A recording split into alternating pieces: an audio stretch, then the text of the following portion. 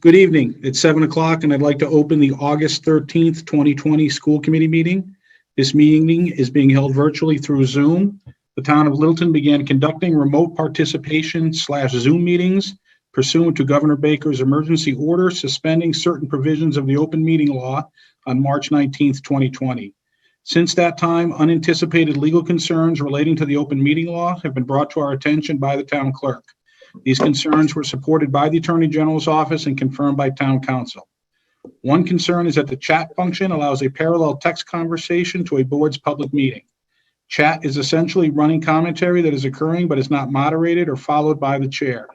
All participants and listeners may not be aware of comments being made because some meeting participants join by phone and do not see these conversations. Another concern is conversations between residents within the chat room which are not incorporated into the public record. In response to these concerns, the town will implement the following changes which in no way prohibit any member of the public from participating in discussion and sharing information during a public meeting and will ensure that all listeners and participants have equal access to this meeting. People that join the Zoom meeting are set so their microphones are muted. If you called in by phone, please use *6 to mute or unmute your phone. So that the meeting can occur in an orderly fashion, we ask the people who join keep their microphones on mute so background noises do not interfere with the meeting. If you wish to participate in the meeting, please use the raise your hand function available on Zoom, or if you called in by phone, dial *9, which will activate the raise your hand function. The meeting host will notify the chair of the raised hands, and the chair will determine whether and when to allow public comment.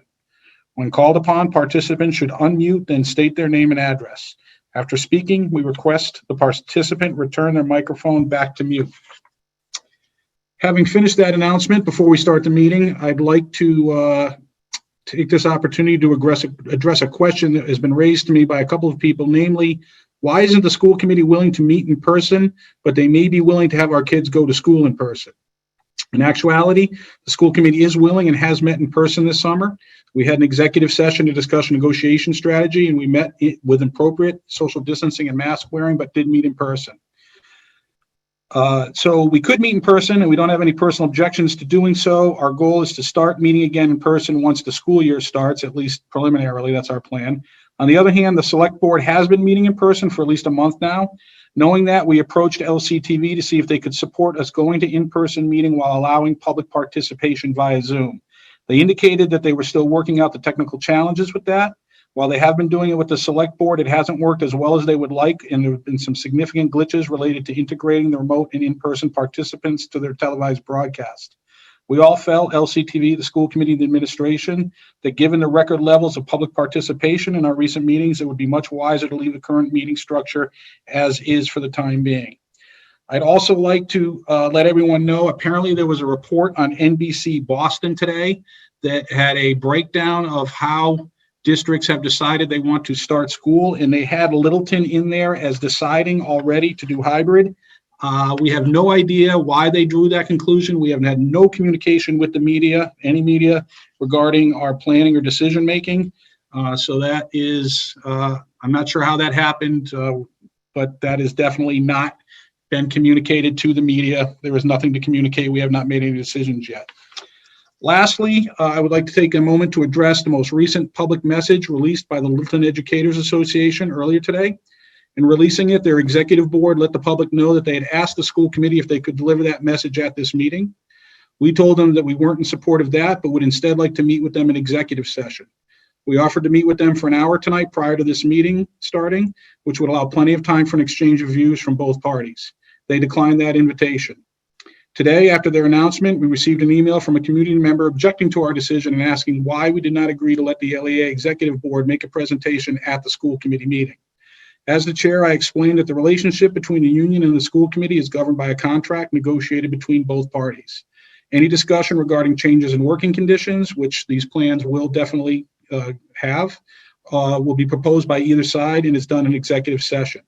This is done to allow a frank and candid exchange of views and proposals that might otherwise be constrained by doing so in public. In our discussions with the LEA about tonight, they mentioned that they felt it was important for all stakeholders to be able to communicate their viewpoint, and the school committee let them know that we both agree with that point and that the LEA are valid and valued stakeholders in this process, which will be ongoing well past whatever initial decision the school committee reaches tonight. Given that the LEA is part of the district-wide and school-based task forces, and that the LEA can always request to meet with the administration and/or school committee, and that we will be entering negotiations on impact bargaining, we feel that there has been and will continue to be ample opportunities for the LEA to convey their viewpoint. In terms of reaching out directly to the public, the school committee feels that the LEA has demonstrated an admirable ability to effectively communicate with the public through other means than a school committee meeting.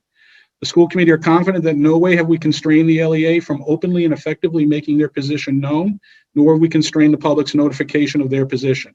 In fact, this is the third time they have made their position known in a matter of weeks.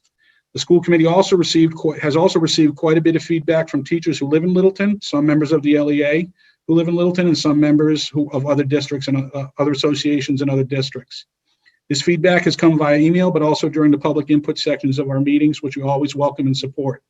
In fact, I believe there might actually be one or more Littleton residents who are LEA members or would like to support the LEA by presenting the LEA's latest message. If that is the case, the school committee would like to invite them at this point to do just that. Please use the raise your hand function and we will recognize you.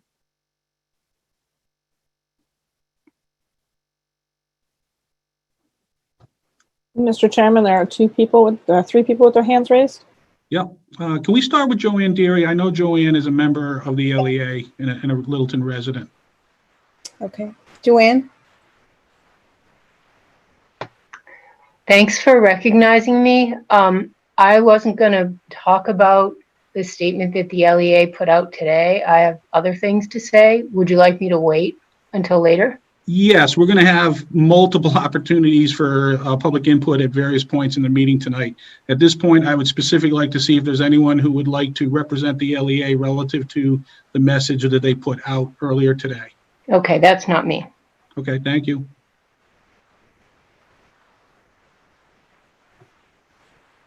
We have a Mike Colson, Chairman. Sure, yep.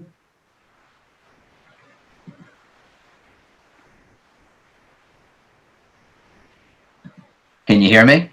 Yes, Yep. Go ahead, Mike. All right, so I am not a member of the LEA, but I'd like to speak to issues that are pertinent. Do you want me to wait till later, or can I go now? I would prefer that you wait, Mike. We're definitely going to have multiple opportunities for all kinds of input. Okay. Thank you. There are no more raised hands, Chairman. Okay, all right, thank you. All right, let's jump into the agenda. We have a consent agenda. I do have one more, Rosaria Coaches. Rosaria Coaches. Sure, go ahead. Rosaria? Yes, so it sounded like you needed someone or were requesting for someone to read the LEA's association letter, and I can certainly do that. Right, we're inviting someone to do that, so if that is what you want to do, we are happy to have you do it. Okay, I'm Rosaria Coaches at 45 Roxbury Drive, and I'm going to be reading the LEA letter. It says, "Good evening, everyone. I want to begin by expressing thanks to the members of the LPS Reopening Task Force, the teachers, principals, our superintendent, and other staff who make up this task force have undertaken a Herculean task of reimagining education in a month and a half, and their efforts have been marked by creativity and a determination to serve our students in the best way possible under the circumstances in which we find ourselves. The aforementioned circumstances, a global pandemic, and the suffering it has caused has strained the bonds that knit communities together like ours. Nowhere is this clearer than in the reopening debate that consumed much of the country and our Commonwealth this summer. School systems like ours depend on the trust between educators, administrators, and families in order to teach and build up children. Now some families feel deeply frustrated, even abandoned by anything other than full return to school. Many educators feel they are being forced into a situation that is unsafe, and some having to choose between leaving a profession they love and protecting themselves and their families. The "we are in this together" sentiment of the spring has been replaced by feelings of resentment and anger. But we are still a community, and one that is truly better off when we act together. We maintain that the choice between safety and education is a false one. Further, we maintain that the framing of hybrid versus remote as parents versus teachers is similarly false. As a community and as a country, we share a common interest in beating the virus and creating conditions in which every child can go to school safely. We cannot will this reality immediately into place. We can only collectively work towards it in a deliberate and measured way. A phased approach to reopening schools, similar to the phased approach used to open up the economy, is the best way to do this.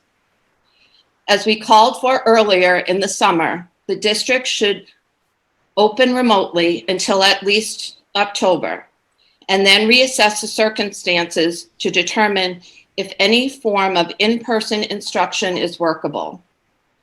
Some have asked, under what circumstances can we deem a return to school safe? The fact of the matter is, until there is a vaccine, what constitutes safe will remain a value statement on what we are willing to risk for in-person education, and for a kind of in-person education which will scarcely look like the school experience in which we are accustomed. Let me be clear on what we believe is too great a risk. The majority of our educators believe that even one death from reopening our schools with an in-person education is one death too many. We believe that time spent in schools is important, otherwise we wouldn't have become teachers. But we all have to consider this question. Is 2 weeks, a month, even 2 months of school worth eventually spreading COVID-19 to the people in our community? Is it worth risking the effects of a long-term debilitating illness to someone in our family? Is it worth risking the grief, the finger pointing, and the anger that attend any super spreader event? Is it worth risking the life of someone's grandmother, of an immunocompromised child, of a kindergarten teacher? Our answer to these questions is an emphatic no. We are opposed to an approach to this school year that is premised on conducting school in person until someone gets hurt. In closing, we call on the school committee to opt for a remote start. In making this decision, they are not making a decision that solely affects the safety of the schools, but the safety of the community and the individuals that make up that community. We call on them to make the choice to work together to stop the spread of the virus and bring us closer to a time when schools will again be places we all want them to be. On behalf of the Littleton Educators Association, Bill Miskinnis. So I could never do Bill justice because he's such an articulate person, but I hope I serviced you by reading that letter today. I think it's very important that all stakeholders are part of this decision of the school committee. Thank you, Rosario. I think you're underestimating yourself. You did a terrific job of conveying the sentiments and viewpoints that Bill put down in that message. We appreciate you stepping up and presenting that on their behalf. Okay, so we just want to get into the agenda here. We have the consent agenda, the minutes from August 6, 2020, and oath to bills and payroll.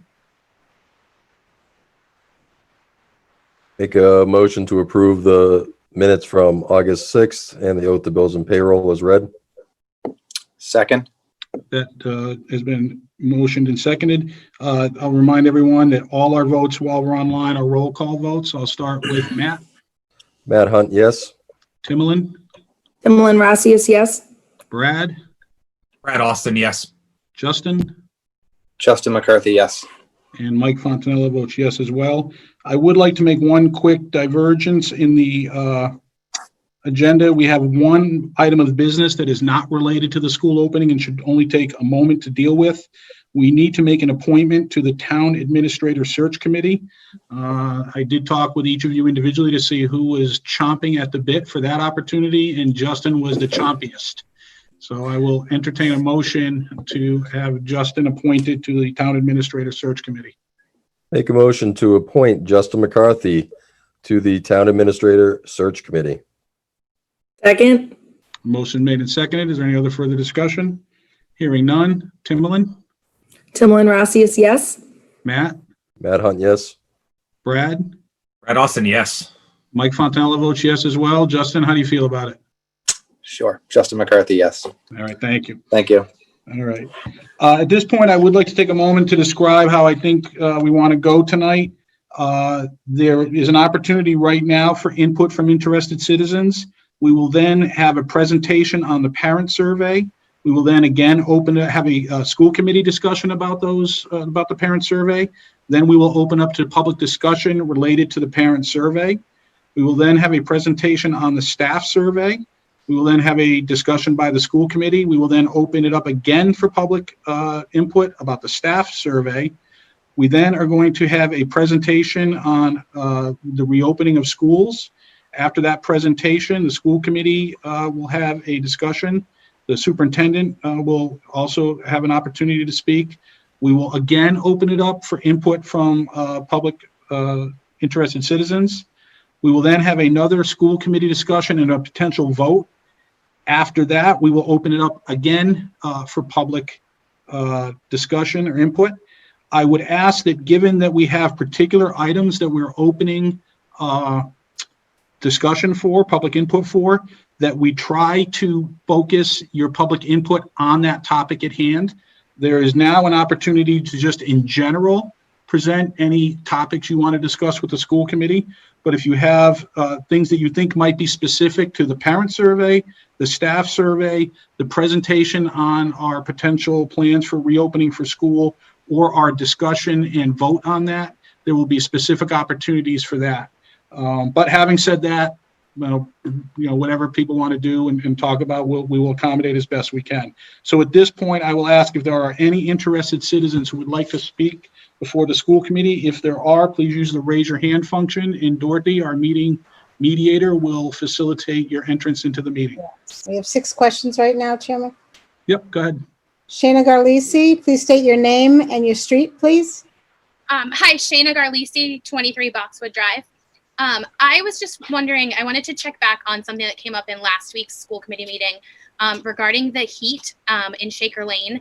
I believe it was Mike who said we could use air-conditioned classrooms to get the kids into, or air-conditioned locations. And I just wanted to point out that that really is the cafeteria and the library. And I wasn't really sure how that would work in terms of getting our kids out of the heat. I have pictures of my own classroom thermometer that if it's above 80 degrees outside, it is above 93 degrees inside my classroom. And I know that there's been discussion about the opportunity to have heat days and switch to a remote schedule when it's going to be hot. And I wasn't sure how many of those would be allowed and what the criteria would be for calling them, because if the outside temperature goes over 80, it does go over 90 in our classrooms at the second floor, Shaker Lane. All right, thank you, Shayna. You're right. The air conditioning that we have in that building, which is the oldest building that we have of the 4, we have 2 air conditioning units in those common spaces that we can, bring 1 or 2 classes in at a time to get a break during the day. On a day where the conditions are as severe as you're portraying them, we don't know that would be the best mitigating strategy. Obviously, this year, because of the whole idea of having remote teaching available, which is definitely going to be part of what we do, I think that it would be easier to determine if a day is not really going to be comfortable enough to allow for appropriate instruction and comfort, that we could go to that remote option. And because of the way we're functioning these days, I don't think there truly is a limit to the number of days that we could do that. We're hoping that because we're starting a little bit later in September, that we may be able to avoid the most likely scenario in the early part of the year. And then certainly when if we are back if we are in person at all in the later part of the year, May, June, we can certainly figure out how we're going to make that work. Thank you. Yep. Mike Colson, your name and your street, please. Sure. I'm Mike Colson, 86 Spectacle Pond Road. Full disclosure, I'm a teacher in Westford and I am the president of the Teachers Association in Westford. We moved to Littleton 10 years ago, largely because of the schools. We've had a wonderful, wonderful experience with the Littleton Public Schools, starting with Michelle Barth in kindergarten for my daughter, and it's just continued. Last school committee meeting, I asked a question about teacher voice. How is that being considered? And Chair Fontanella, you answered that question. And one of the ways that you mentioned that teachers can make their voices heard and can be considered was the negotiations that you referenced at the beginning of this meeting. Later on, a different resident asked a question, which I thought was a good question. And the question was essentially, I'm paraphrasing, what happens if the Littleton Public Schools and the LEA can't come to an agreement? And first you said there's arbitration and you corrected yourself. You said, no, it would be mediation and we've been in mediation before. So I'm quite knowledgeable about labor relations type of stuff. So I know the answer to this question, but I'm gonna ask you to ask it because I think it should be out there publicly. If the LEA and administration, the Littleton Public Schools, the school committee can't come to an agreement with the impact bargaining, how long does mediation take? When we went through it the last time, it took at least a few weeks to get a mediator assigned, and then we had to schedule time with her. Once she got with us, we were able to meet with her pretty regularly. I think it took 3 mediation meetings before we were able to reach agreement. But it is a somewhat protracted process, which I think is the point you're trying to make. It's certainly not ideal. That was the first time, hold on, that was the first time that in the 4 contracts, I'm on my 4th contract that I've negotiated. And there was a contract that was negotiated while I was a member that I was not a member of the negotiating team on. So that's 5 total, 4 that we completed. We did not require any mediation except for that last one. It is a rare occurrence, I believe, at least as I've been told by people who have more experience in negotiating teacher contracts in Massachusetts, whether it's a superintendent or legal counsel. It's not an ideal situation to get into. We try to avoid it. I know the LEA tries to avoid it too, but it did happen the last time, and conceivably at any type of negotiation we have, it's always a potential outcome. Okay, so 2 weeks is extremely quick. I'm not saying it didn't happen, but under these situations, if you were to file for a mediator, I honestly think against this backdrop, 2 months is probably more what we're looking at. So the cavalry certainly is not coming. If there's not an agreement, we're going to look at a first day of school without mediation being something that's going to come to the rescue. That's a fair statement, correct? I don't think it's a fair statement in the sense that I wasn't trying to portray it as the cavalry coming to solve all our problems. It's just that's the process. If you reach an impasse after bargaining, then you go to mediation. So let me repeat the question then. Can I finish? Yeah. Can I finish? You asked me a question. So I don't really consider that the cavalry coming. It's something that I'm not looking as what I consider the first resort. I don't even consider it a resort that I want to get to at all, and I'm sure the LEA feels the same way. So it's not something that we're counting on or counting on relying on. It's just that's the process, and that's how it goes if it goes that way. All right, so I'm going to rephrase the question that was asked. What happens if the Littleton Public Schools and the LEA can't come to an agreement? Typically in the negotiations that we've had, when we have gone, I'm sorry? This summer, what happens this summer with the impact bargaining? Well, what I'd like to do is give an example of what's happened in the past, and it may inform how it's going to go this way. Is that okay? I'll let you do it, but I mean, I think the circumstance is so different from a contract negotiation where pretty typical in labor relations is maybe working half a year or a year sometimes under an expired contract. We're facing a very different situation where the LEA has communicated this is a safety related concern that they have. So I really do question whether past labor relations are going to inform this, but I'm going to let you go. Well, I think you've answered your own question. So do you have another question? I do. It's more of a statement. So it had to do with teacher voice. And you didn't let the LEA president, Bill, read the statement, though I appreciate you let somebody else do it. And you referenced the 3 times that the LEA was able to communicate directly with the community without coming through a school committee meeting like this. But one of the times when they released their survey, this was the survey that showed the vast majority of these fantastic teachers in town, who I would go to bat for, and I am right here, and then some, favored a remote start. You're going to take a vote tonight, and I know this is not easy on any of you, so I'd like to acknowledge all the school committee members here, no matter how long you've served, have not been involved in something like this. Nobody has. But Mike, your choice of words, when you had an email sent out to the entire community, you wasted no time. Here's your two adjectives, right? Teacher voice. You're mentioning they have, can do their surveys. Your adjectives are disappointing and regretful, correct? Those words that I used were not the fact that they conducted a survey or communicated it. What was disappointing to us was that they put their conclusion out about what they think the right course of action was before the process had been allowed to unfold with the task force, public input, meetings with the school committee to communicate what the potential models might look like. The other part of it that was regretful was that typically when either side who are engaged in negotiations are going to make a public statement, they have do the courtesy of letting the other side know prior to letting that message go out. That's why it was phrased like that.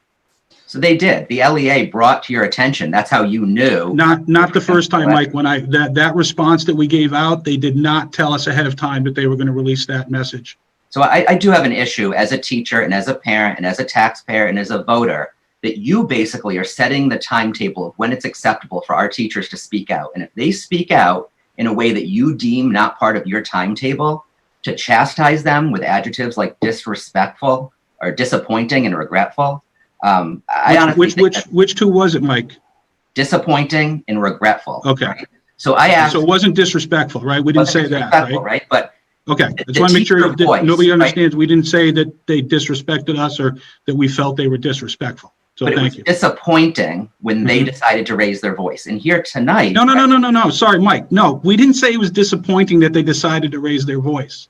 We were disappointed that they did it in a manner that we felt was premature to the process that they are a part of and are actively participating in. I want to make sure that we understand that clearly. But they should have a voice whenever they want outside of the process. Okay.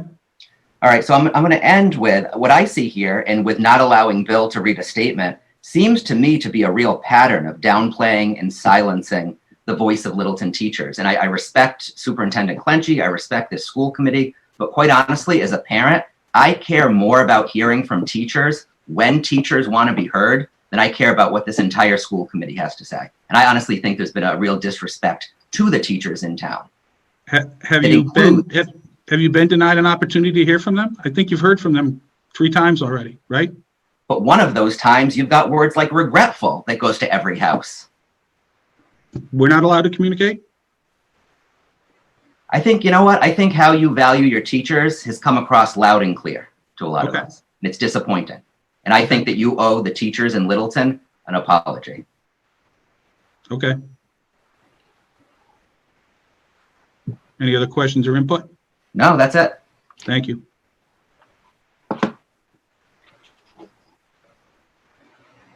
Eileen Wiedengartner, please state your name and your street, please. Hello there, I'm Eileen Wiedengartner on 25 Maplehurst Road. I have a couple of questions that I think are in regard to things that won't be answered further in the meeting. First and foremost, I just want to ask if when it comes to if students go back to school and they're there, what do we have for testing capabilities with the BOH, and how rapidly can we get testing information? Should we find someone is infected? Do we have a plan for rapid and frequent testing? That'd be question number 1. And then question number 2 is that a lot of people stayed in Littleton, returned to Littleton, moved to Littleton, live in Littleton because of the school system. We all know that's what drives housing in Massachusetts. So I guess one of the things I want to make sure is that even if parents decide to take the option where they go fully remote, do parents have an assurance that their children are going to be taught by Littleton educators? Thank you. So in response to the first question regarding rapid and frequent testing, that was a question that was asked last week. And unfortunately, the answer is the same this week as it was last week. We are being provided, communities in Massachusetts are not being provided with any access to rapid and frequent testing. It's just not available for any entity, public schools, municipalities. It's just not there. It's a disappointment to us because early on in this pandemic, a lot of the guidance we were getting was that the way to reopen was, distancing, masking, but also testing and contact tracing were significant strategic components of being able to reopen all of our aspects of society safely. And that has since been dropped by the wayside. And at this point, we don't see any change in that in the immediate future.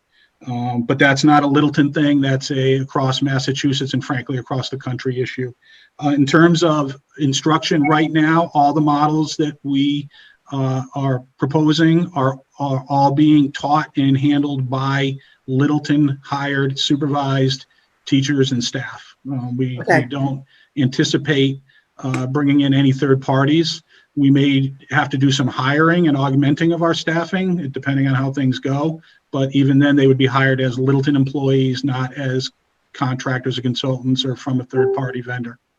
Okay, so in response to number one, I'm just going to say as a parent, as a citizen, as a mother, as someone who respects our teachers, I think that is what makes returning to school in person the most unsafe, is that we don't have that. And I realize that's not the school committee's fault. I realize everyone is between a terrible and an awful place there, but that would be one of my biggest sticking points.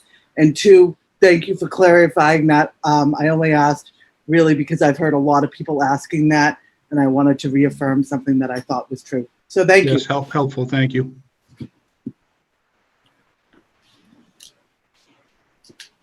Carrie Cusick, please state your name and ask your question, please, and your street. Hi, who loves us? Carrie, are you there?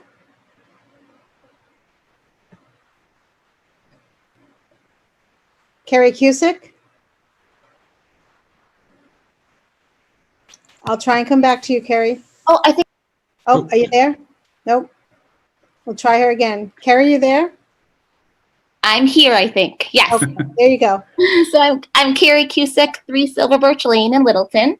So sort of a question piggybacking Eileen's former one, but if the plan for the vote tonight is to go hybrid, and you have released, all the schools have released their remote learning plans, just curious if there is some tweaking for families that may go full remote in their learning plans, specifically if they go full remote for Russell Street School, just because how it was presented didn't seem the best for families and children and teachers.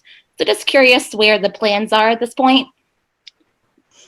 In terms of the actual implementation of the hybrid model, or I'm sorry, I didn't quite get what the actual question was. I apologize.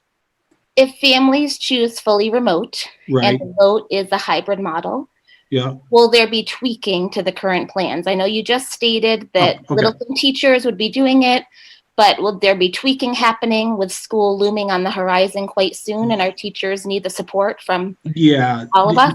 Yes, thank you. Now I get the point you're making or reaching for. Thank you. Yes, we fully expect, the school committee anyway, fully expects that nothing is going to be permanently decided at this point, that this is going to be a very fluid situation, both in terms of any decisions we make and how the public health situation determines if we can, even if we make an initial decision tonight, if that's going to be able to be supported as we go forward. But also in the same vein, the idea that the models that we're coming up with are in some ways brand new, not always. Dr. Clenchey mentioned last week that he's had experience in other districts with remote learning. But, it is fairly new in Littleton. So we fully expect that we will be asking for regular updates from the administration as the school year kicks off about how things are going, what they think they can do better, what they need from the school committee to help facilitate those tweaks. But we don't think that we have this figured out altogether, and that getting in the building in one manner or another, or invoking the remote plan one way or another, is going to inform a lot of what we think we need to do as we go forward.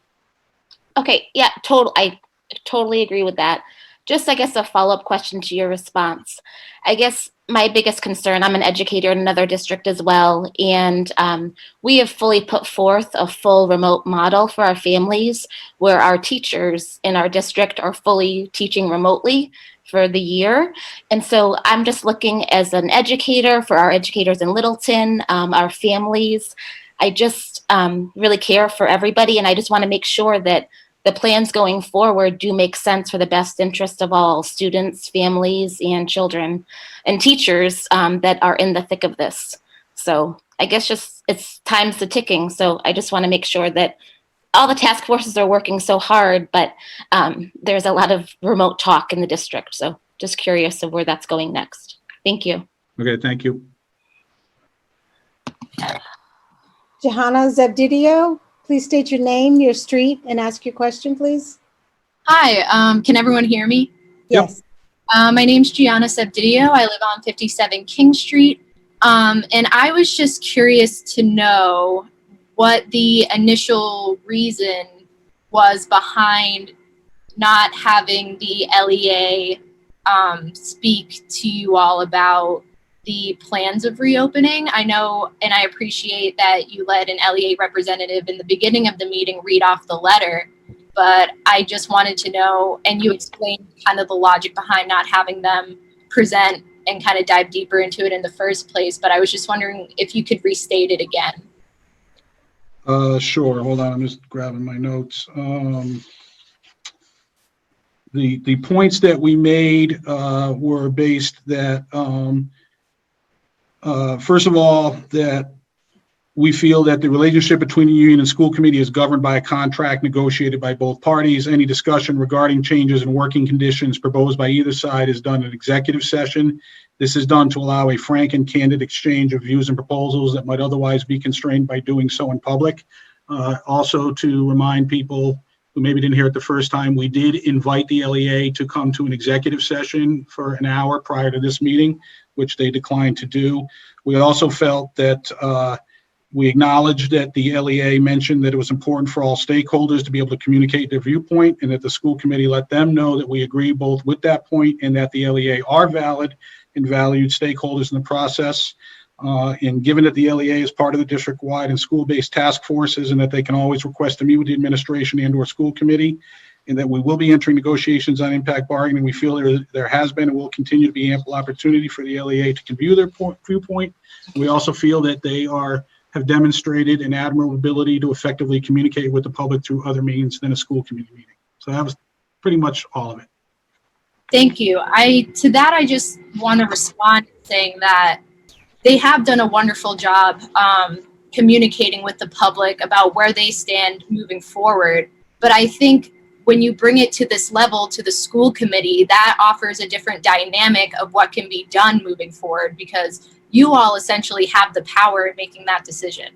I feel like the LEA values community, and without transparency, you don't have trust. And when you don't have trust, you don't have community.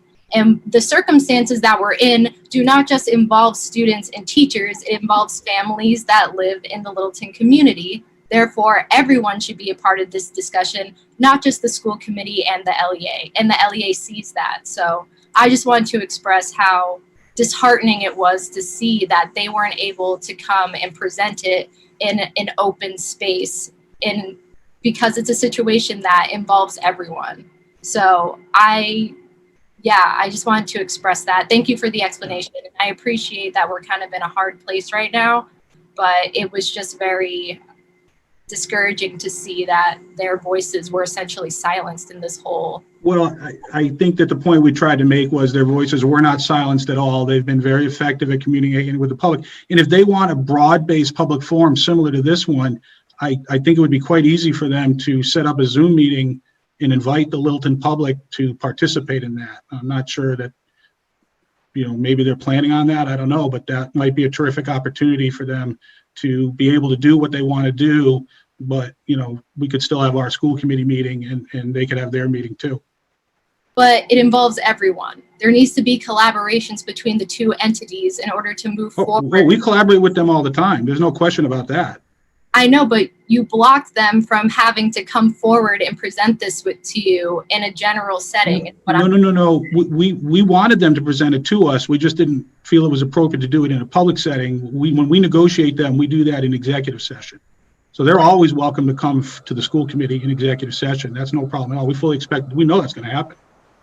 Well, okay, thank you. Thank you for your time. Thank you for the explanation. Again, I appreciate it. It was, yeah, thank you. Thank you. Danielle Fryer, please state your name, your street, and your question, please. I don't know how that happened. My apologies, I don't know.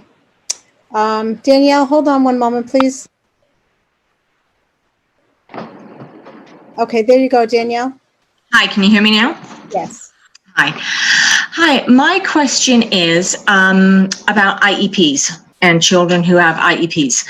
I had emailed Dr. Clenchy and also Lynn Snow, and my daughter has a very hefty IEP, and my concern is what's going to happen with children who have IEPs. She did not do very well remotely at the beginning of all of this, and I know that everything was thrown in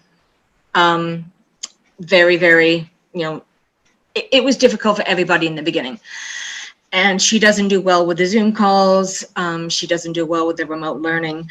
And I know that Governor Baker did say, I'm sure in one meeting, that children with IEPs were going to be going back to school now. I don't know what's going to be happening. Are kids with IEPs going to be given priorities to go back to hybrid learning? Or if we go back to remote only, what's going to happen to kids with special needs, with the developmental delays, with big IEPs?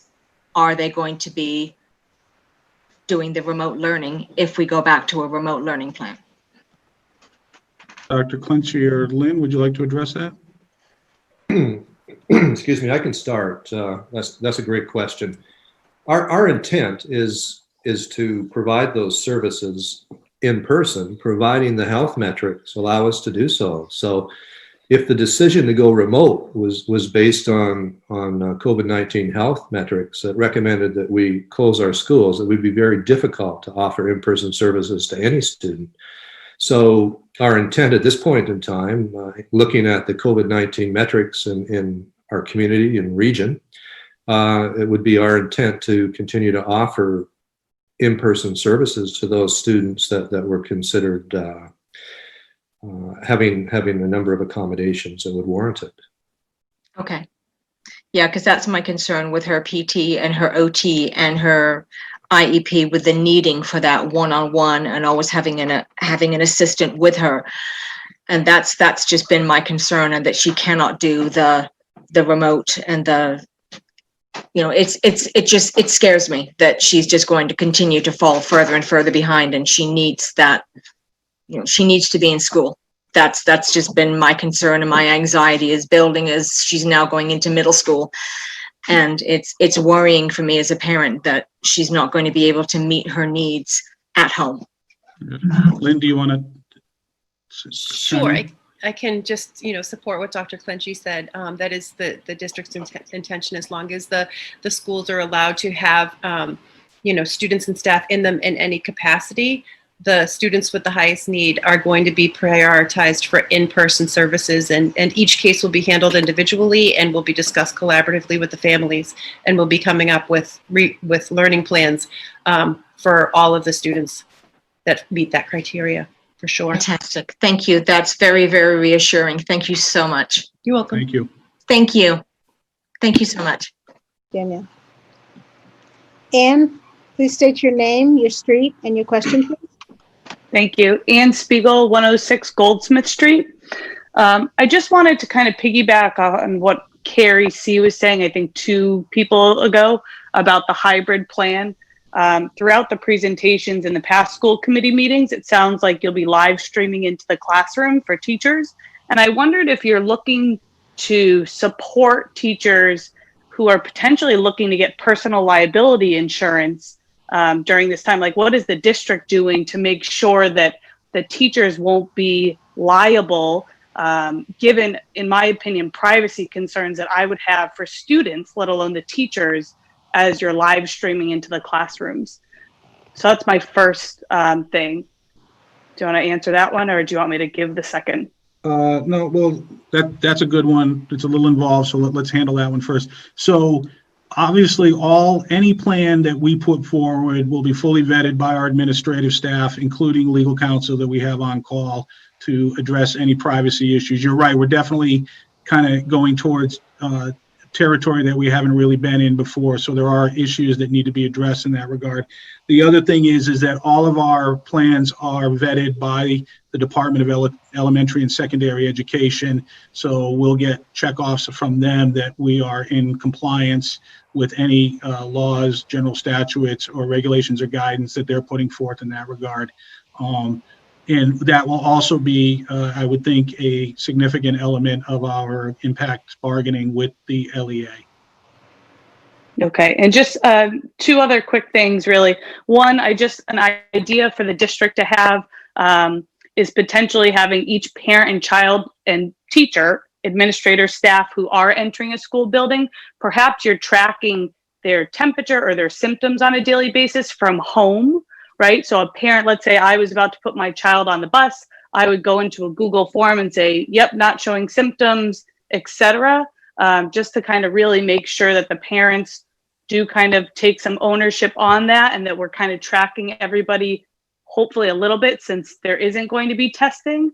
And I also do hope that teachers will not be pressured to break that 6-foot barrier. I do hope that the district isn't saying behind the scenes, well, you know, if 10 minutes, 15 minutes, that's the big exposure time. Like, I do hope that we value our educators enough to not put them in that position. But I appreciate the hard decision you all have. So thank you for letting me speak. Yeah, thank you. In response to your question about the sort of self-evaluating, there'll be a lot of information if we decide that we're going to implement any type of in-person instruction, whether it's through the hybrid or, as people have talked about, even if we're not hybrid, there may be some students that do come into the buildings for various reasons, that there'll be information going out about how we expect families to conduct themselves in determining whether or not they should come to school on a given day. So that's definitely coming down the line. And then in relation to the 6-foot spacing, the school committee would be aghast and very upset if we found that the administration was effectively, and we would not expect this to be the case, but effectively undermining compliance with those guidelines. And if we felt that was the case, then that would mean to us that the community couldn't support in person in the schools, and we would adjust accordingly. Great. Thank you very much. Yep. Katie Woodward, please state your name, your street, and ask your question, please. You're muted, Kate. Oh, there you go. Woodward, I live on Delaney Drive. I have a question about remote learning, whether we were to start remote or start hybrid and then go remote. Katie, could you speak up a little bit, please? Oh, sorry. Can you hear me now? Yes. Okay, so my question is about whether we were to start remote or start hybrid and then have to go remote. Has there been any conversation about teachers being in the classroom, in a vacant classroom, and teaching, such as California is doing, so that they don't have the distractions that they would have possibly at home? We have not had those discussions yet. We're waiting to get into those negotiating sessions to address that and see what the LEA is thinking in terms of proposals in that regard, and what our own proposals or counter proposals would be as well. Thank you. Yep. Thank you, Katie. Andrea Machad, please state your name, your street, and your question, please. Hi, can you hear me? Yes, thank you. Okay, Andrea Machad, I live at 3 Lara Street. I have a question in regards to the LEA I know that you had mentioned that you were going to have an executive session to discuss going forward and listening to their concerns as well. When you meet with them, is it just the representatives from the schools that are going to meet for that executive session, or is it all teachers allowed to join that session? So typically it's limited. It's interesting because in the previous contracts that we've negotiated, it's typically been by agreement and nobody's challenged it, that it's small negotiating teams from each side. Typically, the LEA has their executive board, which is a couple of the members who lead the way, and then representation from each of their buildings. So somewhere between like 6 and 8, depending on the year. And the school committee is typically 2 school committee members due to open meeting laws and quorum requirements that we have, in the superintendent and council if we feel that's necessary. There has been talk more recently about expanding the level of participation by the teachers in those meetings. We are currently in negotiation with them. We suspended negotiation with them on the current contract after COVID broke out. But there was some talk about how we would do that. And then now that I would assume that negotiations on impact bargaining may very well happen like this. So that will be a condition of bargaining that will be talked about by both groups to see what they're comfortable with and what we think will be effective. Do you think that it being, different this year because of COVID and having the different kind of negotiation, do you think that other teachers will be able to join?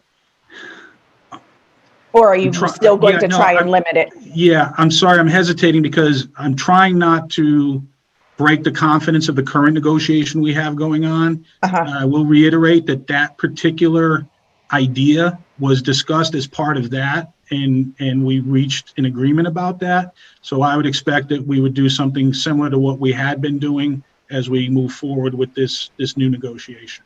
Okay, and I got my other question that I have has to do with the 6 foot barrier that you had mentioned, and teachers, feeling unsafe with crossing that 6 foot barrier. There are kids who have IEPs who require physical assistance, that require that hand over hand assistance modeling, where that barrier is going to need to be broken in order to show them, in order to teach them, in order to guide them, to model. What can you say in regards to that? Lynn, do you want to give us a rundown of how that's going to be handled? Sure.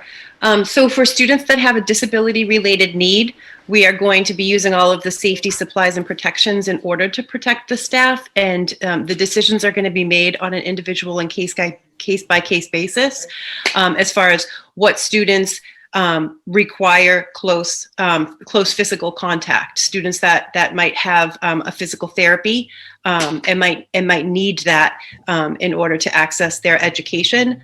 Some of those therapies require close contact. Some of those therapies can be accommodated and adapted so that they can be done with social distancing. So we will be making those decisions based on each individual student's need. Of course. Which is great, which is why it's an individualized ed plan. That's why it is individuals. But what can you say for those teachers and those specialists, and they're feeling safe and confident in their health perspective with having to cross those barriers? I mean, I would just personally say that we're going to have to support the teachers as much as we're going to have to support the students and the teachers' needs as well as the students. Thank you.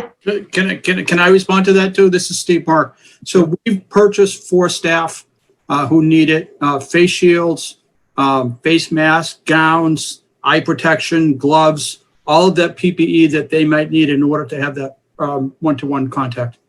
Okay, thank you. And there is enough. I know there are some teachers who see 10, 15 kids a day. Would there be enough supplies for them to be changing for each student? Yes, there is. So the Department of Ed sent out a nice guidance on that as far as per student, what the volume of supplies we would need. So it's a really easy calculation. They sent us an Excel spreadsheet, so we're able to multiply.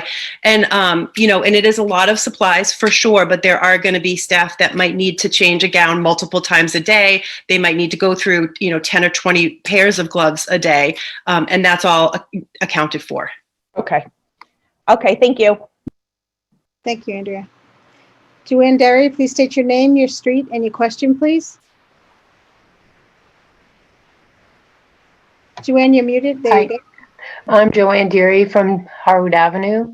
I want to say thank you to the superintendent, the administrators, the parents, the teachers, and community members who collaborated on these 3 models. You did a super job, like a massive body of work in a very short frame of time. Although the hybrid model appears to be a compromise, it isn't a compromise. Hybrid puts everyone in our communities at risk by putting people together for hours each day in buses, hallways, classrooms, lavatories. Hybrid, it isn't any safer than in-person learning. In Massachusetts, we've enjoyed a drop in our infection rate since schools closed in the spring. But that drop is due in a big significant part to the fact that we haven't had in-person school since the pandemic was, recognized or responded to. And I just feel that any form of in-person, it puts all that progress at risk.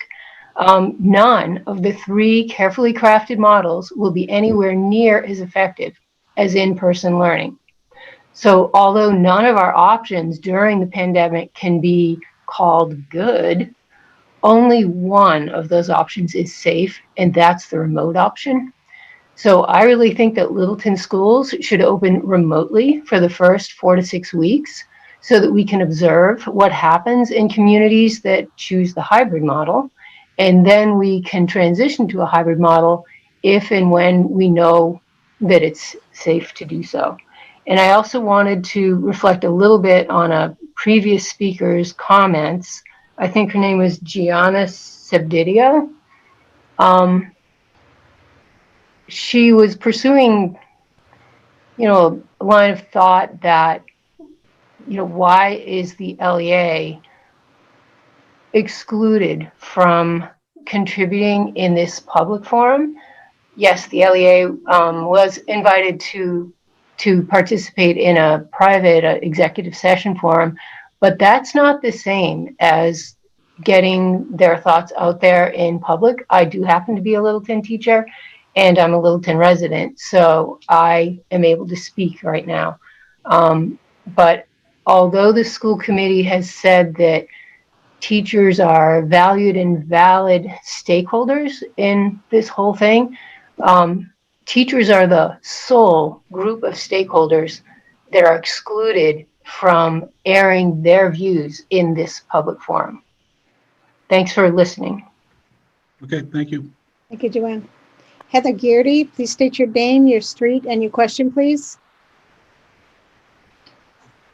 Hi, I'm Heather Gearty. I live at 145 Hartwell Avenue. Thank you for hearing my questions. I would like to reiterate what Ms. Derry just said as far as the concern I have about teachers not being at the table. I find it difficult to understand how, on one hand, we value the in-person work that teachers do and are sort of desperate as a community to get back to that, but at the same time are not bringing them to the table to have these conversations when they're the ones that are going to be essentially in the trenches trying to figure out how to do this day-by-day, detailed-oriented work. And I think my question is in the details. I have a couple things that I'd like to ask. My first concern is how, I think one other parent already brought this up as far as the privacy questions, but I'm very much concerned about how teachers who are going to be trying to work on teaching a hybrid model, person-to-person classroom with, even if it's 10 students, some of whom may be high needs learners, how they are also going to attend to the remote learners who have chosen to stay home for their own safety or because it works better for their family.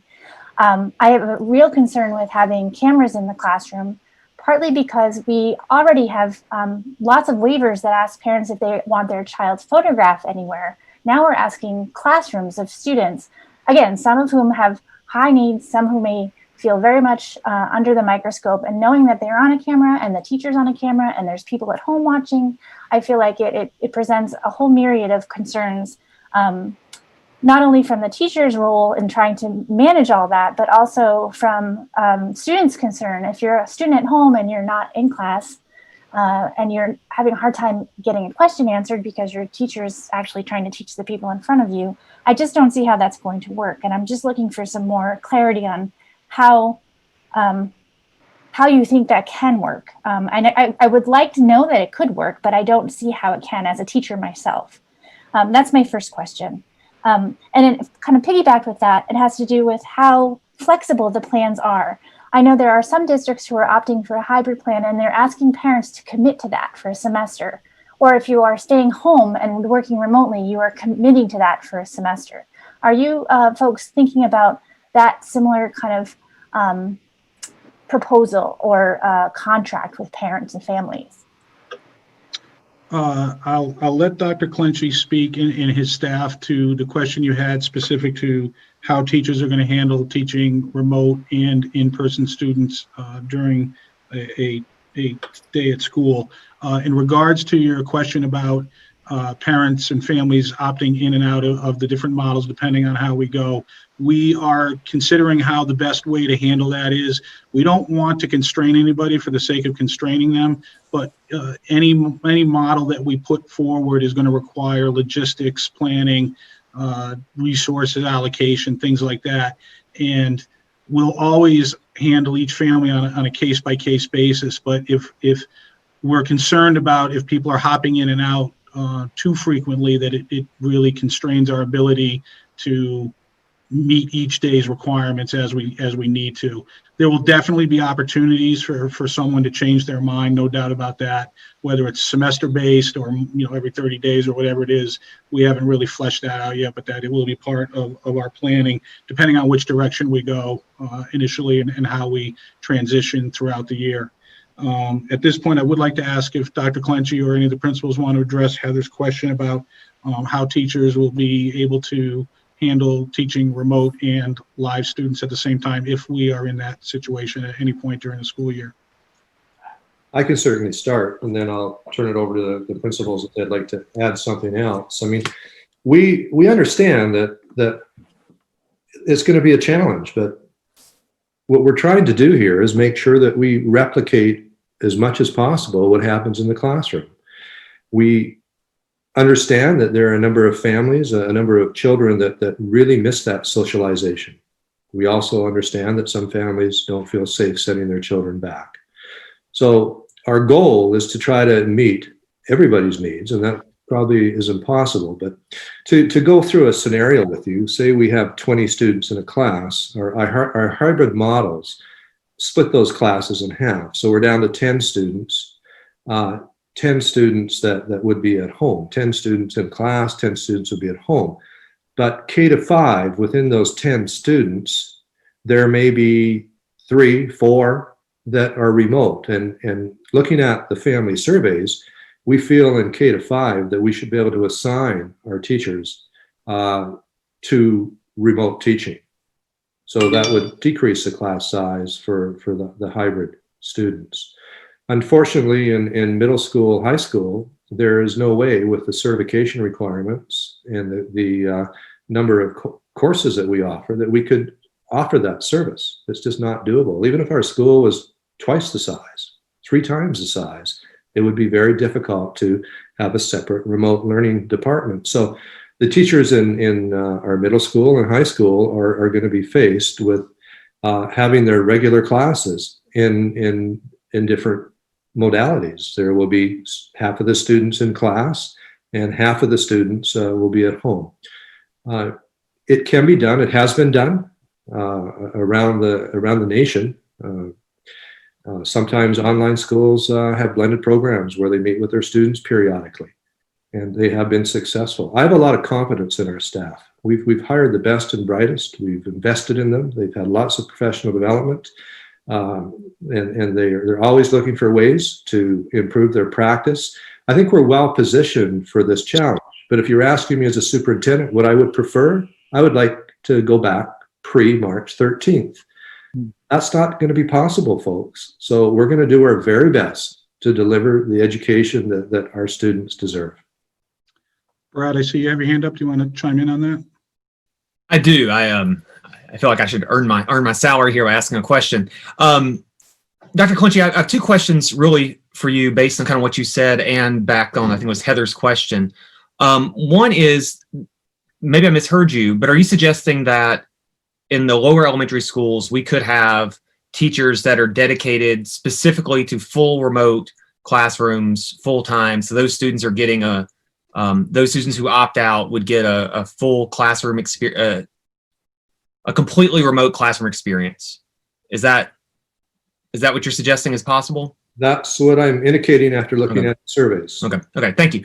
I actually like that. The other thing is that related to Heather's question and other people's questions about privacy and about kind of protecting students, how do we handle that in the spring when students were also Zooming in and having these meetings? Well, we had a standardized protocol that we used. I mean, it's imperative that we let people know that they are on camera, etc. If for some reason a student is uncomfortable, we would have them not be on camera, but it's imperative that we can verify it this round because we're required to take attendance every day and verify to the state that we're meeting time on learning requirements. I mean, there are a myriad of situations. I guess all I can say to you is we're committed to work with every single family and to find solutions to the challenges that they have. And I don't know if it would serve any purpose citing too many examples because it is going to be based on each individual family. We want every student and child in Littleton to receive a good education and be excited to be part of the educational program that we offer next year. And we know we have a challenge, but we have a challenge throughout North America. And we're dealing with teachers in every district that have been in this profession many years. And I'm confident that we're going to find a way to make this work.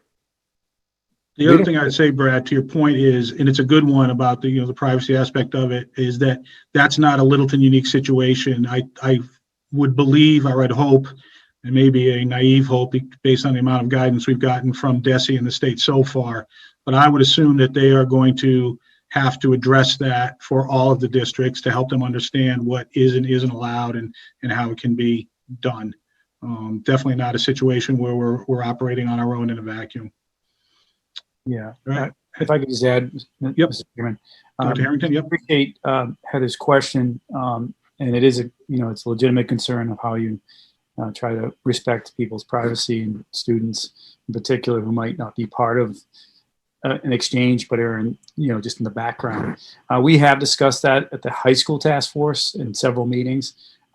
Some of our teacher reps on the task force had some very specific recommendations, perhaps at some point during a lesson. Without getting into the nitty-gritty tonight, we have discussed different scenarios and how we would use the 10 professional development days to come up with scenarios collaboratively with the faculty to try to keep the focus perhaps on the teacher, so it's more for the direct instruction.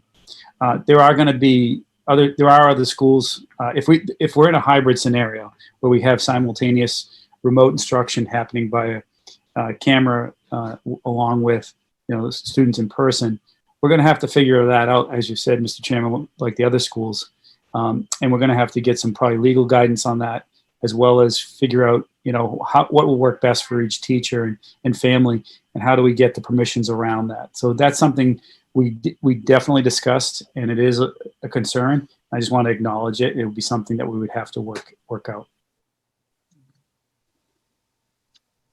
Chairman, do you want to jump? Yep. Yeah, perfect. Thank you. Brad had brought up this spring, and so I just wanted to chime in that in the spring we had, with our Director of People Personnel Services, had created a document that was advised by the legal team to read with regard to student privacy that addressed their 4 main bullet points that were on it. It addressed the appropriate virtual technology use, which included, no screenshots, no recordings, anything of that sort.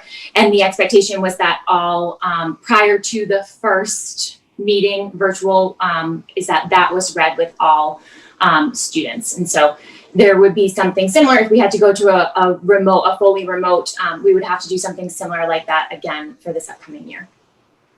Okay, thank you. Heather, any other questions or input? Yes, thank you for that. I appreciate the the fact that we don't know a lot of those answers. And I can see why, because they're difficult questions with difficult constraints.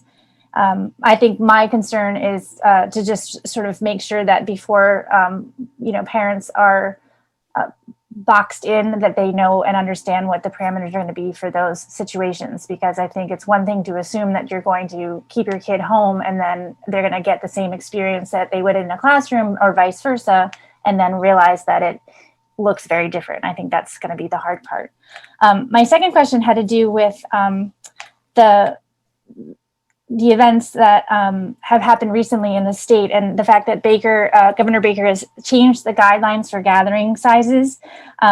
Most of the events, according to Governor Baker's news conference, had to do with spreading events where people were not being careful, but they were outdoors. And we think that outdoor, for some reason, is a lot more safe. And we have been sort of told that if you're outside, you're going to be okay. But that's where they are tracing back a lot of the new rise in cases in the state.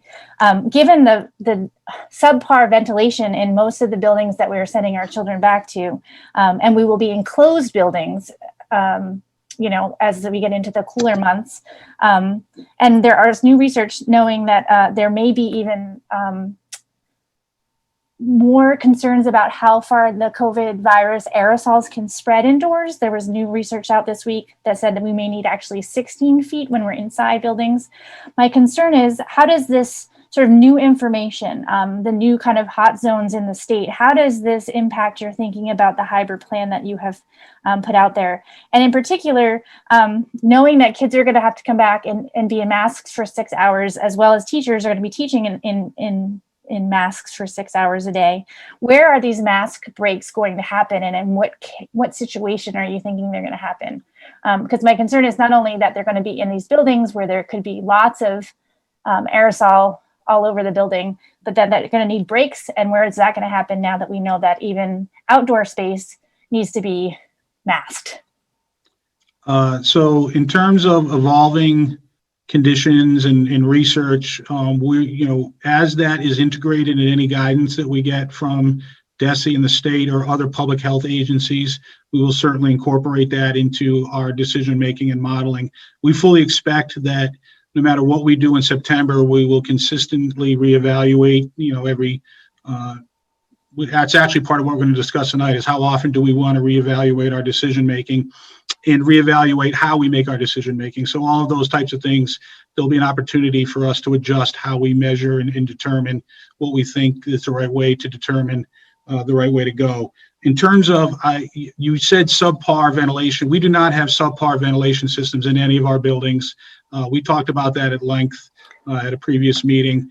We've had all of our, excuse me, Heather, can I finish, please? No, We've had all of our HVAC systems I want to change my word. Reevaluated. They are in fine, full working condition. I don't mean subpar in that they are not adequate, but they're not adequate given that we have a pandemic that is airborne. So I want to change my word. I don't want to hear your presentation about the adequacy of the ventilation system in normal times. We're not talking about normal times. We're talking about a pandemic. And I want to use a different word, if that's okay, so that I don't have to bring on that whole another conversation about the ventilation system. We're indoors. The windows will be closed. There will be very little fresh air coming in December or January or February. And what I do want to understand is that we are learning more about how the virus spreads inside buildings. And I'm asking you if you are taking that into consideration. And I did not mean to offend the ventilation system by calling it subpar. I just meant that it's not exactly up to snuff when it comes to keeping people safe, regardless of what kind of pipes and tubes and air thank you. processes there are. We have received no guidance or information that conveys the point that you're making, that it's unsafe for people to be in buildings, especially our buildings, relative to the way COVID is spread. If we do receive that, we will obviously definitely incorporate that into our decision making. Thank you. All right. Dorothy, before we go on, we're 75 minutes into the meeting.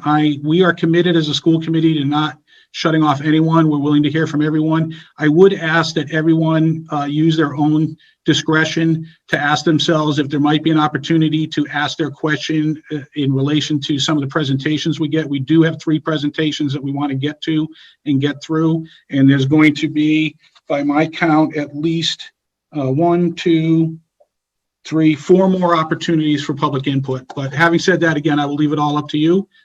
So let's continue. Mike?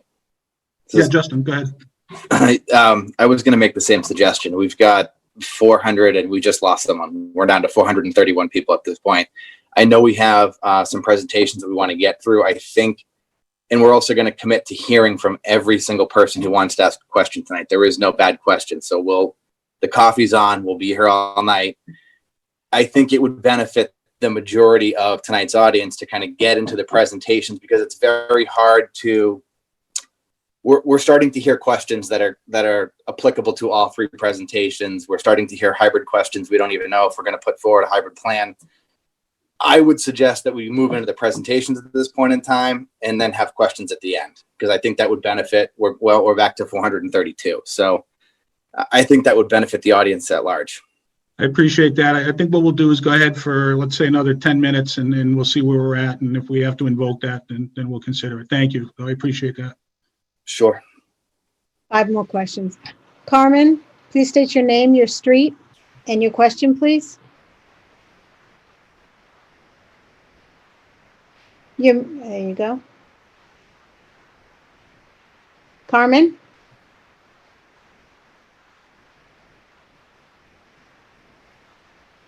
Carmen? Okay, we'll come back to Carmen. Ann Doyle, please state your name, your street, and your question, please. Ann, you're muted.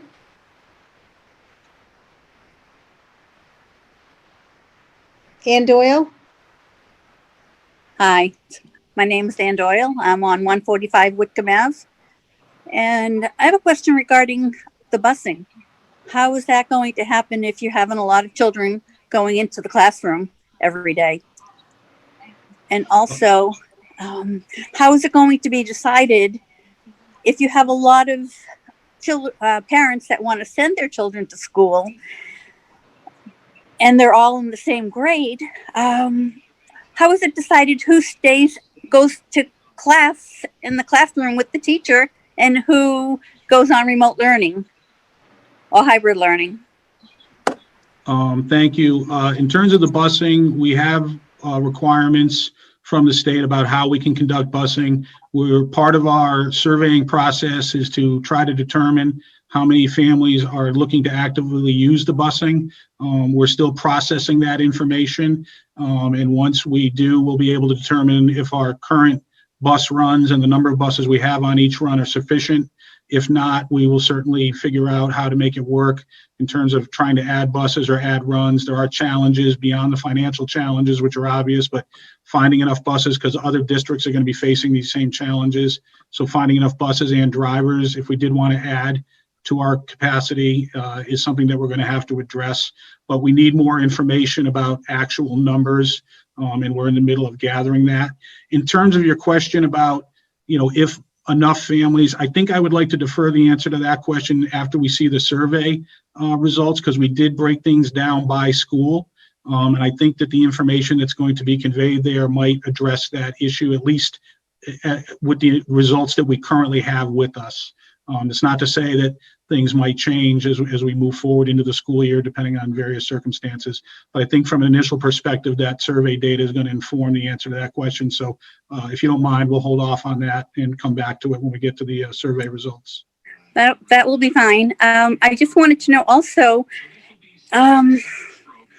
my granddaughter is going into 2nd grade at Shaker Lane, and she's also a special needs student with an IEP. She does much better with in-person learning than remote. Remote learning can't seem to keep her, in tune with the teacher. She loses her, she just goes off on different directions. She just can't concentrate. Yeah. You keep doing it. So it's going to be tough with a remote learning session with her. Yeah.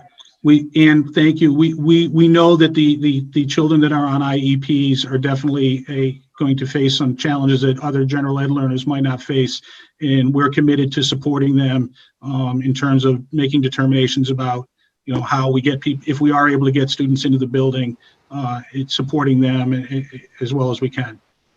Do you know when it will be determined who the teachers are for the children? I know they wanted to hold back on assigning teachers to the kids. And Right. do you know when that will be decided? We're hoping that will happen soon after this meeting tonight, because tonight we're hoping to give direction to the administration about how to proceed with which learning plan. And then that will inform them on their schedule about when they're going to, get families and figure out how they're coming to school, if they are coming to school, if that's the way we go, and how we would allocate the students across the various classrooms and the different types of ways that we will be delivering curriculum. Okay, well, thank you very much. Yep. Jen Stack, state your name, your street, and your question, please. Hi, Jen Stack, 40 Bulkley Road. Mike, I think you actually kind of just touched on my question. I was a little confused earlier. So the plan tonight is that the school committee will be voting on a recommendation for a plan that you'll be asking the various principals and administrators and so on to move forward with, within the context of ever-changing social conditions vis-a-vis the virus and caseloads and so on, and pursuant to negotiations with the LEA. But you will be voting tonight to make a recommendation. Is that the plan? That is the goal. I can't predict how our discussion is going to go and if we're able to reach consensus, but that is the goal. Okay, thanks for the clarification, Mike. Yep, thank you. Patrick Kelly, please state your name, your street, and your question, please. Hi, Patrick Kelly, 13 Mary Shepherd Road, Littleton. I am also supportive of the remote online learning option, given the circumstances and the safety concerns everyone, I think, is expressed in this forum. But so my question is more related to that, and it is this: what kind of training and support are you giving teachers to be successful with the 100% remote teaching? Dr. Clenchey, do you want to chime in on that? I'll start, and then I'm going to pass it over to Beth Steele. We've offered in-house courses, seminars to teachers with our tech team, and all focusing on remote learning, using instructional technology to maximize learning opportunities for students. There has been a plethora of opportunities for our teachers with other organizations this summer that many have taken advantage of, focusing on hybrid and remote learning. So we've been fortunate, first of all, to have a teaching force that has taken advantage of these opportunities. As you probably know, our teachers are not under contract during the summer. But having said that, they still are very committed to making sure that they do everything possible to make this work. And I would just build off of that, there was offerings in the spring. Also right now, there's the Summer Tech Institute that's being run, offering multiple options for our teachers for training. That is by choice, as well as a good handful, handful doesn't even begin to say, of our teachers, just as soon as the spring hit, went out and found their own personal professional development because they felt it was that important that they really wanted to improve their own skills for their classroom. And that's continued over the summer. In addition to that, we have the 10 days. And during those 10 days, we are looking at incorporating professional development to help teachers be able to teach in both hybrid and remote, whichever way we move forward. Thank you. Okay, thank you, Patrick. Julie Milner, your name, please, and your street, your question. Hey, Dorothy, it's Julie Milner, 8 Silver Birch Lane. Mike, Chairman Mike, thanks for doing this. My question is, as we go through tonight, would you please consider having one question per person at a time and not have somebody ask 4 or 5 questions at once.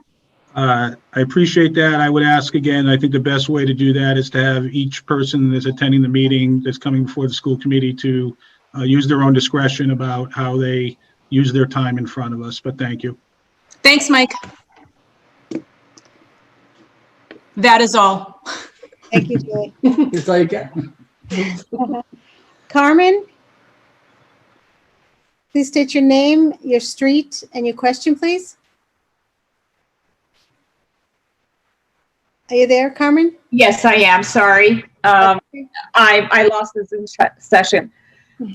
Just a couple of comments that I wanted to make. I really commend you guys. I know you're in a tough situation. I'm in 2 Drover Lane in Littleton. For those, I just feel like you guys have been a little bit under attack from the LEA and the teachers union and the teachers.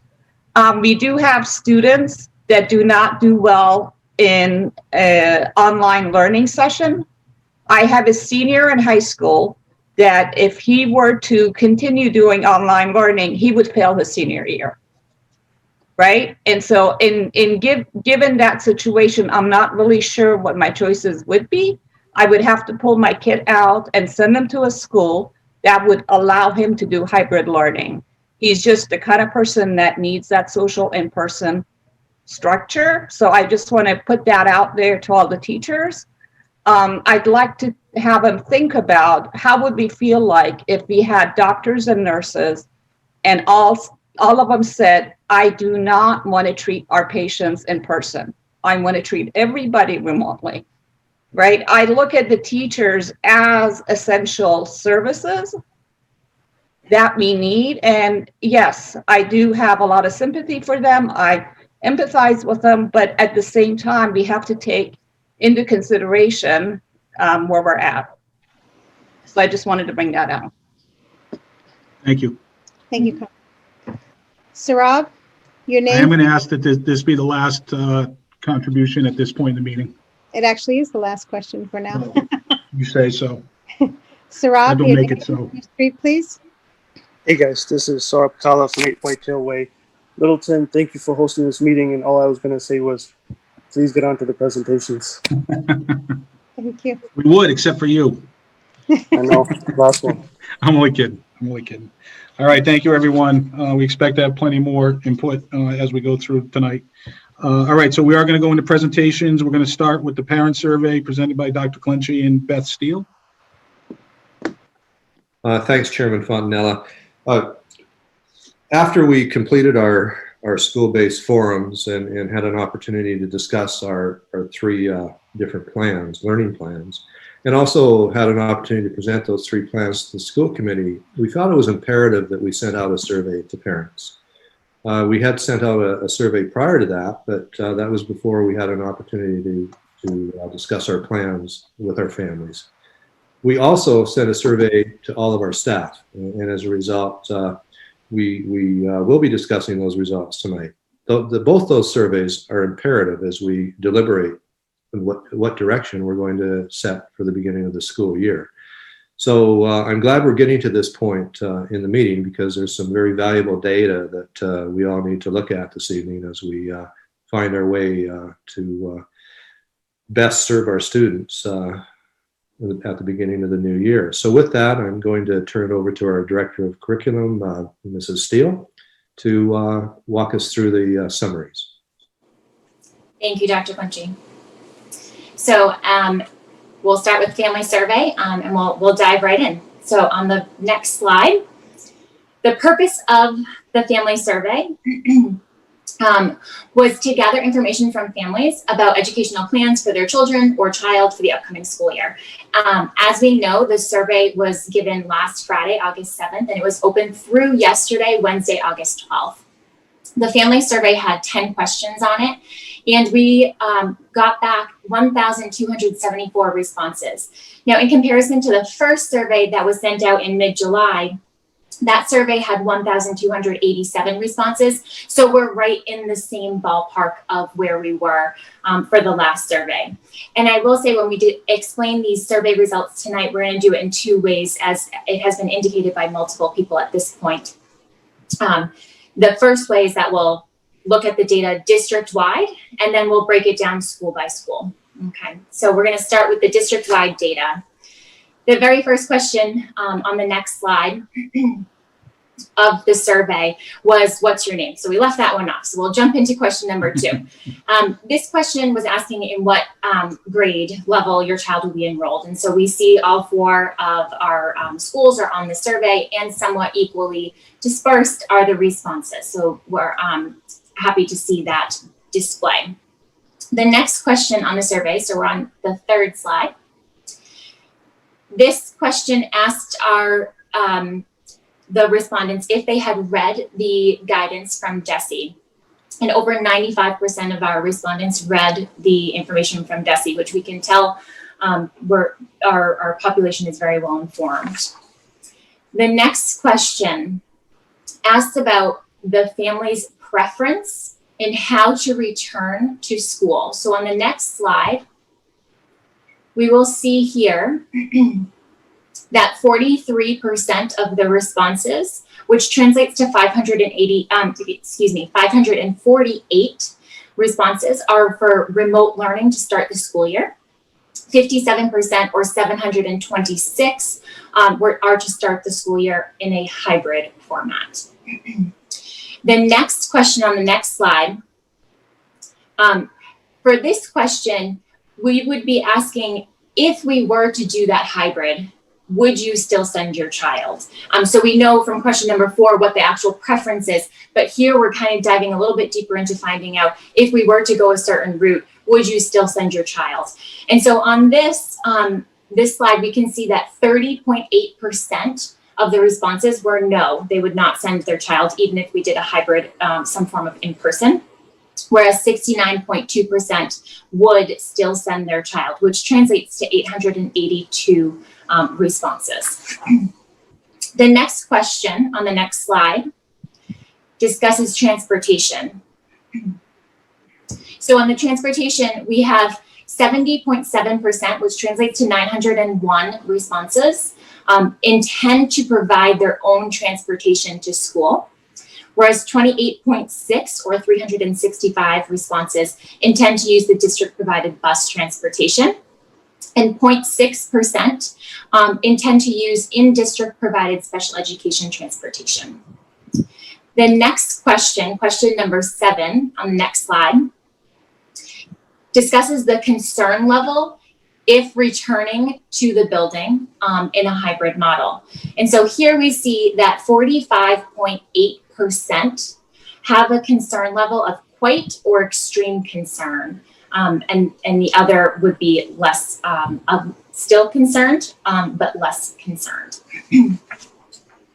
Question number 8, which is on the next slide. This question, we asked if you are concerned to tell us a little bit more about why you're concerned. And so we had 869 people check off that they're concerned for a lack of adherence to safety requirements by others. 761 say the physical health was a concern. 743 that physical distancing was a concern. 700 that mask wearing was a concern. 585 respondents checked off that cleaning and sanitization protocols was a concern. And 581 respondents checked off that social and emotional health was a concern. In addition to those, other concerns that were also put into this answer included spreading of the virus, the new way of in-person learning actually not supporting social health, compliance, concern of compliance of IEPs, the desire for school to be a positive experience and concern that that wasn't going to happen, as well as the concern for HVAC, air exchange, and general ventilation.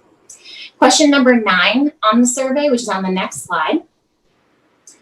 For this question, we asked if your child or anyone in your household has a health concern that would prevent your child from returning to in-person learning. And majority responded no, 82.9%, whereas 17.1%, which translates to 218 students, would say yes to that. For question number 10, which is the last question, and I'd like to state before I share out some responses on this particular question, it's important to note that the school committee members did receive all of the comments and considerations. They received all of the raw data, and I think it's important that while we don't necessarily have enough space to be able to put every single comment up here, we highlighted the ones that were repeated over and over again. However, I do want to stress that school, if you responded and you put in a comment or consideration, it has been seen by the school committee members. And I think that's important to stress here. 60 pages worth. We got it. Yeah. So instead of reading you 60 pages worth, I'm going to read some ones that were said over and over again. So comments and considerations that were there. A couple of wants that were clear. The desire for learning to still be fun. For special education and related services to be provided in person. The desire to open school for the emotional and social health of students. The desire for families with multiple children attending the same days if we do a hybrid plan. And that is not only across school, but also across buildings to make sure that if your family is at 2 or 3 or maybe 4 different buildings, that your students are going on the same day if the hybrid model is chosen. Also, another want to start remote and then shift into a hybrid. Another want was to start with a single modality or a focused plan to start.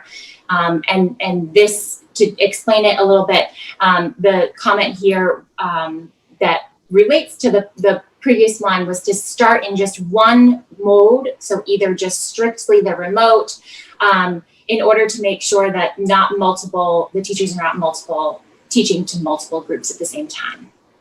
Another want was for labs, physical education, arts, AP classes to be taught in person. And lastly, another want was for interactive conversation and activities with teachers and peers, no matter the model. Some concerns that were brought up multiple times throughout this survey are mask wearing for prolonged periods of time. We've already heard it again tonight.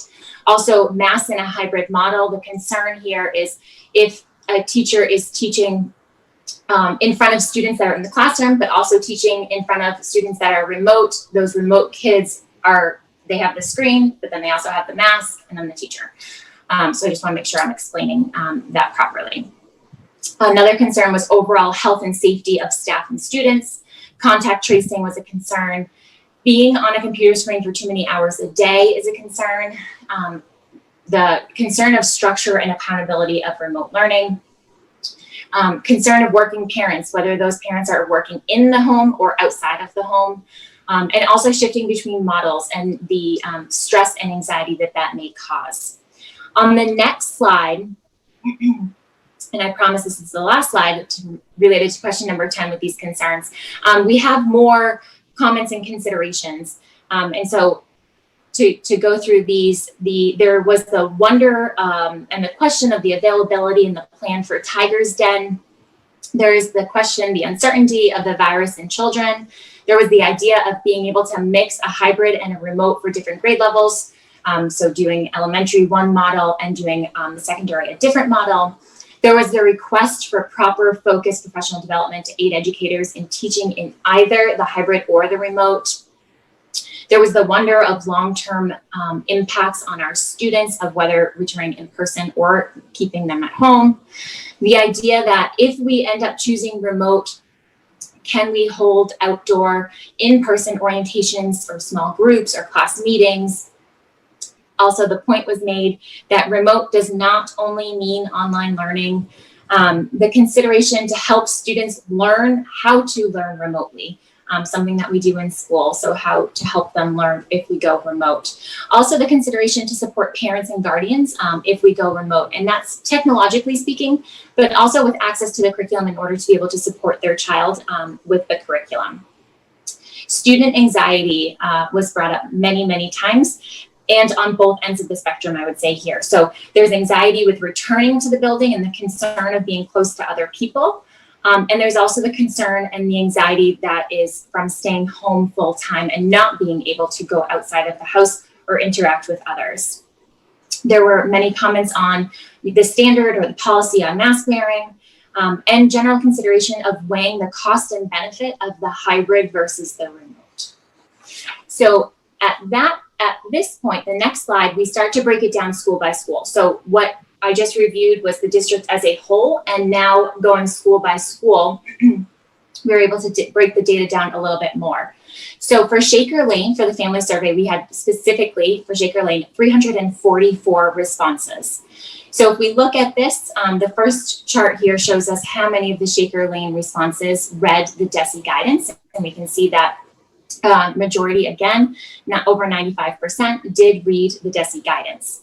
The next slide shows the preference of Shaker Lane responses for how to return in the fall.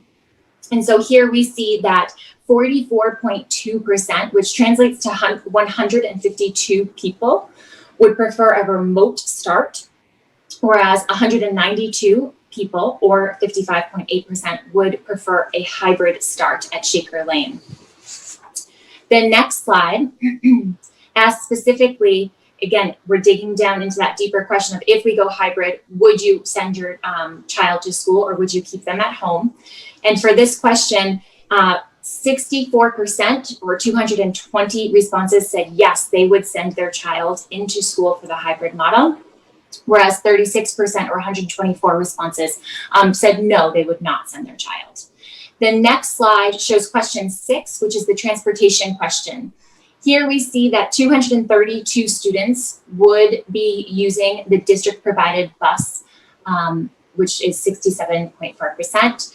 31.4% would provide their own transportation to school, and 1.2% would use the in-district provided special education transportation. The next question for Shaker Lane discusses the level of concern that is existing.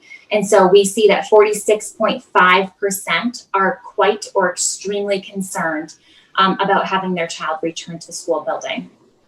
And the last question for Shaker Lane is the question of if, does anyone in your household or your child have a medical reason to not attend that would prevent them from attending in person?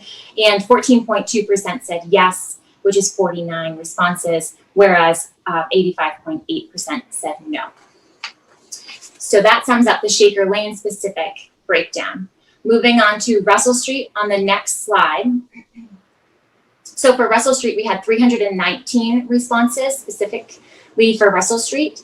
And again, majority have read. 94.4% of the Russell Street responses or respondents did read the guidance. The next slide is question 4. So it refers to the preference of return. And so at Russell Street, 53.9% would prefer to start in the hybrid model, and 46.1% would prefer to start in the remote learning model. When we dig a little bit deeper into that, again, if the school is to open for in-person through remote learning, 68.3% said yes, they would send their student, and that's 218 students, whereas 31.7%, which is 101 students, said no. The next question, question number 6, for Russell Street transportation, 209 responses, or 65.5%, said that they would provide their own transportation. 108 or 33.9% said that they would use the district provided bus, and 0.6 said that they would use the in-district special education transportation. When we look at level of concern for Russell Street, we see that 47.6% are quite or extremely concerned with sending their child back into the school building. And lastly, for Russell Street, the question of whether your child or anyone in your household has health concerns that would restrain them from returning to in-person learning, and 18.8% said yes, 81.2% said no. Moving on the next slide, we have Littleton Middle School responses. Specifically to here, we had 322 responses. Again, majority, 96%, did read the DESE guidance. On the next slide, with preference to the return to school, we had 52.8%.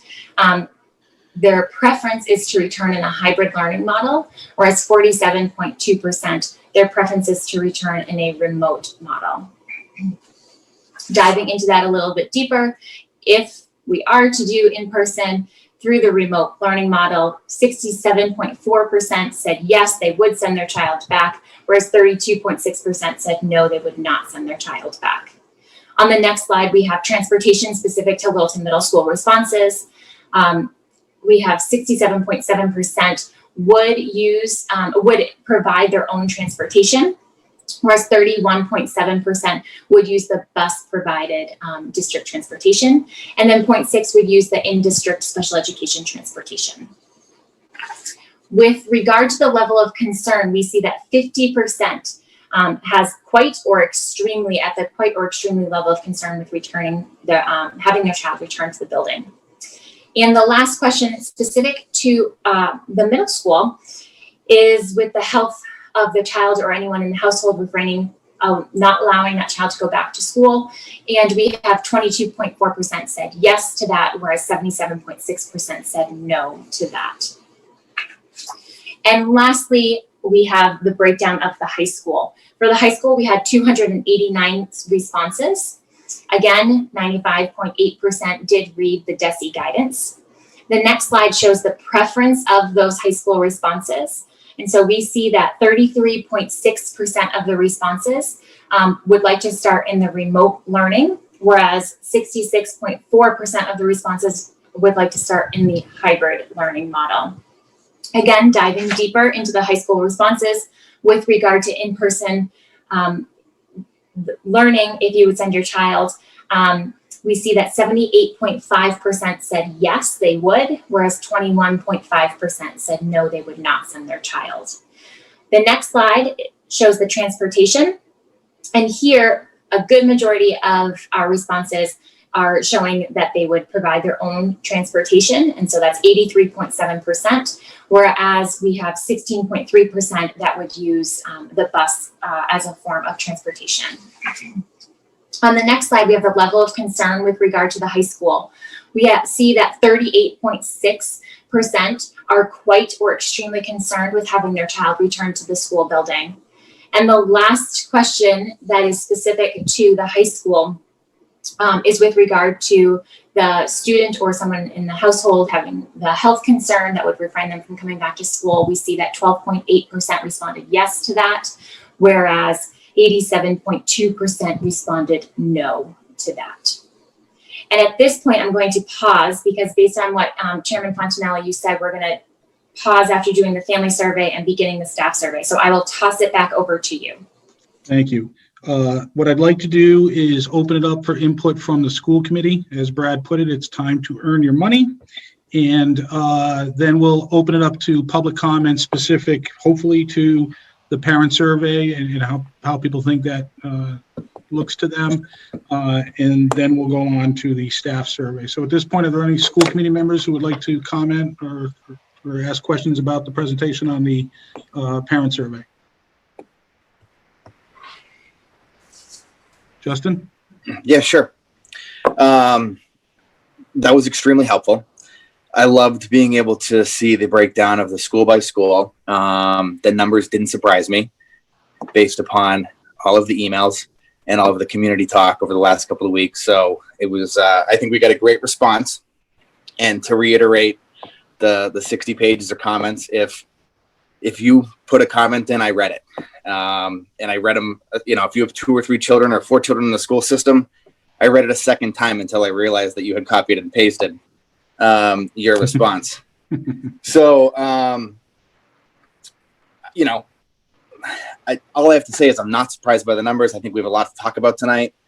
I kind of was a little surprised that there's more busing taking place at the Shaker Lane level, or there's a desire for a high level of busing at Shaker Lane and then it drops off. I get that, but I was a little surprised by Shaker Lane's desire for busing. But I'll just yield the rest of my time to others and we'll get into it. But I'm not surprised at all by the data, but I think it was helpful. All right, Matt? I just want to say, looking at the numbers, this is not easy at all because, 43% want remote. That is a significant number. That is not like a small portion of the community wants remote. That is almost half. And if you look at the high school, clearly skewed those numbers, whereas the middle school, the numbers are actually a little bit higher than that at the middle school, Russell Street and Shaker Lane. I am concerned with the Shaker Lane busing. The students who are least likely to observe social distancing and follow mask rules are the ones who are going to be using the buses the most. I find that concerning.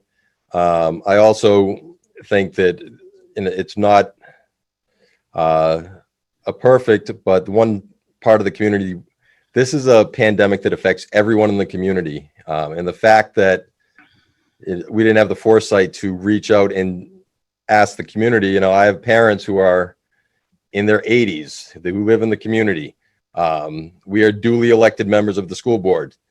They voted. They may not have voted for me. I know they voted for Mike Fontanella, but their concerns are also valid. This is an unprecedented time, and we have to consider everyone in this. And I'll reserve the rest of my comments for later. Okay. Timlin? I'm all set. I reiterate what Matt and Justin said, but I'm good. I'll wait for later with my comments. All right. Brad, any comments?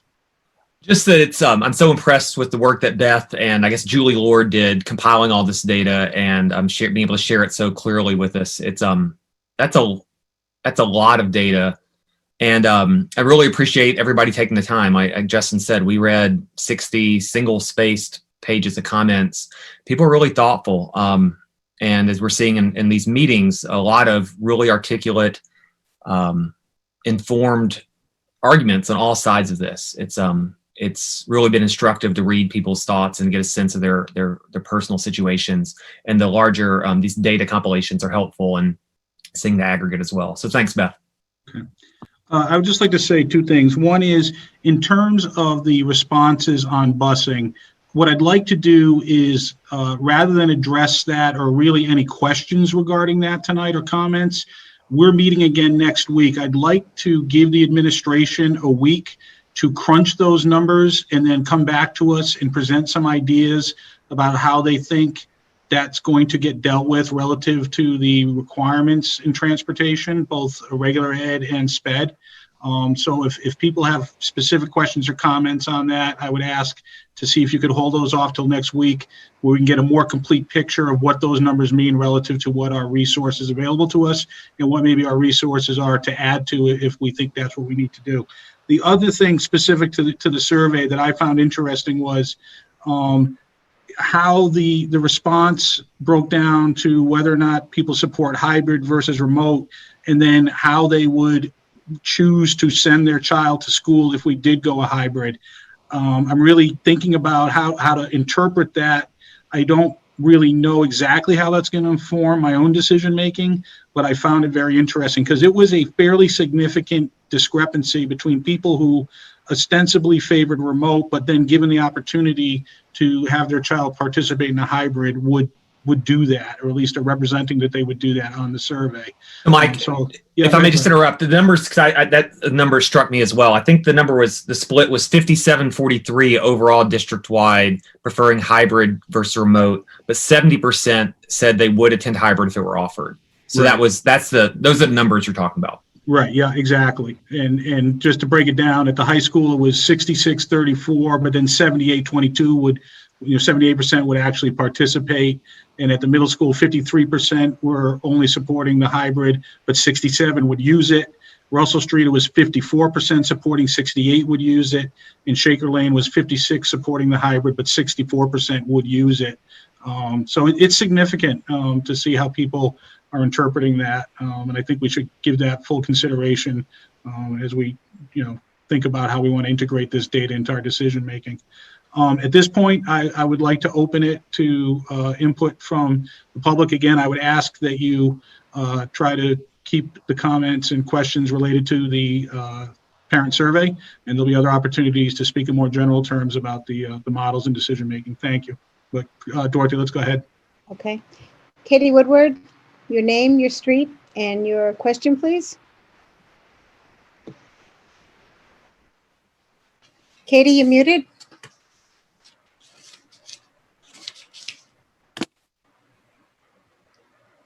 Katie, could you unmute, please?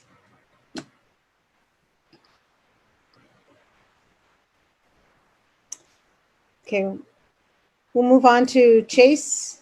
Oh, I think Katie just unmuted Katie's herself. back on. One moment, Chase. Katie, you there?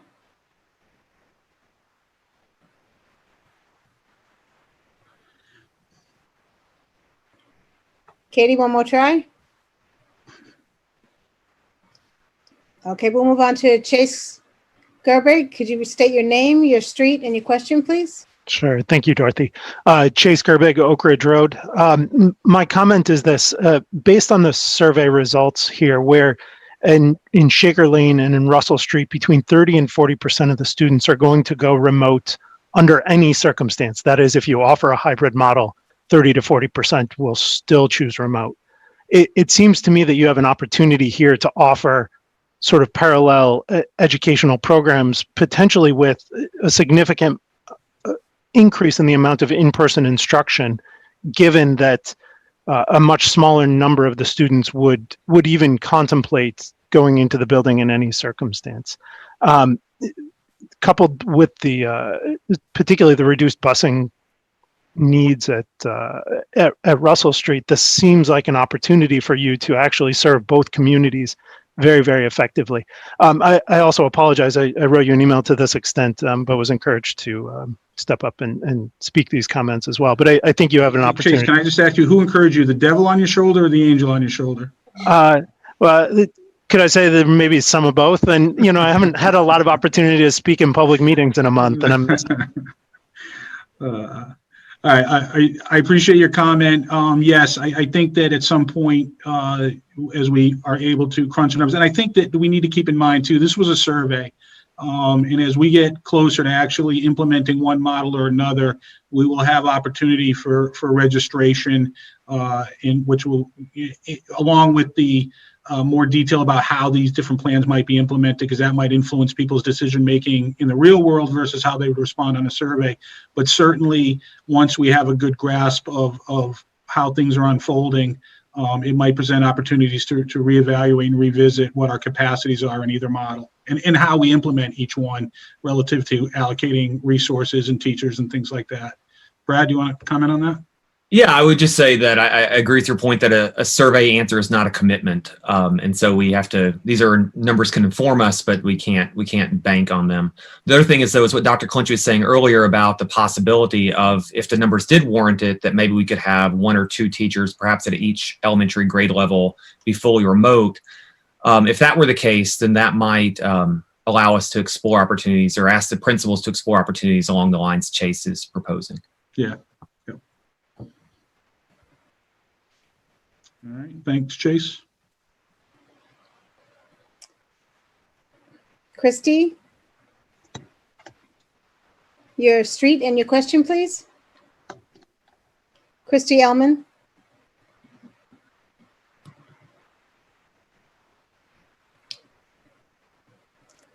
Christy, you there? Okay, we'll move on to the next one. Erin, please state your name, your street, and your question, please. Hi, yes, I am Erin Pitkin, 7 Morning Glory Circle, and I am inquiring about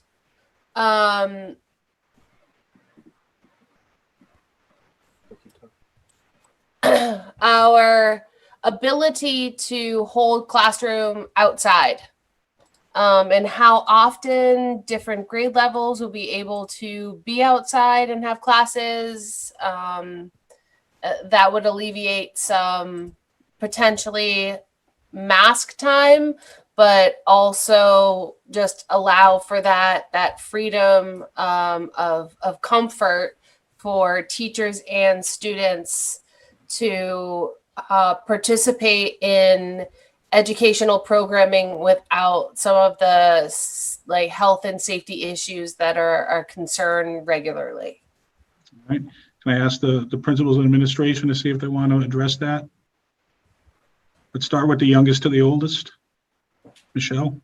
Yeah. So I know that Steve Mark was looking into the canopies. He may or may not have an update on that. Currently, when we have regular in regular school year, we do have teachers go outside. So weather permitting, that's an opportunity. We might need to look at a rotating basis, so create a schedule so that we can definitely create the space needed amongst classrooms. And then depending, whether shade is needed, we can look at the canopies. But I know Steve's looking into that. So that is something that our task force has also been advocating for as well. All right, Cheryl? I agree. At Russell Street, we talked about the same as Michelle did, having a canopy out front. We also talked about putting chairs under the outside roof in the front of Russell Street to have a mask break area for kids. And we also talked about using the outdoor playground areas for a potential mask. Ooh. Walk back into the building. And Russell Street also has a outdoor classroom, so we would be on a rotating basis using the outdoor classroom as well. All right. Jason? Yeah, the middle school, it's a little bit more difficult because of the nature of the teaching schedule. If you're an 8th grade math teacher, you're teaching that 5 times a day. So you're not just going to schedule one class one time per day. You're going to have all 5 classes going. And with limited space, it's going to be a little bit more tricky to regularly schedule your classes to be outside for any length of time. It's not something that we can't overcome, but it's really going to be about teachers collaborating with each other about the use of space. We've discussed the use of canopies as well, weather permitting. So we've had these discussions, but the secondary schools present a little bit different of a scenario than the grade schools do. Okay. Dr. Harrington? Yep. Similar to the other principals, we are going to actively encourage outdoor classroom space, if you want to call it that, or outdoor space usage for classes. Of course, it is weather permitting. We are going to gather, we've been in contact with Steve Mark. He's been very supportive of getting some canopies for the high school campus. We have of course, we have the fields in the back that really lend itself to social or physical distancing. We also want to make it part of it. We've changed our schedule a little bit as a proposed schedule that crosses the 3 models. And there are longer blocks now. And so one of the things I'm going to actively encourage, I'll be talking to faculty about this tomorrow at a faculty meeting, is to take movement breaks during those blocks. Of course, notify the office who's outside so we can kind of monitor it, supervise the spacing, but encourage teachers to take their kids outside, even if they're going to be primarily instructing inside, to allow for some movement, get up and move, and also be able to spread 20 feet apart and have a mask off, to get some fresh air. But I also imagine we do have a number of teachers, just from past observations, who really like to use the outdoors to conduct classes, especially when there's nice weather. So that will be actively encouraged at the high school. And lastly, I'll just add that LHS alumnus Andrew Riley has proposed a pergola for the high school that we would like to, get going on. So that's a project, but we've got our hands full right now. But that's one of the things we would like to get under construction this coming school year. Mm-hmm. Steve Mark, do you want to let us know about what we're thinking about for the canopies? Sure. So I purchased 3 canopies at this point in time. I don't have them in hand yet, but I purchased 3 20 by 30 size canopies that are self-standing. I'm also in touch with a number of canopy rental companies and working on pricing and availability. And, I was waiting to see where we went tonight before I made commitments on actually making a commitment to rent some of those tents. So that's in progress, and I have that information. All right, thank you. I really appreciate it. I also know that outdoor, classrooms are just such a wealth of opportunity for programming. So I would really appreciate to see, especially in these times, more of an opportunity for our students to at least be outside during their programming. Okay, thank you, Aaron. Thank you. Brad had a question. Did you? Oh, yeah, no, it's a problem. I just wanted to respond, I guess, Aaron's point is that these are great ideas. We should definitely explore it. But they also introduce other challenges for kids on IEPs, for kids who are deaf or with hearing loss, an outdoor environment with all the ambient noise, the wind blowing. It becomes a much more difficult learning environment. So while it can be a panacea or seem like a panacea in some circumstances and give us some mass breaks and get us outside and do all the exciting things, it can also create real challenges for our students. And like with every solution we're considering tonight, it has real strengths, but also things we'll have to consider moving forward. I just want to get that on the record. All right, thank you. Thank you, Aaron. Matthew Ridge, please state your name, your street, and your question, please.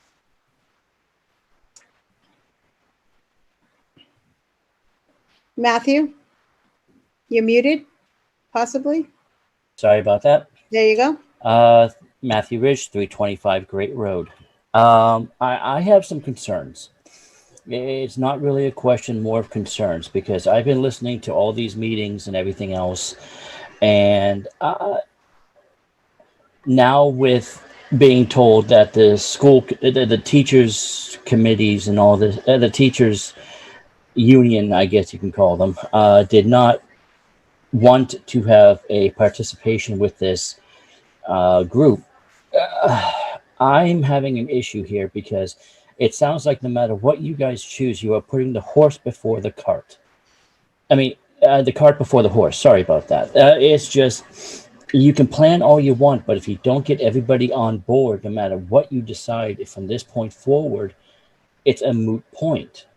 I don't know how else to say it. It's becoming a situation where I've been in school systems. I've worked with them. I've been part of the unions. I've been on all sides of this. I've been on the educational side as well as the as well as actually reporting directly underneath the supervisor at one point in time in my career. And I'm looking at this and it's scaring me because I'm seeing this as, even if you decide to plan this perfectly on your end, we as parents are going to be stuck waiting until a negotiation has been done. And it has been said in the beginning of this meeting and throughout the meeting through other entities and other people, we are looking at a situation where we might be seeing anywhere between a 2-week to a 2 to 3 month waiting period upon where we all stand. And I don't know about the parents, but I know for a fact my wife and I cannot wait 3 months for somebody to come up to an agreement, handshake, and then throw everybody into saying, okay, we're ready, let's get moving, when we will be probably in October, September, October, maybe even November. If this goes worst case scenario, I'm more worried about what my child is going to be running into because he is not a remote learner. I've tried, and we've tried having him be remote learning all during the summer, and it's not going to work. Matt, I appreciate the viewpoint you're making. You're absolutely right. It is going to be difficult waters to navigate, but we're committed to getting there. Minimally speaking, if worst case scenario in some ways that if we're not able to come to agreement with the union, we know we will be providing some type, we're hoping we'll be able to provide some type of in-person instruction for children that require it for any number of reasons. And as we indicated, families that have specific circumstances that they feel warrant that type of consideration should definitely reach out directly to the administration now, not later. And we will start working that process for those particular families. But your point is valid. It is a challenge, and we will be working as hard as we can to address those issues that you're raising in as timely manner as we can, because we fully expect to be back in school in some manner on September 16th. All right, because I'm just worried that it's going to be later than that. And I'll tell you right now, with our works, mine especially, I've been working year round because I am actually a necessary employee. I'm one of those. And if I have to adjust my schedule to that extreme, because we're either going to be doing full remote or we're going to be doing a hybrid. I don't know if our employers are going to tolerate this. Yep. And this is one of my worries, is that even if you guys agree to any of this, how will you guys be able to tell our employers, sorry, this is what we came up with? Right. It's definitely a concern, and we register that, and we won't forget about that. Brad, do you have a comment you want to offer in that regard? Well, I was going to say Matthew's comment and his situation might be a good opportunity to pivot to hear about the staff survey and see if we're trying to see their perspective as well. Thank you. I would, again, to echo Brad's point, right now we're trying to get comments specifically on the parent survey so that we can get past that and move on to the other presentations. So please keep that in mind as you think about raising your hand and asking a question. So let's go ahead for a little bit more. Jamie Flint, please state your name, your street, and ask your question, please. My name is Jamie Flint. My street is Grist Mill Road. And I have some insight to offer that some people were noticing the discrepancy between people who prefer remote and yet would opt to send their kids to school under hybrid. We very nearly fell into that category. We ultimately decided not to. I think what you're probably seeing with parents, I can't speak for all of them, is that a lot of people are probably concerned about being the family that's left out. If the whole school district is going to go remote, people are worried about having their kids not making friends and not being part of things. So I wouldn't read a whole lot into that. I think especially if you had dual programs, you'll probably see more people opt into remote. That's just my feedback from that. All right, thank you. Thanks. Navi Miglani, please state your name, your street, and your question, please. Hi, this is Navi Miglani, from Surrey Road. I just had a question about the hybrid model and if there was a consideration to do week on, week off. Like Westford. Navi, your voice changed very quickly in timbre and meter. Dr. Clenchey, could we get a response for that relative to how the task force may have considered how we're proposing we would do hybrid if we try to implement that? Right. We looked at a number of models, and when it came right down to it, if we were going to do a hybrid model, we wanted to ensure that every child was in school at least once or twice a week. We felt that was important in terms of our philosophical underpinnings of what a hybrid model should look like. To be remote for an entire week, it would be, in our opinion, a lot harder on students, depending on the age. But I'm going to say that delicately because people sometimes assume that high school students are ready and willing to go entirely remote or online, and that's not true. So we felt by sticking to our philosophical underpinnings, we wanted to make sure that if we go hybrid, every student that chooses to go hybrid will be in our schools every week, at least once. Okay, thank you. Navi, any other questions or input? Just the last question was, would you consider having different approaches for different schools? Say the middle school and the high school would have different, one might be remote, one might be in school? That's something that we can certainly discuss as a school committee as we get closer to taking a vote tonight.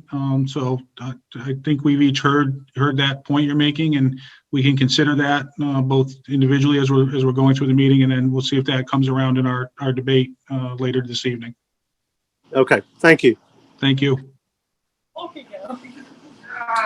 John Kaz, your name, your street, and your question, please.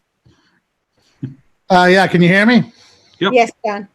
John Kasanjian. I am at 9 Long Lake Road. I just want to respond to Matt's comment about, what's he supposed to tell his employer? How is he supposed to manage, getting back to work and having a schedule, at Park and Recreation where, hoping to assist the community. We've partnered with O'Neill Cinemas to open a remote learning center. We're going to be having putting that together for pre-registration and wait lists starting next week. So we're going to do all our Board of Health, working with Jim Garaffi and opening that in a safe environment. But, we do want to tell people that, we're going to try to assist the community that needs help in having a place for your child to go, have social interaction, for the days that there are remote, if it be 3 days a week, if it be 5 days a week.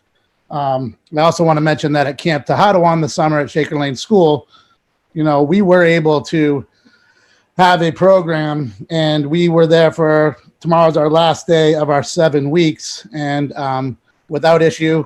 Mask wearing went very well.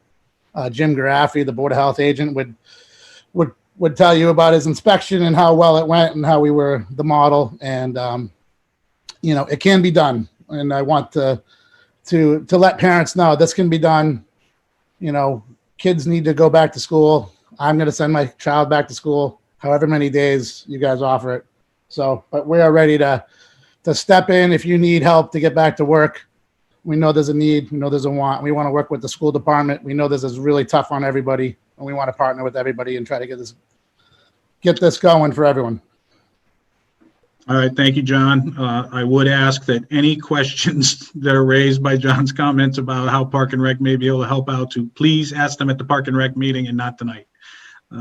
But that's with full respect and appreciation for everything PRCE does for our families and kids. Thank you, John.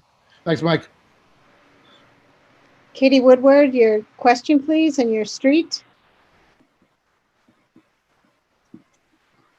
Hi, can you hear me? Yes.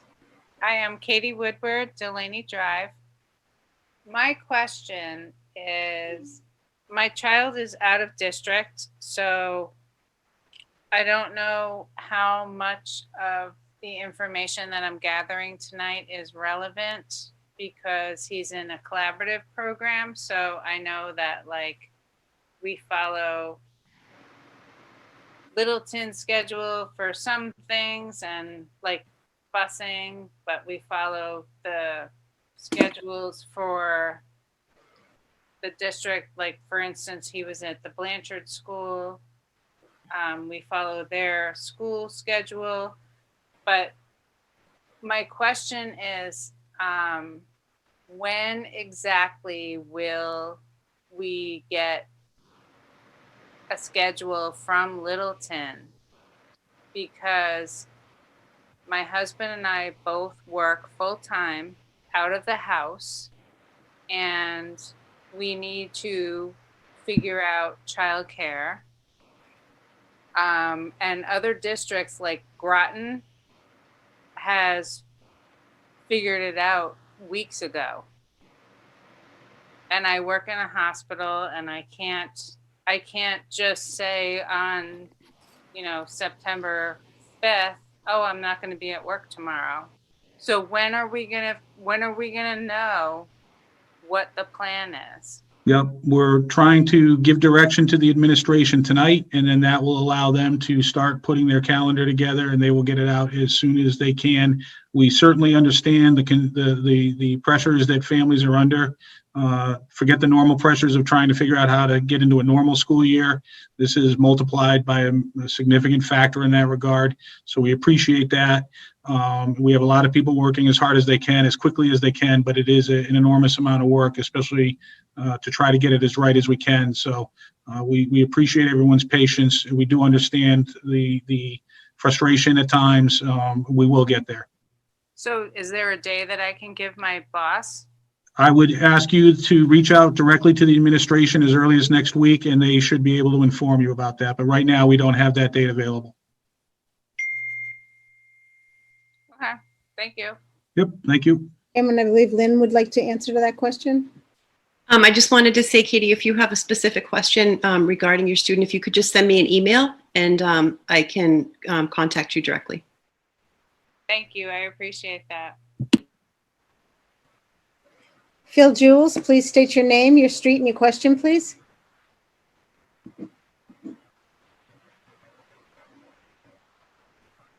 Phil? Can you hear me now? Yes. Yep. Okay, sorry. Phil Jules, 19 Whitetail Way.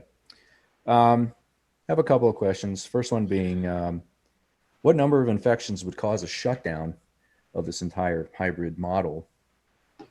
How prepared are the schools for handling an outbreak, and then having, what's the reversion or what's the fallback plan for that? You know, the other thing is how many teachers do we have, let's say in the middle school, 6th grade, how many math teachers do we have in the 6th grade? And if there's an outbreak among teachers, what do we do to replace those teachers that would have to, you know, leave and obviously, you know, God forbid, have to recover from something terrible like that? And how disruptive would this be to the curriculum for students? So one by one, we have a presentation coming up in a bit that will address the issues or attempt to address the issues that you asked regarding what are our metrics for determining when we think we can be open and when we think we can't be open. So I'd ask that you wait for that and then see if your question gets answered. If not, you can certainly ask it again. In terms of, you know, teachers conceivably having to leave teaching because of illness or other reasons, you know, we have in general substitute plans for substitutes. Obviously, this is probably going to require or may require more of that, but we don't really know that. We're going to do the best we can. Again, that's going to be a challenge faced by all districts, and unfortunately will stress all districts together the same way, trying to add busing capacity. But a lot of that we can't determine until we see just how significant those impacts are, and if they are, and when, and how we deal with them. I just unfortunately don't have a better answer for that. All right. Thank you. Thank you. Ann Doyle, your name, your street, and your question, please.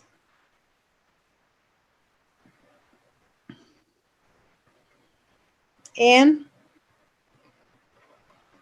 I'm sorry. Can you hear me now? Yes. My question is, with the learning and the differences that is going to take place this year, is there going to be more testing of the kids to see whether they're up to grade level because of the remote learning or the hybrid learning? How are you going to know whether the kids will be where they should be grade-wise? Yep. Dr. Clencher, you want to kick that one off? We're going to employ testing methodology that we would normally do if students were in school every day. In our district, grade 2 to 8, we use what's called an adaptive assessment. It's called a MAP assessment, and it actually is geared or tailored or designed to tell us exactly where the student is at in terms of concept mastery in math and ELA. There is some talk right now that we may be using that in ELA in grade 9, but we also have a number of other assessments that we use, teacher created assessments, etc. The best thing I can say to you is we need to ascertain where each student is at and meet them at that point, and then move them along the curriculum. I'd also like to add, Ann, that that's a question for the entire Commonwealth, because the impacts on Littleton may be different, may be less pronounced, maybe they are in other communities that face more significant challenges maybe than we do. So I think there will be a lot of discussion at the state level about, you know, what does it mean that our kids have quote unquote gone to school for a year? Are we, you know, how do we measure that they've attained the learning necessarily to truly advance? It's an interesting question. I'm not sure that we have an answer for that yet, and I think we're going to require guidance from the state to determine how they might be adjusting expectations relative to the impact that we're having. Okay, well, thank you very much. Yeah, thank you. Last question, Chairman Fontanella. Did you hear that? Christy Ellman, your name and your street. Hi, this is Christy Ellman at Grist Mill Road. Sorry about earlier, a little Zoom issue. I did have a question about the survey specifically. I know it wasn't compulsory, but how many students are there in total in the district? Specifically of the 1274, what percentage of the students of the student population does that represent? Right. I will ask the administration to check my math, but I believe there are roughly 1,600 students in our district, maybe a little more than that. So my back of the envelope math is Closer to 1,700? Close to 1,700. Yes. About 71% response rate based on that metric. Obviously, families have multiple children in different buildings, so it doesn't translate directly, but that's roughly where we're at.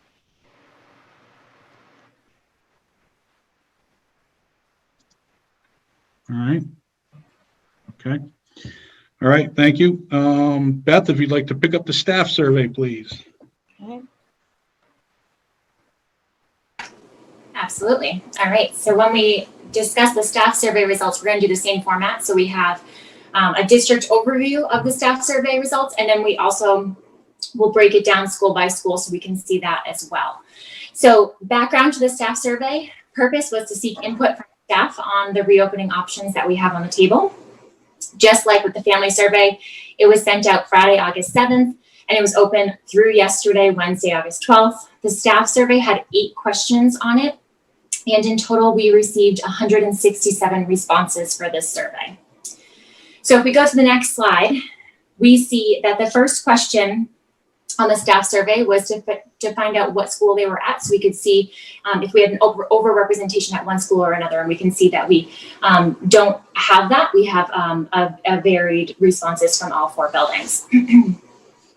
If we go to the next slide, we see that this question was asking, just like we asked our families, we asked our staff, have you read the guidance that was put out by the Department of Elementary and Secondary Education? And the response is that 98.8% responded yes. So almost everyone has read that guidance. The next slide has 2 questions and responses on it. So if we look at the top left of this slide, we see question number 4, which is asking the preference with regard to starting the school year, if you would like to do remote or hybrid. We had 37.1% of staff, which translates to 62 people on responses, said they want to start the year, preferred to start the year in a hybrid learning model, whereas 62.9% or 105 educators said they want to start in a remote learning model. On the bottom right of this, you also see the question, perfect, yep, stay there for just a second. We also see on the bottom right, question number 6. So here's where we kind of asked about which model are you comfortable in? And so we see that 70 of our teachers, or 41.9%, responded to that they were comfortable in the hybrid learning model. 125 or 74.9% said that they were comfortable in the remote learning. And we still had teachers who were unsure. It's important to note here that they could, which you can see, they were able to select multiple options here. On the next slide, we see the level of concern. And so overall, as a district, the educators, 59.2% are quite or extremely concerned with returning to the school building if we were to do that in any capacity.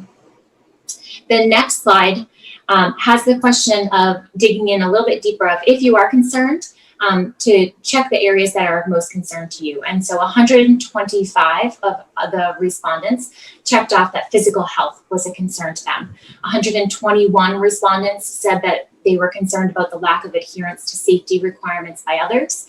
108 have a concern of physical distancing. 106 have a concern of mask wearing. 82 had a concern of social and emotional health. And 78 had a concern of cleaning and sanitization protocols.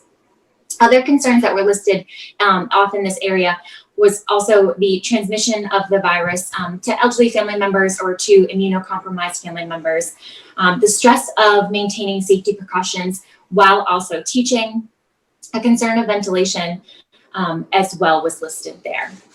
For question number 8, so this is similar in the sense that this probably had the most amount of comments.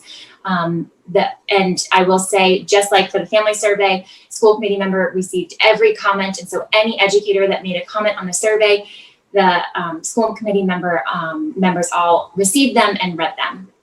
So question number 8 asked, if we do need to return to a full remote learning model, what is something that you need or want in order to make the remote learning model more successful? And so we have a variety of answers, including apps and technology that would assist instruction, more resources and training. Specifically with regards to the technology and devices, the request was made for document cameras, requiring work and attendance of students, schedule with a clear structure and a strict structure, grading and assessing as done prior to the March 13th beginning of the closure, access to materials in the classroom to be able to teach from the classroom. They also, student access to materials and curriculum. So not only the teacher access to materials in the classroom, but also student access to the materials and the curriculum. A way to record themselves in order to be able to share instruction. For some of our educators, teletherapy training would be very applicable. Clear expectations for teachers and students, consistency among teachers with regard to grading, attendance, and workload. Some collaboration time was requested.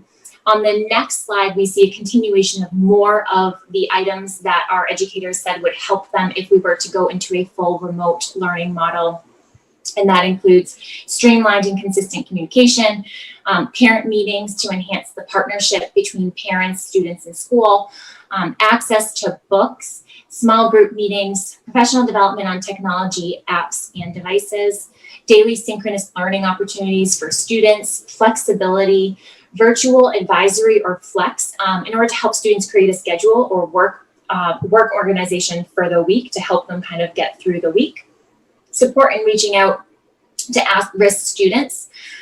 Also reviewing how we can meet the need of special education students in a full remote model. Teaching assistance to help reinforce concepts that were taught by the teacher.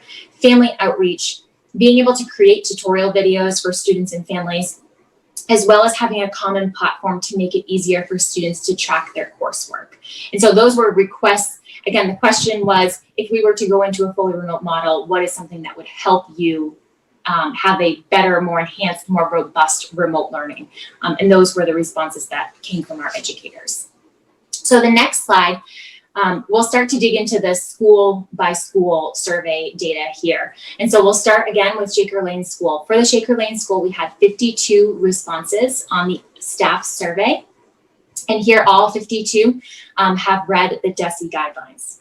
On the next slide, you will see, again, 2 questions and answers. The graph, the pie chart, is referring to question number 4. And this is the preference of, would you prefer to start in hybrid or would you prefer to start in remote? And so 44.2% would prefer to start in a hybrid at Shaker Lane, whereas 55.8% would prefer to start in the remote learning model. And question number 6 was where they could check off more than one response. So it's important to note that here. However, for that, 17 out of 52 stated that they would be comfortable to return in a hybrid plan. And 33 out of 52 stated that they would be comfortable to return in a remote plan. For the next slide, this speaks to the concern level that exists with regards to returning to the school building. And so we see here that 63.5% of our educators that responded were extremely concerned.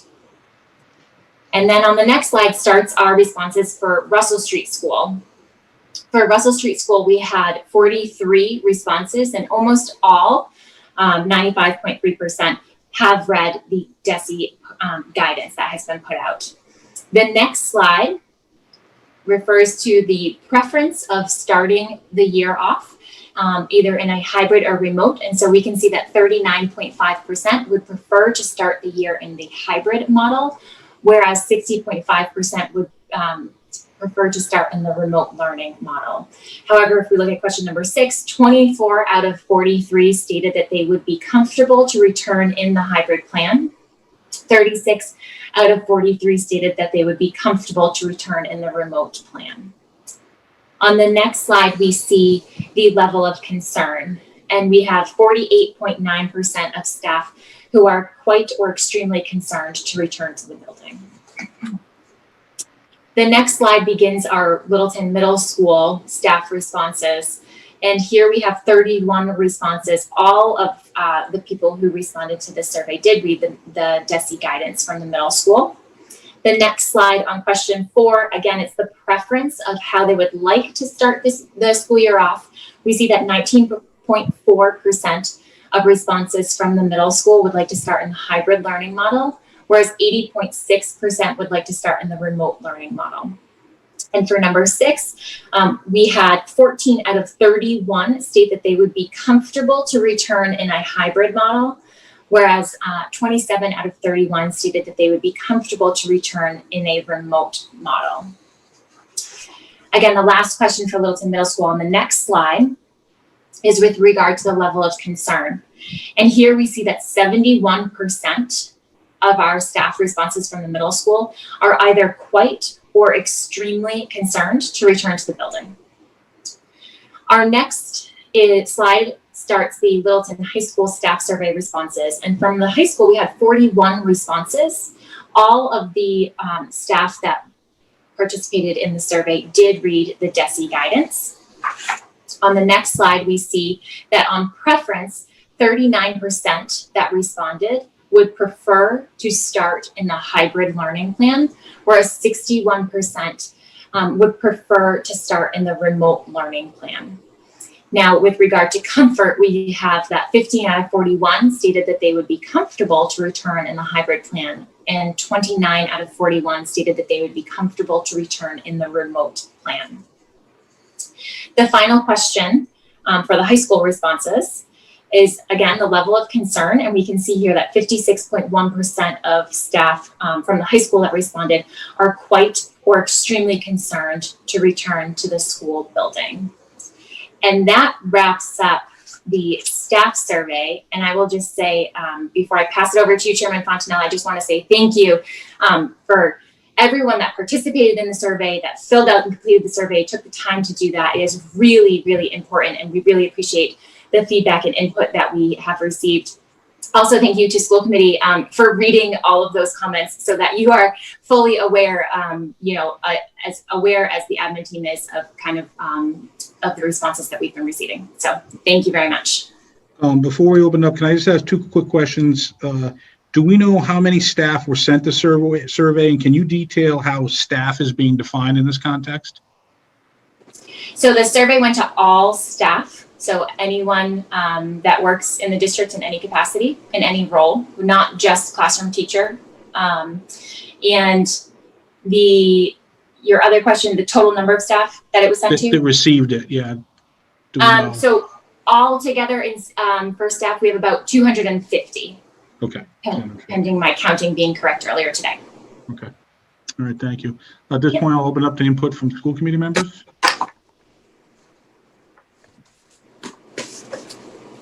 Matt, yeah, go ahead. As an educator, I definitely can see a lot of the concerns that are being vented by the staff of Littleton Public Schools. I think that one of the things that is that I can attest to as an educator is that rarely, no matter how well-developed plans are, they rarely go like they're planned. There's always, it's never going to look that way. You can try, but there's going to be issues. And I think that that's one of the things that's concerning them. Personally, I think that, the staff, regardless of whether we decide hybrid or remote tonight, I don't see any reason why the staff shouldn't be in the building during the entire week. I think they should be there every day. I think that it gives them better access to the tools they're going to need. And if they're in their classroom, there's very little safety concerns for them. Obviously, if somebody had a pre-existing condition, they could bring that up. But I do think that that's something that we want to look at regardless of which way we go tonight. The staff should be there full-time in the schools. And that would also leave us open to, if we do end up choosing a remote plan, students on special ed plans could go in and to receive their services as needed, which I think is one of the other main priorities. I'll hold off on other comments for now, but that's just my train of thought at this moment. Anybody else want to jump in? Yep, Timberland, go ahead. Yeah, I have to agree with Matt. I think that whether what we decide on tonight, I think that the staff, I know that their concerns are big, and I know that more so probably at the lower elementary schools because of the kids and their understanding of keeping masks on, keeping distances and things like that. And I understand all of their concerns, but I think, like Matt, that even if we do go remote, I think that staff should be in their classroom so they have their tools, they have everything they need. And I know that might be difficult on the staff too that have young children at home if they're remote in their home or hybrid in their home certain days. So I really don't know what the answer is right now, and I'm still listening to everyone. That's about it right now, though, for me. All right, thank you. Brad? Sure. The data made a lot of sense to me. Again, thanks to Beth and Julie, I believe, for compiling it. The preferences made sense to me, and they aren't altogether surprising. It looked like overall it was 37-63 preferring with the 63% for the hybrid. What wasn't clear to me, 63% for the remote. Yeah, I'm sorry. Yeah. 63% for the remote, which is almost the exact inverse. I mean, it looks like basically 60-40, close to 60-40 the other way for the parents. So that's kind of where we are. 57-43 to 63-37 is the two populations views. What wasn't clear to me, and Beth, maybe you can give me some guidance about this, is the preference, this or that, was pretty clear. Those numbers add up to 100. Unless my math is just going crazy in hour 3 of our meeting, there seemed to be less than 100% being comfortable with either model. So people who weren't, how are we defining comfort? Can you give us some guidance about what it means to have, what is it at Shaker Lane School, 33 of the 52 were comfortable with remote. I don't know what to do with that number. Sure. So that one, I would agree with you. It's a little bit trickier and it's a little bit harder to understand because the question number 4 is the preference is really clear, right? It's either remote or it's hybrid. It's question number 6 that was where I was perplexed. Yep, exactly. So question number 6, they were allowed to check off multiple boxes, and so we could have a staff member where their preference was to start off in remote. However, they could do, or they would be comfortable to do the hybrid plan if that is what the school committee proposed. And so that's where the numbers and the analytics get a little bit funky when we start to look at those and we start to put that data together because of the option to select multiple. And then the third option also of not being sure. And so we had an array of answers of people checking off not sure by itself or people checking off not sure with one of the other plans. I'd forgotten about the not sure option. The others I understood them not adding to 100, but there seemed to be less than 100%, but the not sure. Thank you. Yep. Thank you. Justin? Sure. I think having these survey results is extremely helpful because earlier in the night, we've heard from the Littleton Educators Association and some of the comments made earlier tonight. It sounded like if we voted something through other than fully remote, we might not have staff at all. But in actuality, we have a certain percentage of our staff that is actually prefers to go back with some sort of hybrid model. So I think that is quite valuable in digesting that information as we discuss our options tonight. And I will just share my own personal experience. I'm sure many people in the room have had a similar experience when we had the stay-at-home order and everybody was forced, for the most part, to go remote unless you were truly an essential worker. I went remote, and then 9 weeks later, I went back to the office. And when you pull on that door handle for the first time, you are nervous. You are a little concerned. A lot of these educators haven't had a classroom since the middle of March. So it's going to, if we end up with something other than remote, it's going to feel strange. You're going to be anxious. You have a right to be concerned. It's a unique, we've never gone through this before. But it gets, if the data suggests that we could have something other than remote and we feel comfortable with that, it does get easier. And then it might get harder again. It might flip flop back and forth. But I liked having the survey results. That was great. And we'll discuss more later on. All right, thank you. Yeah, Brad, go ahead. I was just going to add that I appreciated Justin's point. I do think that Beth's earlier clarification about what staff means, custodial staff, office support staff, and others, means we shouldn't read too much in this about how it relates to LEA and kind of their statement. I think their statement, I was looking for the quote from their letter, but say, many of, most of, majority of, but it's not direct apples to apples when we look at these statistics, because they include non-teaching staff as well as teaching staff. Good point. Thank you. Yeah, Beth, I'm going to put you on the spot. Can you give us a rough breakdown of the staff that we've got?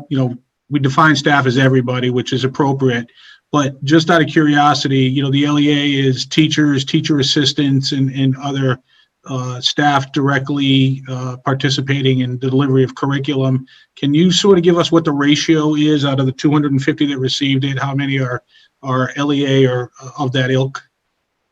Sure. So looking at the survey here, we have 81 classroom educators, so 48.5% classroom educators, 14.4% special educators, which is 24.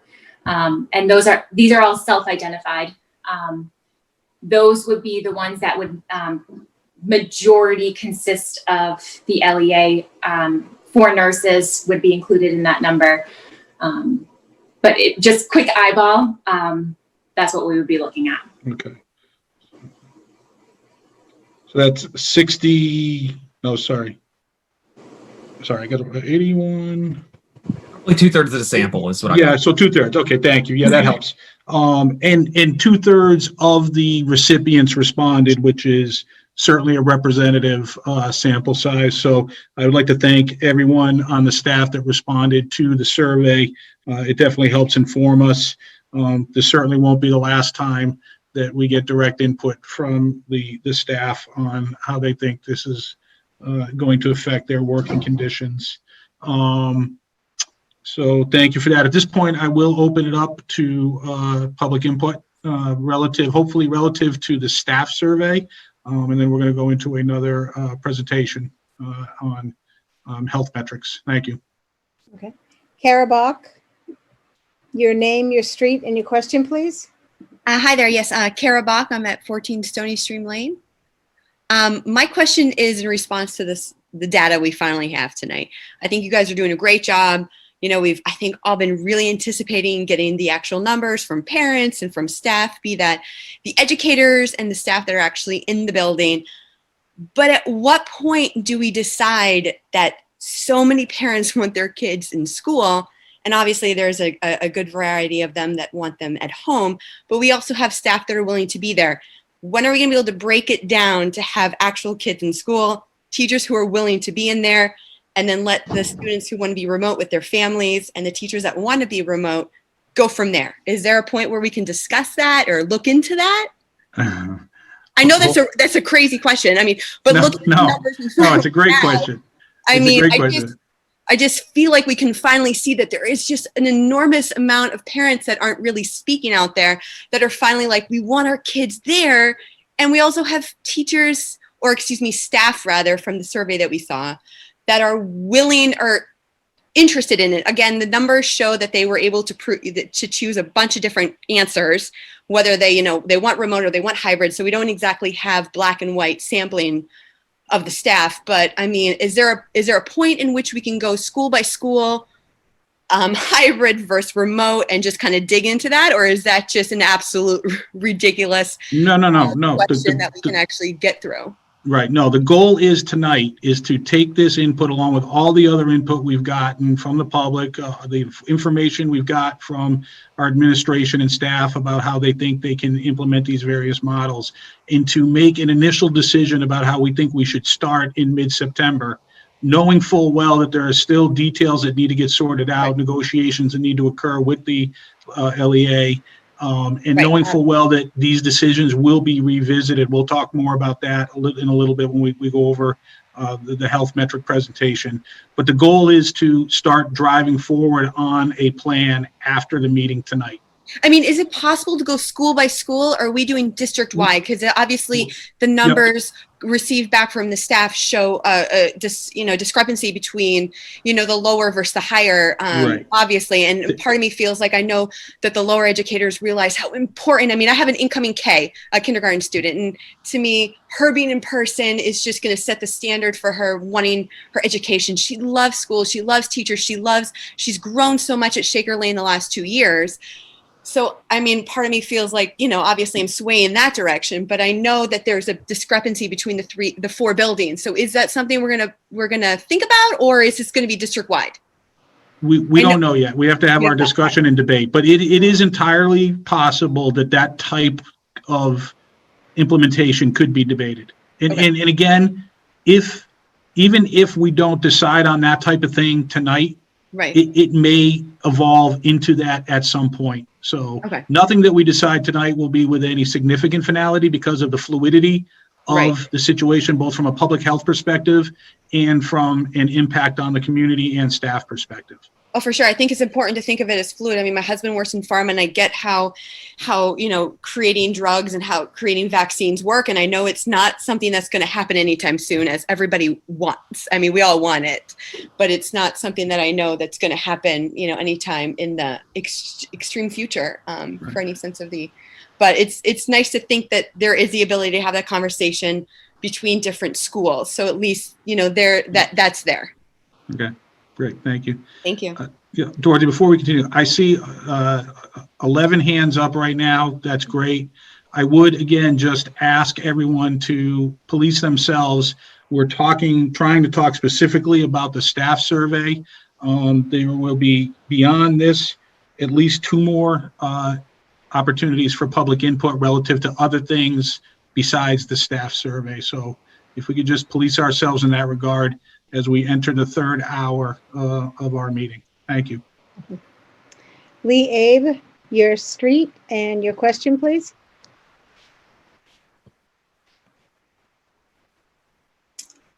Lee Abe? Can you hear me now? Yes. All right. So my question, my name is Lee, and then I live on Chamomile Lane. My question is a little complicated, so please do let me know if this doesn't make sense. So have you considered hybrid of the hybrid model?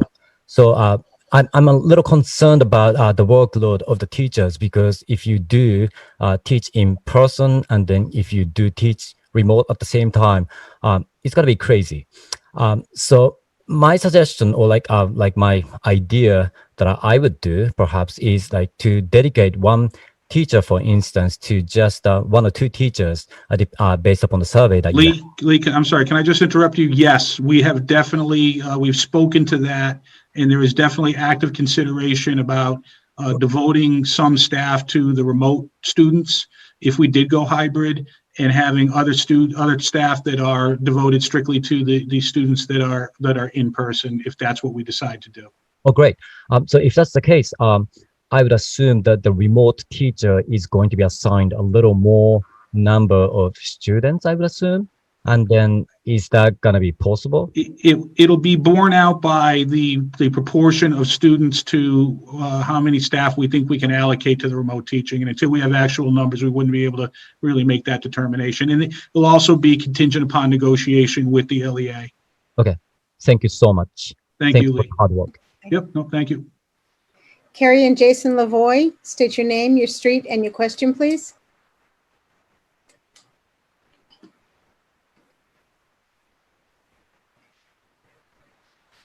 Hi, You're on video. Carrie Lavoie, 3 Story Street. There you go. Carrie Lavoy, 3 Stony Stream Lane. Hi, I had a question about the teacher data. Did they need to put their names on this survey as it was a Google Doc? Was it traced to their school email so that the people formulating the data knew who was writing it? Beth, Or you was wanna it speak to that? anonymous? It was tracked to their email, so it was named on it. So anybody answering this email, so if a first grade teacher answered this email, you knew which first grade teacher it was. So they might not have felt comfortable enough, to be honest. And the second thing is, how many of Littleton's teachers are tenured versus untenured? Dr. Clenchey, do you want to answer the question? Do you off the top of your head of professional status versus non-professional status? Even if it's a proportion, maybe? Or You that's don't know the exact number? pretty tough It one. could just be a ballpark. I'm not going to hold your feet to the fire. Well, I appreciate that. It's, I would say 15 to 20% are non-PTS. Okay. So, I mean, I honestly am wondering if you would have gotten different numbers if you did an anonymous survey. It's pretty overwhelming that that the majority of the teachers do not feel safe returning to the classroom with teachers. And as a parent, that breaks my heart. But at the same time, I have to respect teachers. They do an amazing job with small amount of resources. They are underpaid, they are overworked, and they are just amazing. And we really need to put our support behind our teachers and our kids too. And we need to find this balance. And I don't know how we're going to find this balance, but I'm not sure forcing teachers that don't want to be in the classroom because they don't feel safe is acceptable. It's not acceptable to me. Okay, thank you.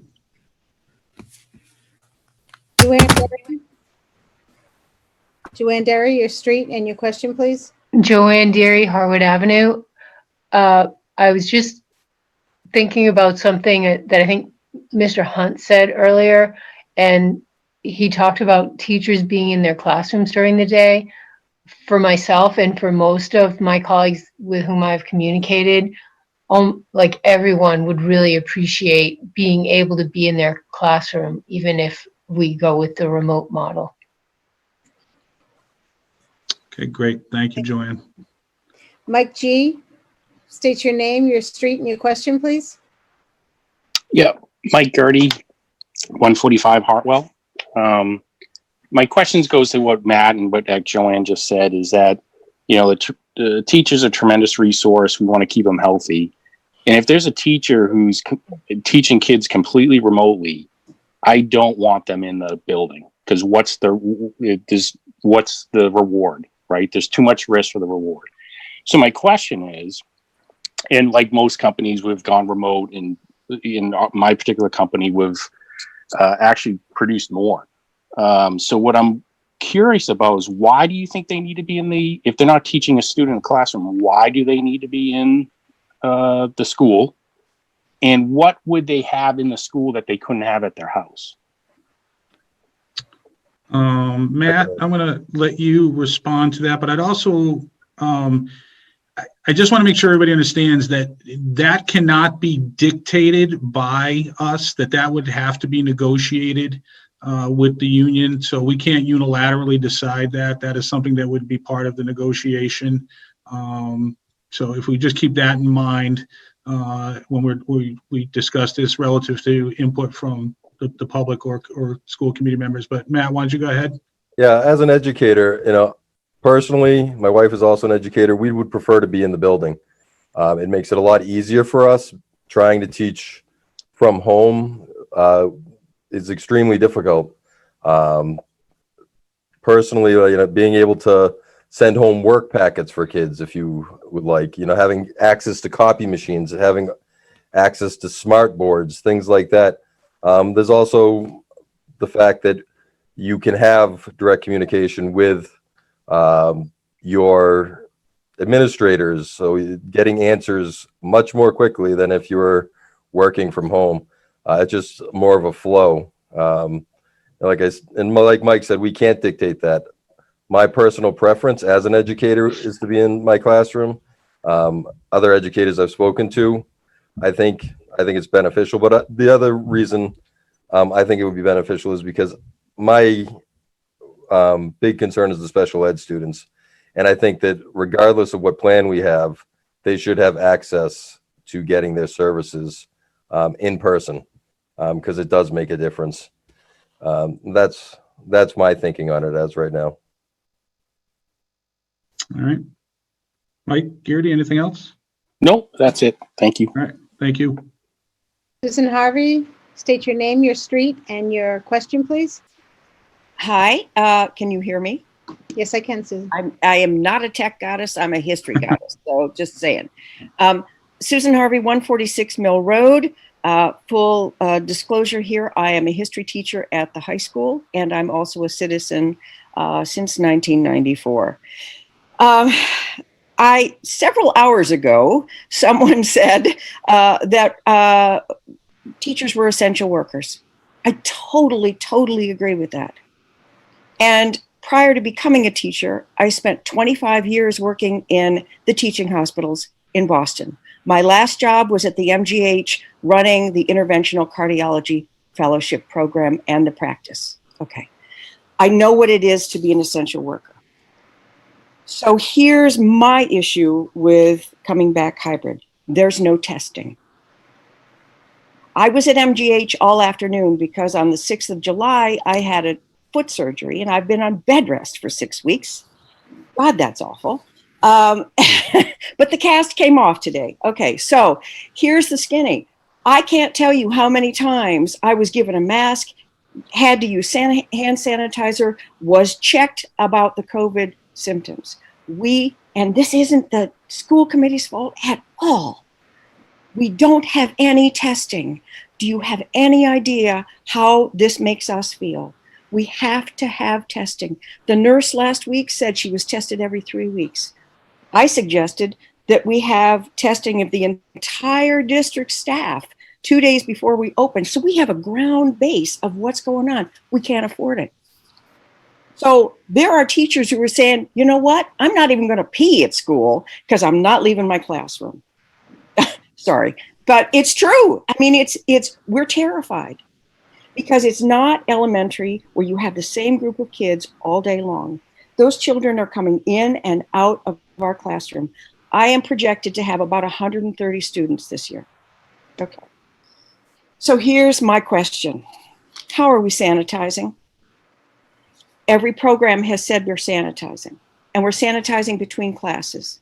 We have one janitor on days. I'm sorry, he is completely awesome. Fernando rocks, but he can't do that. Am I doing it? Are the students doing it? How is this working? Yeah. Steve, Mark, do you want to start to address that? And then Kelly, if you want to chime in with anything beyond that, thank you. Sure. So the initial plan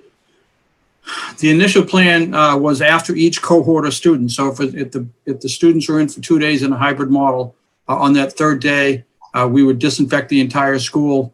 We have misting machines that spray disinfectant spray that those machines atomize the mist and it sticks to all of the surfaces, and those chemicals killed COVID and other viruses as well. So we also have wipes available. We have hand sanitizer available in all the schools. But we have wipes available in all the classrooms for mice and keyboards and things like that. We have gloves available for people to use. We also are working with our outside contractor at night. If we need to have them do some disinfecting as well, we can certainly set up those protocols as well. We have not had those conversations yet because we didn't want to have those until we knew what model we were going with. So primarily we are disinfecting in between student cohorts with the misting machines, and during the days, the custodians are going around and cleaning those high-touch surface areas, the doorknobs, the door handles, the doors, all of those high-touch areas. Those will be wiped down multiple times during the day. The restrooms will be cleaned multiple times during each day by the custodial staff. Okay. So they're not being, they're every cohort, which means Monday and Tuesday, I see 75 students. So it's not between classes, which is what we were led to believe. It's on Wednesdays. And so if we're actually in school every day, and Matt, I happen to agree with you, I have maps and boards, and I'll tell you, remote learning, I had to get a rolling desk and everything else at home. I would love to do that, but I won't be leaving my classroom. So I get that, and I think that that's important for those of us who can do it. But it's really frightening for some people to come in and know you've just seen 75 kids and you're going, wow, that kid just sneezed. Are they all bringing in their boxes of tissues? Because I'm the only teacher who provides boxes of tissues at the high school, okay? They come into my room to get them. So are they all bringing all of their own little kit of stuff? This is what's terrifying the teachers. We don't want anyone to get sick. So the doc I saw today at Mass General, nice man. He says he has two students who are, he has two daughters who are in school and facing this same issue. I don't know what district. And he said, this is real. My father-in-law got this, and 3 days later he was dead. And it's going to get worse. So please, please be careful. That's all I have to say. Thank you. All right. Thank you, Sue. Sherry Turner, state your name, your street, and your question, please. Hi, this is Sherry Turner, Porter Road. And I just wanted to bring up a fact at the beginning of the staff section of this last part. There was a little bit of a disconnect when looking at that letter from the LEA versus the percentages that came out in terms of staff preference. But when you broke it down and you came out to the 62% of those staff members who took the survey were LEA staff, it's entirely possible that the majority of those 62% are included in the preferences for remote. So I just want to make sure that that is taken into account in terms of majority of the teachers, classroom teachers may actually want to be remote, just as the LEA letter said. And the other thing I just want to mention, more probably for the administrators, since the school committee can't dictate whether or not the teachers have to be in the building or not. Many towns are actually many towns that are choosing remote are giving teachers the option to teach from within their classroom or to teach remotely. So I just hope that that would be considered for those staff members who may not feel comfortable for health reasons or otherwise. And that's all. Okay, thank you. Chairman Fontaine, I'm Yep. sorry, Go before we ahead. go on to the next, can I Yep. just clarify a data point? Yes. When you asked me that staff question and I gave the response, I just want to clarify, while the past couple questions have been asked, I went back to the survey and did a quick count, a better count.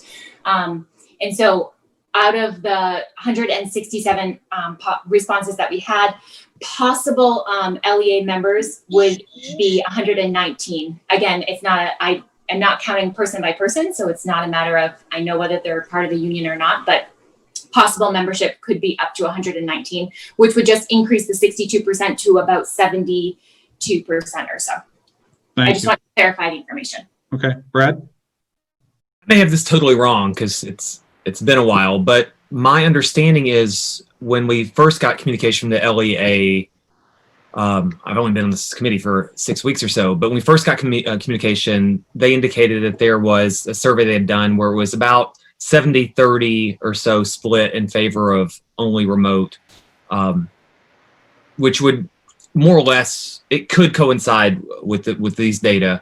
I don't have it in front of me. I can't search my email right now, but there was clearly an overwhelming or a very strong preference for only remote, and that's survey data before anybody had seen plans, if I recall correctly, and maybe I don't. Someone can correct me.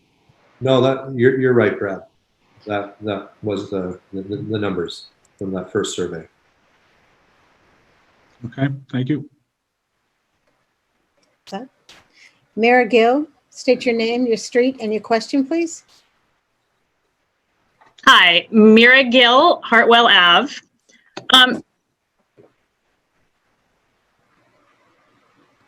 Mary, you're muted? Sorry about that, Mara. Okay, now am I good? Yep. Yes. Okay. Go hybrid or Mira Gale 149 Hartwell Ave. If you go hybrid or if teachers are required to be in classrooms while teaching remotely, is there any data on how many teachers will request FMLA? And if teachers are on leave, who might otherwise be able to teach from home, is it preferable to have a substitute teaching in the school building or a teacher teaching from home? In response to the query about FMLA requests and stuff, even if we knew, which we don't, we certainly couldn't really publicize that information due to requirements, confidentiality requirements. The question about, would we tell a teacher that because they don't want to teach in their classroom, but they would teach from home remotely, that then, okay, we're going to go to a substitute? We haven't debated that, but I find it highly unlikely that we would think that was the right decision to make in that regard. Okay, thank you. Thank you. Okay. Audra Kaplan, state your name, your street, and your question, please.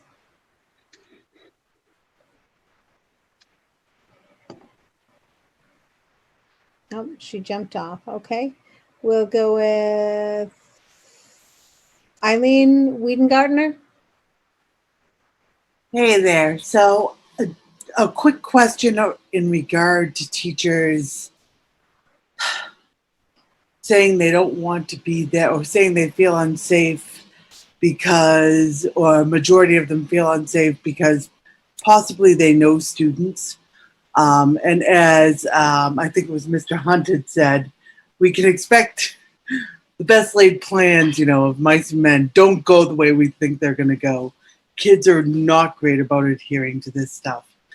One, how can we promise teachers that they're going to have the PPE they need?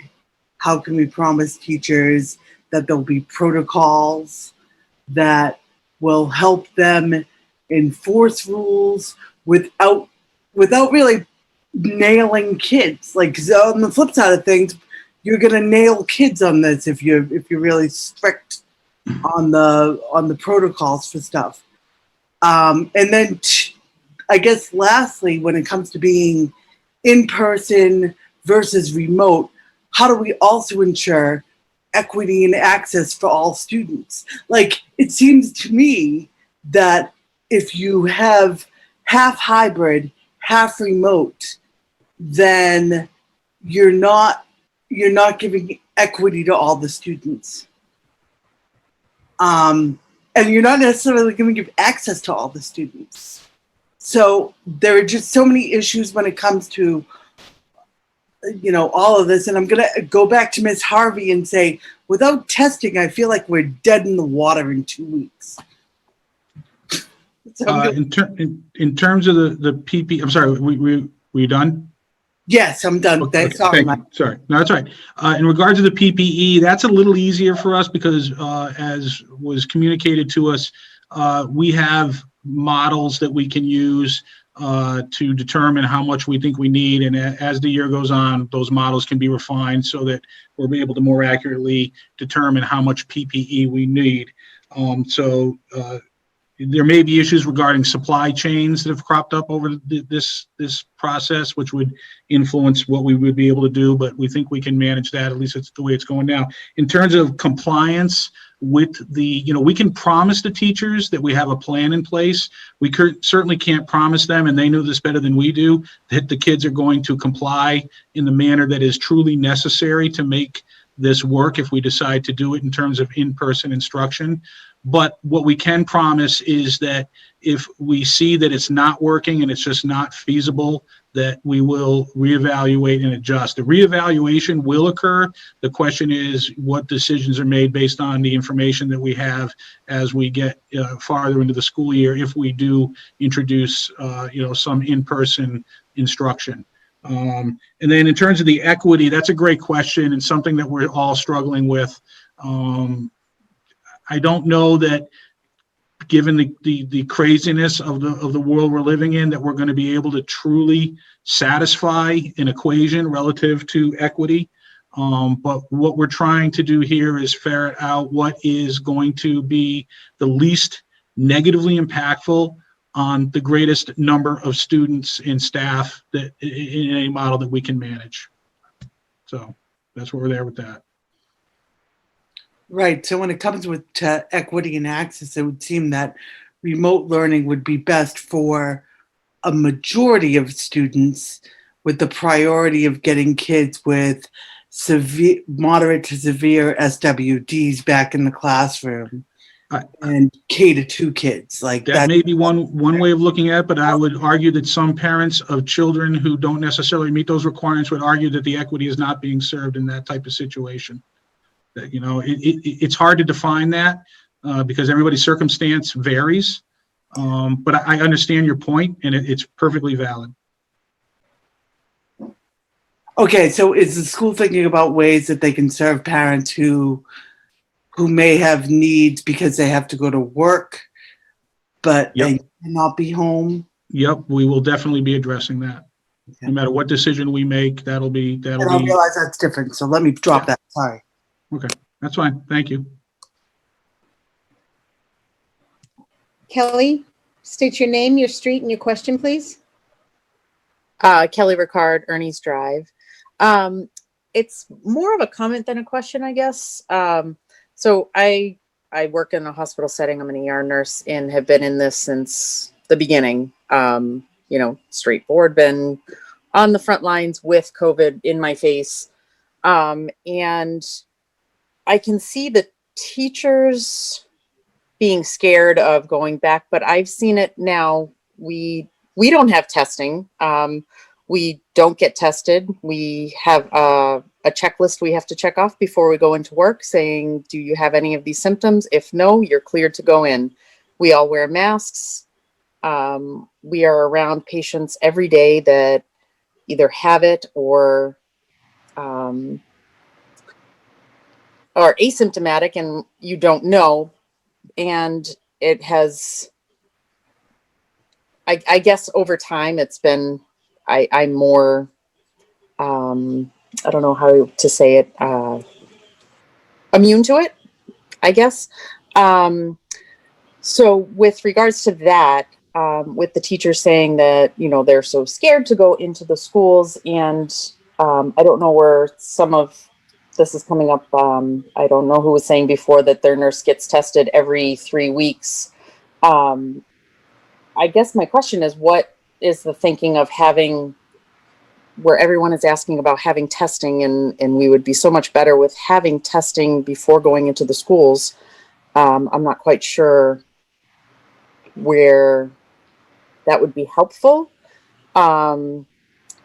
But to have kids wearing their masks and teachers wearing their masks and having the right amount of social distancing, I don't know what the issue really is. I guess that's my question.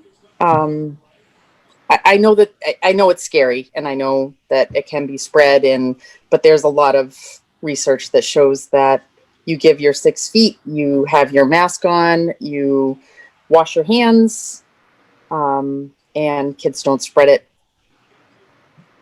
or carry it as much, I guess it would show.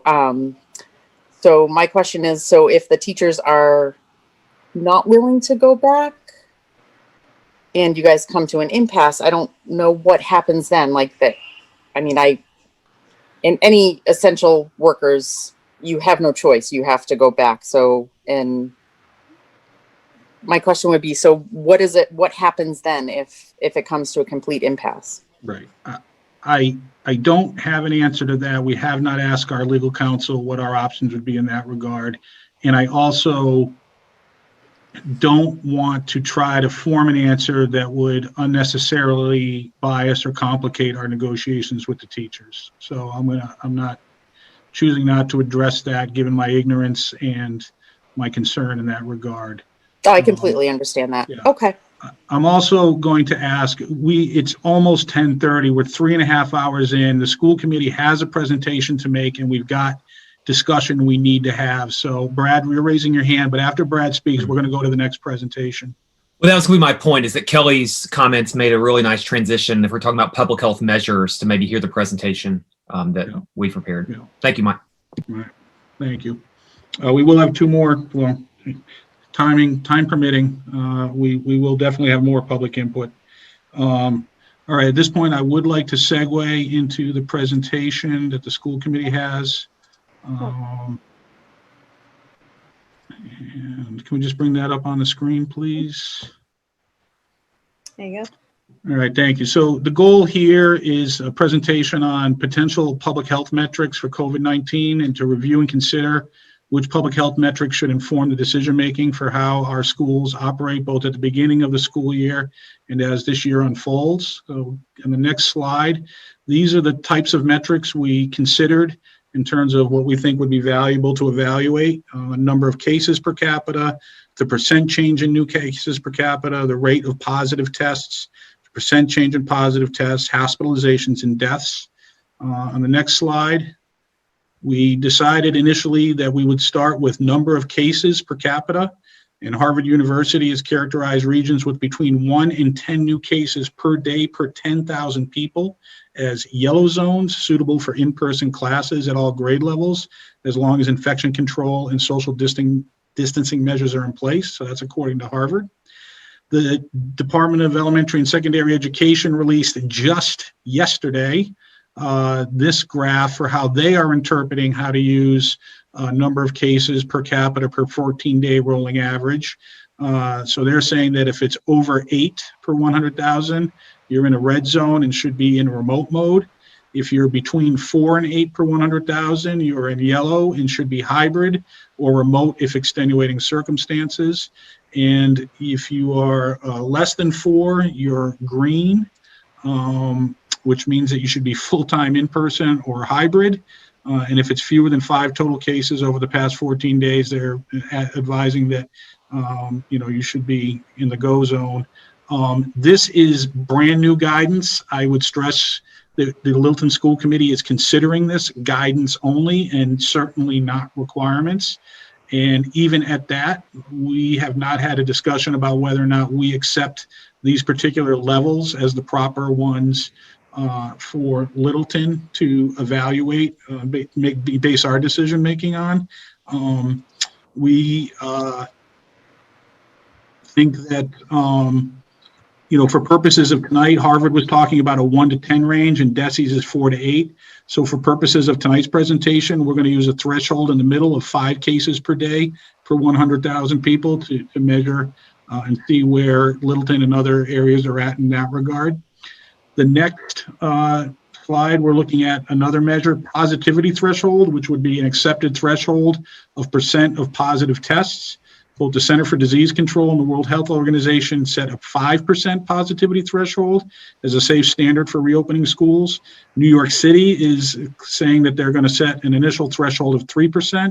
And Harvard's Global Health Institute recommends opening schools only when the daily infection rate is less than 3%. So again, for tonight's purposes, for this presentation, we're going to be using a threshold of 3% for comparison to what's going on in Littleton and the surrounding area.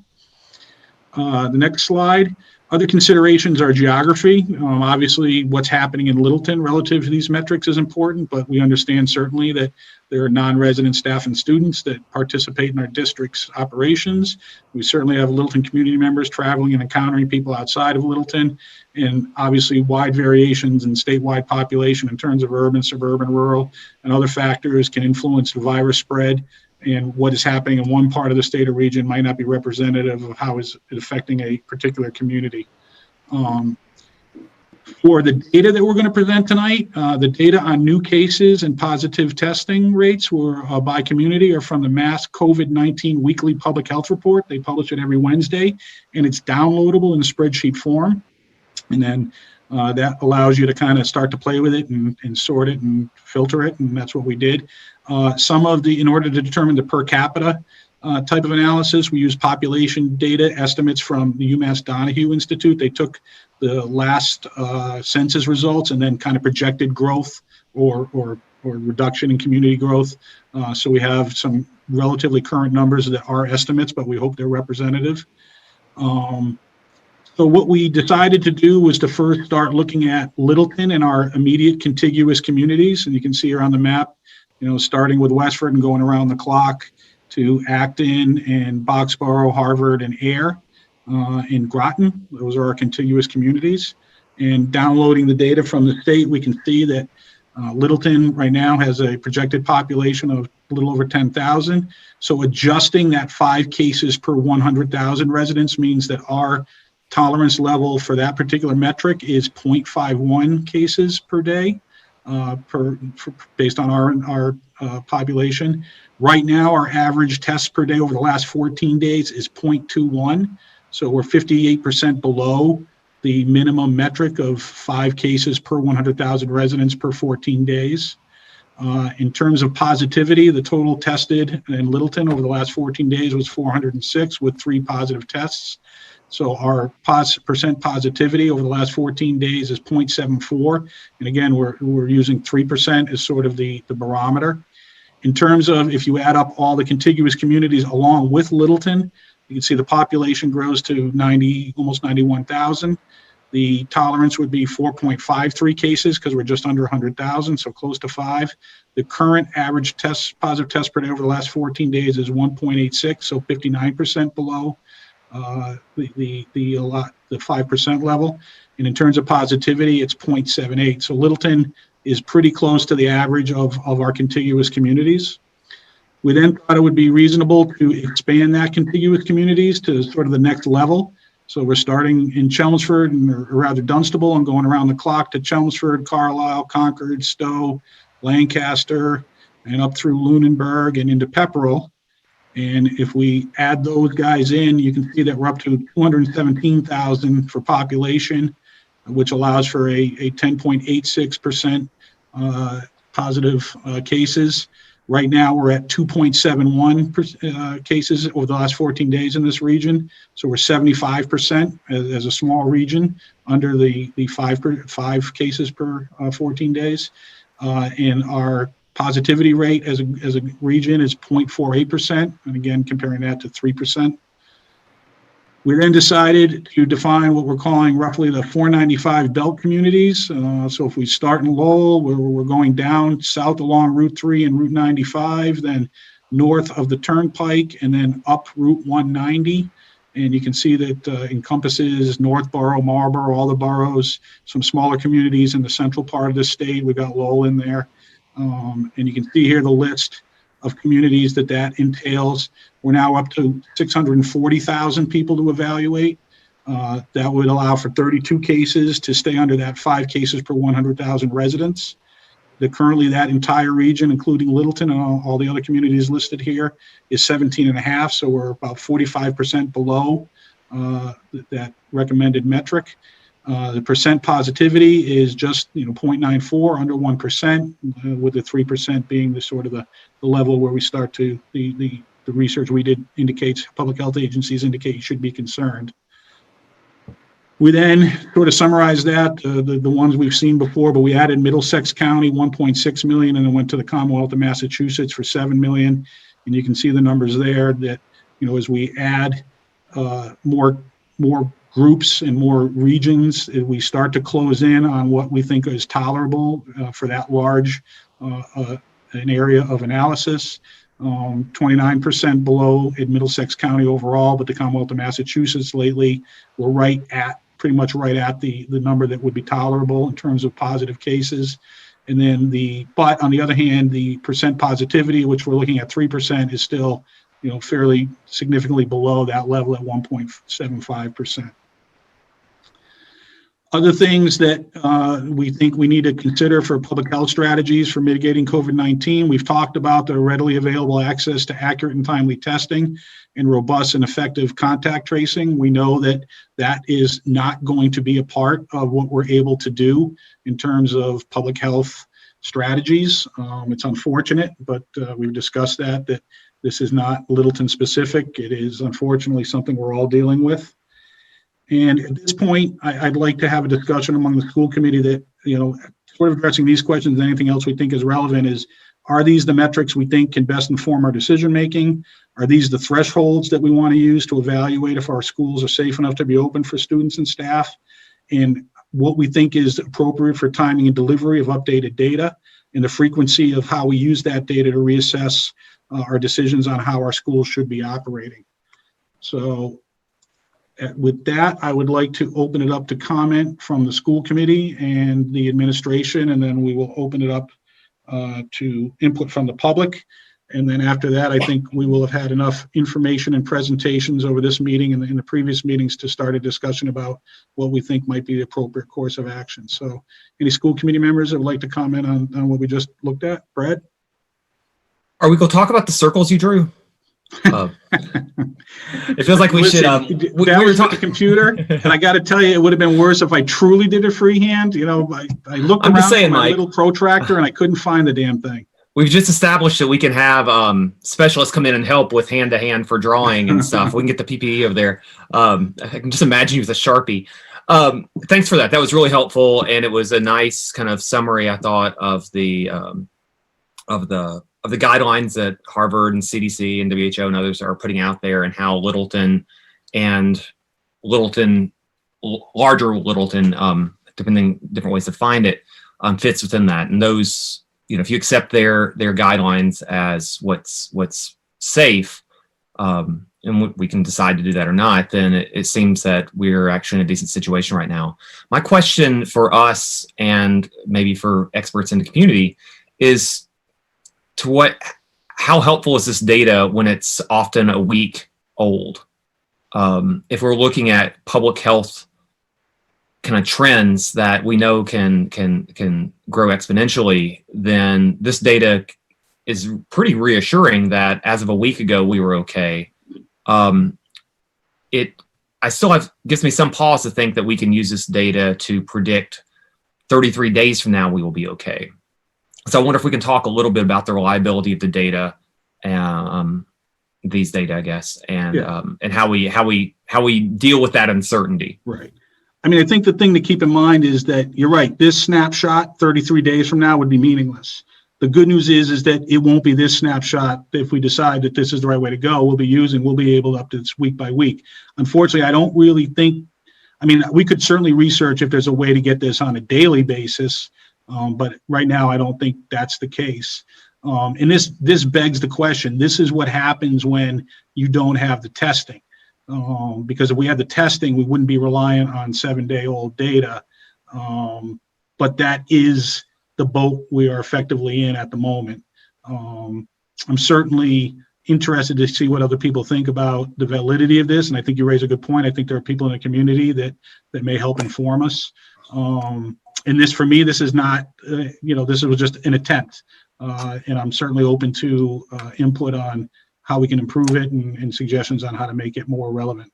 No, it was really helpful, and I appreciate the tremendous amount of work you put into it, if not your drawing. I just wanted to point out that, we're limited by what's available, both in terms of testing and what's in terms of the data in front of us. Thank you, Mike. Yeah. Matt? Yeah, thanks for putting all that together. It was extremely helpful. The thing is, like Brad said, this is a very fluid situation. It can change like that. If we were starting school today, I would have no problem sending my kids, but we're starting September 16th and we have no idea what the future holds there. So I don't know what the answer is. I don't have a good answer, but it is concerning that we have to base our opinion tonight on data that may not be relevant a month from now. So, yeah. Justin? Sure. I think to Brad's point, the analytics are only as good as the data. These are some of the same numbers that I've been following for a little while now. So in addition to the weekly report that comes out Wednesdays by 4, in that packet itself, I think they show day-by-day testing. So they are representing to us that there was testing even as much as the previous day. We really can't, they're representing that to us, but we don't really know if there's some testing facilities where the data is lagging. But they are at least giving us, yesterday's information or up until yesterday at that point in time. In addition to the weekly report, there's a daily report that's hospital generated. So obviously those folks are a little bit sicker than just those that are testing positive. They've administered themselves to a hospital, but I've been looking at like Emerson, Lowell General, and Neshoba, or basically all of the hospitals across Middlesex County, and that information is available to us daily. So I think the data looks good and supports something other than fully remote. I think that as a school committee, we probably need to be, if we, whatever plan we implement, we probably need to be looking at the data as it comes out weekly. And if we see even just maybe the daily hospital numbers change significantly, or we hear guidance from Baker that he's changed the, Littleton's color on the map or whatever, we possibly need to be having emergency meetings. But I think that at the very least, the data is available to us weekly, and that's probably frequent enough to get going in the school year. I would question whether it's going to be beneficial to start in a hybrid, then go into a remote. I think that back and forth is going to have its own emotional problems for students and parents. So my question is it better off to go with a remote to start off, find out what's going to happen, because what's going to happen, numbers more likely to increase or decrease at that point. My feeling is that numbers will increase. We're going to see an increase. We don't know exactly what's going to happen, but I think that we'll have a lot better idea starting in October what's going to happen than if we go full hybrid to start off. Timlin? I think the numbers that you put together were great, the whole presentation, and like Brad said, your circles. I think the data that we're getting, like Matt said, if I had to send my kids back tomorrow, they would be back in school. They would, the data. A question for you, are we watching other states that have already sent kids back to school to see how their numbers are, right? I'm not talking like California, Texas, like those, are any of the states in New England gone back yet? I haven't really checked. It just popped into my mind. Has anyone gone back in the region? I don't think in New England anybody's gone back yet, because we all follow that antiquated harvest schedule of school attendance. Right. So, I mean, I haven't made my decision yet. I have gone back and forth this whole 3.5 hours, never mind the past week. I think that the numbers are something we need to watch, and I agree with Matt that the numbers could go up, but Massachusetts, we've watched our numbers. Our numbers have been, I've been watching the numbers, and like Justin said, the numbers have been they're steady over the past few weeks. And I don't know. I'm very torn about the whole thing to make a decision tonight. All right. For my input, I just want to make sure that everyone understands that these are the numbers that, Harvard, the CDC, the WHO are suggesting we use, and the levels. I think actually we've been in this presentation a little more conservative than maybe those groups have been. I didn't pick them because I thought it conveyed an outcome that I was favoring. I really didn't know what outcome it was going to show until I actually crunched the numbers and got them there. But my personal opinion is that right now it shows that based on the metrics that are the levels of metrics that are being advocated by public health agencies who have a stronger understanding than any of us are going to have about what the right thing to do is in terms of those types of metrics. We are in a situation in this area where we could certainly support a hybrid and have some kids in the buildings every day. Matt, I think raises a great point. I don't think we're going to be in a good situation where we should be toggling back and forth. That's not going to be viable or healthy. I know that I have two sons who go to small colleges, and the both of them are right now. The plan is they both go back to school in late August, early September. They will be hybriding, and they'll be on campus full-time, but hybrid in their classrooms in terms of some days in front of the teachers, some days in the classroom remotely. The goal is to make it to Thanksgiving, and then they will come home for the holiday break. They will finish the semester in terms of the last maybe week of classes and the finals online, and then be on break until, mid to late January, as colleges do. I personally think that if we are able to achieve that same type of opportunity, that I think it would be beneficial. I think it would be worthwhile for all our students, regardless of the age, to be able to have effectively, what we'd be talking, 10 weeks roughly in front of their teachers at least a couple days a week. And then if we are unable to sustain that, we don't think it's the right thing to do, if we think that we need to back off, then I think we should back off for a while and get through the winter. But the fact that we will have had those 10 weeks will establish relationships and a basis, a foundation for our teachers and students to be able to handle remote even better than if they hadn't had those 10 weeks. I don't think we should be basing our decision like tonight is go or no go. I think that we should continue to evaluate these metrics. I think Justin made some good suggestions about how to strengthen them. And I think that's a great idea. I think that it's important that we get this, or whatever we decide, the reporting that we want to do that we think is going to inform us, up on our website and available for everyone to take a look at. I think minimally it should be refreshed as soon as we can get new data. And the model I built takes me about 15 minutes to download the data and sort it and get it pumped into the spreadsheet and update it. So it's really not that big a deal. I have no problem having this evaluated. I mean, I do data analysis for a living, but I don't do public health metrics.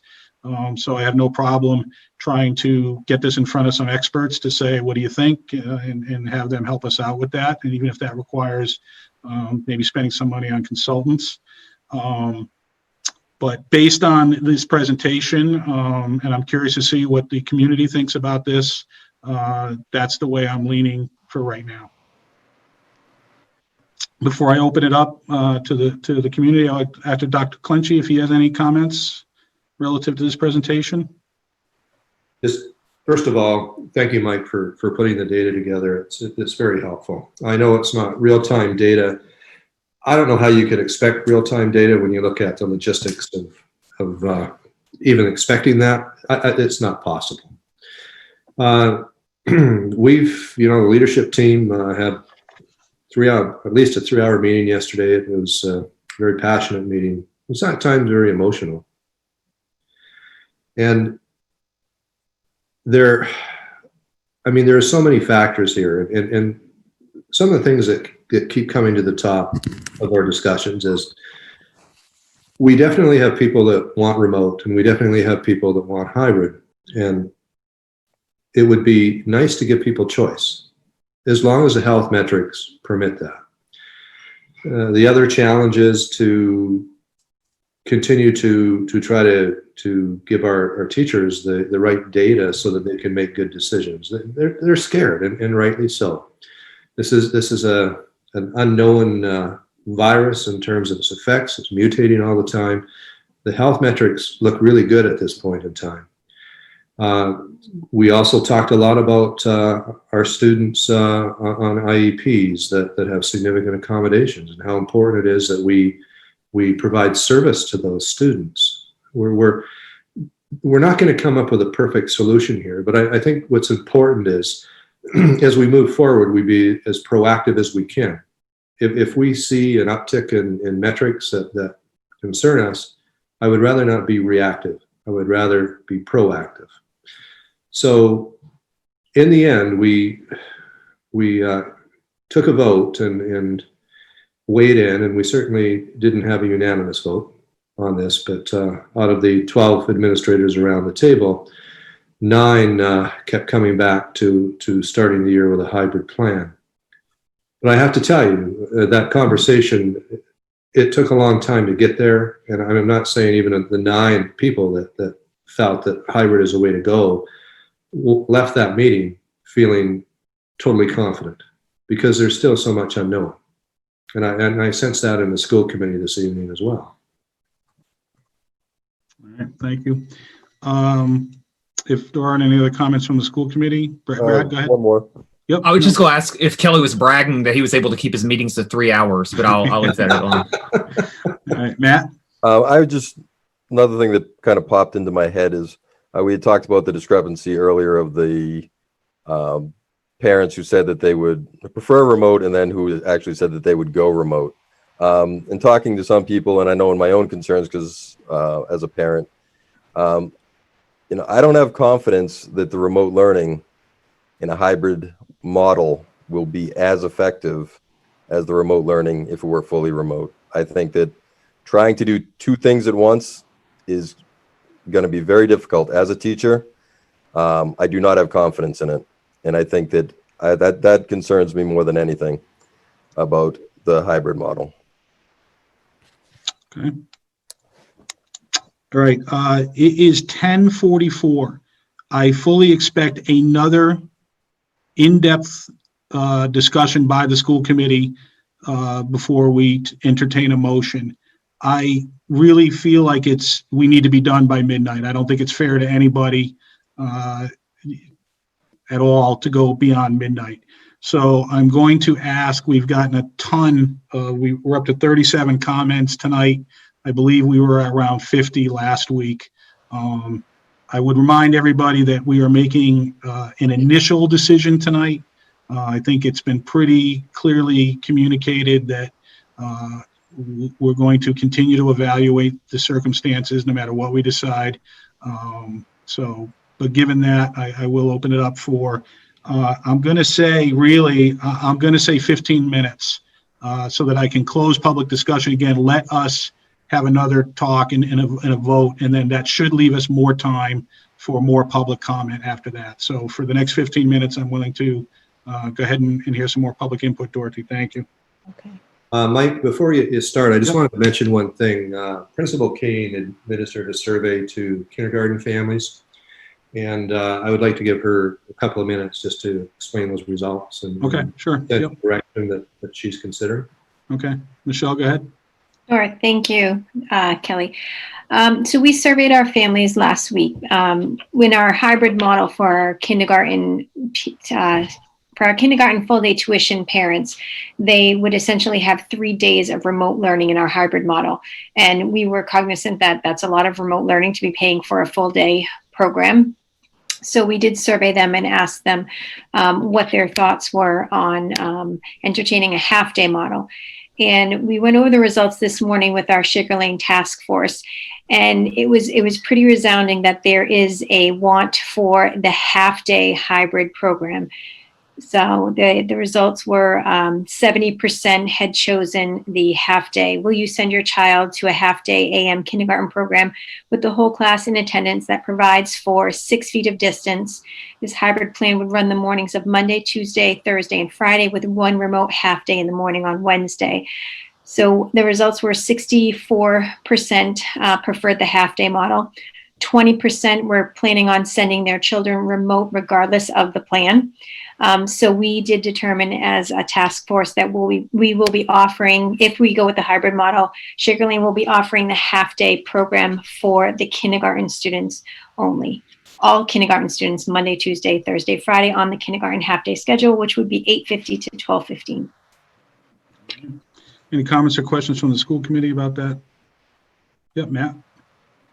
Yeah, I think that we can think outside the box. That does not surprise me in the least. That obviously kindergarten, first grade, these are times when being present, having that social emotional bond with people, those are the most important grades. And I think that whether we go remote or hybrid, I think that we can be creative in getting those kids into the building. Those should be the priority along with the special ed kids. So I think that I don't want to say that we have to choose, if we choose all remote, that certain subgroups will not be considered a priority. But I do think that it is important for the kindergarten and first graders especially to get in, to have some face-to-face time. All right, anything else? Brad? Yeah, I'm sorry, Michelle. Maybe I misunderstood. So you're saying that there will be no full day kindergarten possible? Is that?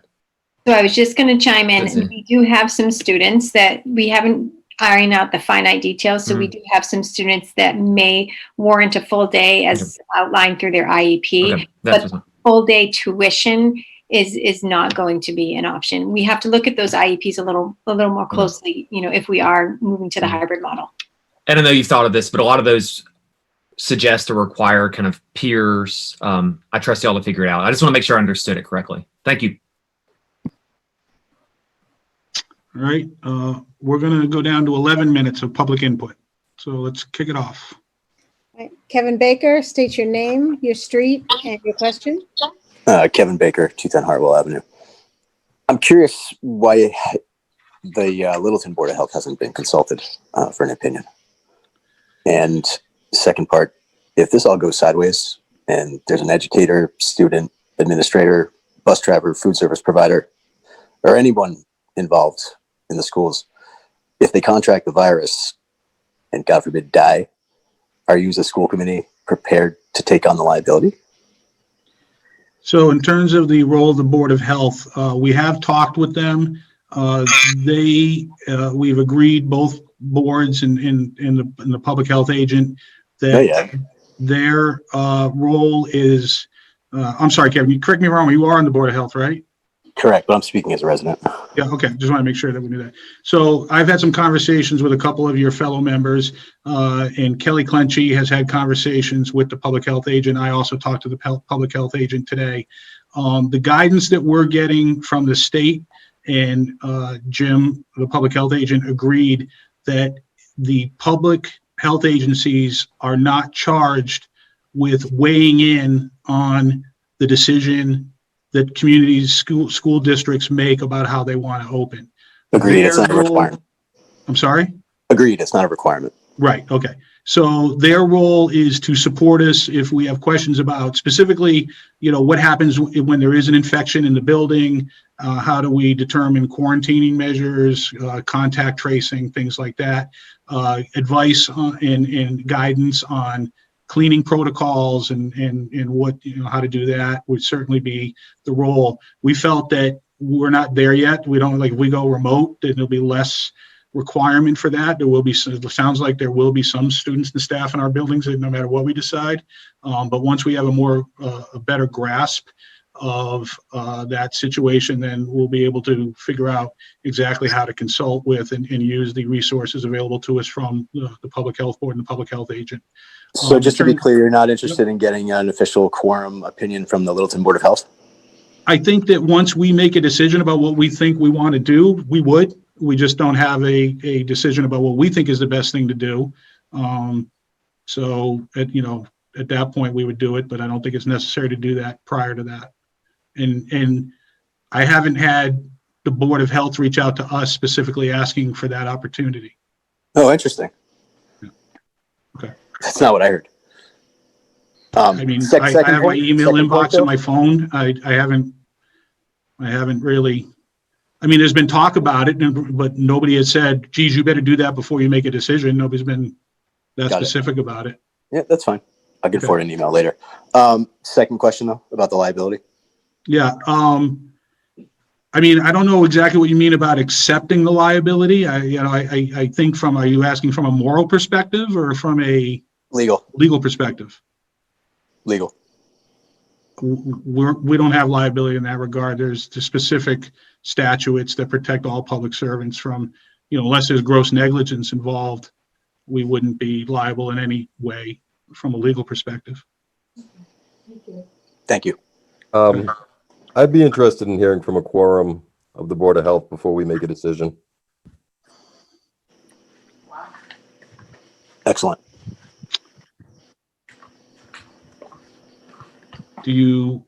Are you suggesting, Matt, that we delay a vote? I am. I'd like to make a motion that we delay our vote until we can hear from a quorum of the Board of Health of Littleton.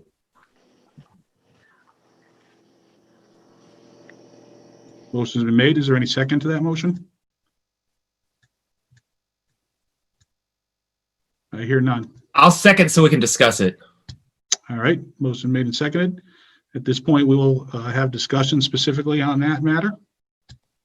I think that we should be as informed as possible before we make this decision. Like I said, this is unprecedented, and I don't think it can hurt to have more information before we make that decision. Anybody want to respond to that? I'll chime in. Oh, go ahead, Justin. I think if anything, if at all possible, if we can have discussion among ourselves tonight and get a vote across, that is going to serve our community well, because folks are going to have to make arrangements, whether or not it's a hybrid plan or a remote plan or any combination of the two. And I think everybody understands that while we might possibly make a decision tonight, that date is going to change every week. And it's very possible that we're going to have to change our minds. So waiting longer to consult with the Board of Health, I don't think is going to do much to serve the residents and the communities within the schools. Yet it might change our opinions as school board members. So my question is to Kevin Baker, how long would that take to get a quorum together to hear? Full transparency, I asked for this a couple weeks ago.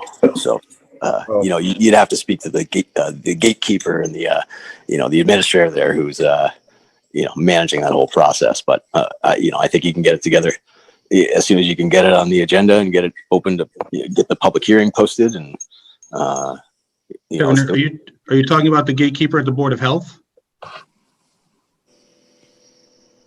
The person who schedules the meetings. At the Board of Health? Correct. Okay. So your request went to the Board of Health?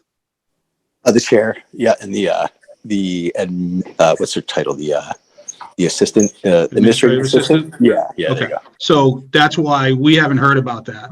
That's crazy. Well, I mean, I will say I did have a conversation with Lisa Flanagan, the chair, earlier this week about potentially doing that, but that was the first I heard about it. And the discussion I had with her and then with Jim was there was no indication that they felt we needed to wait. They felt that it was valuable, and I agreed that it would be valuable to start having, some discussion, both working and in public. But there was no impetus from them to say, we need you to think about holding off until we have that. I hope I'm not mishearing what they told me over the last couple of days, but I'm pretty confident that that's the way I heard it. Oh yeah, I'm sure. It's I'm just looking for full transparency, and I just think everybody should be on the same page. And the more heads, the better. The more brains, the better. We can make a good decision and take everything into account. Yeah. All right. Anybody else want to chime in on this one, Brad? Yeah, I think I'm with Justin on this, where I think we owe the community the decision, and we need to be as open and transparent. But I think we have to make a decision. We have to make plans. That said, I think we should make sure to kind of address Matt's concerns. I think our decision could be contingent upon Board of Health approval. I'm willing to. I don't know. Again, I'm new to this. I don't know how this works. But I don't want to. Based on the data you shared and based on my understanding as a novice of CDC guidelines and what Harvard's recommending and WHO and all that stuff, it seems like what our plans for masking, our plans for cleaning, all are within the guidelines, what we should be doing. We're acting in good faith and to the best of our ability.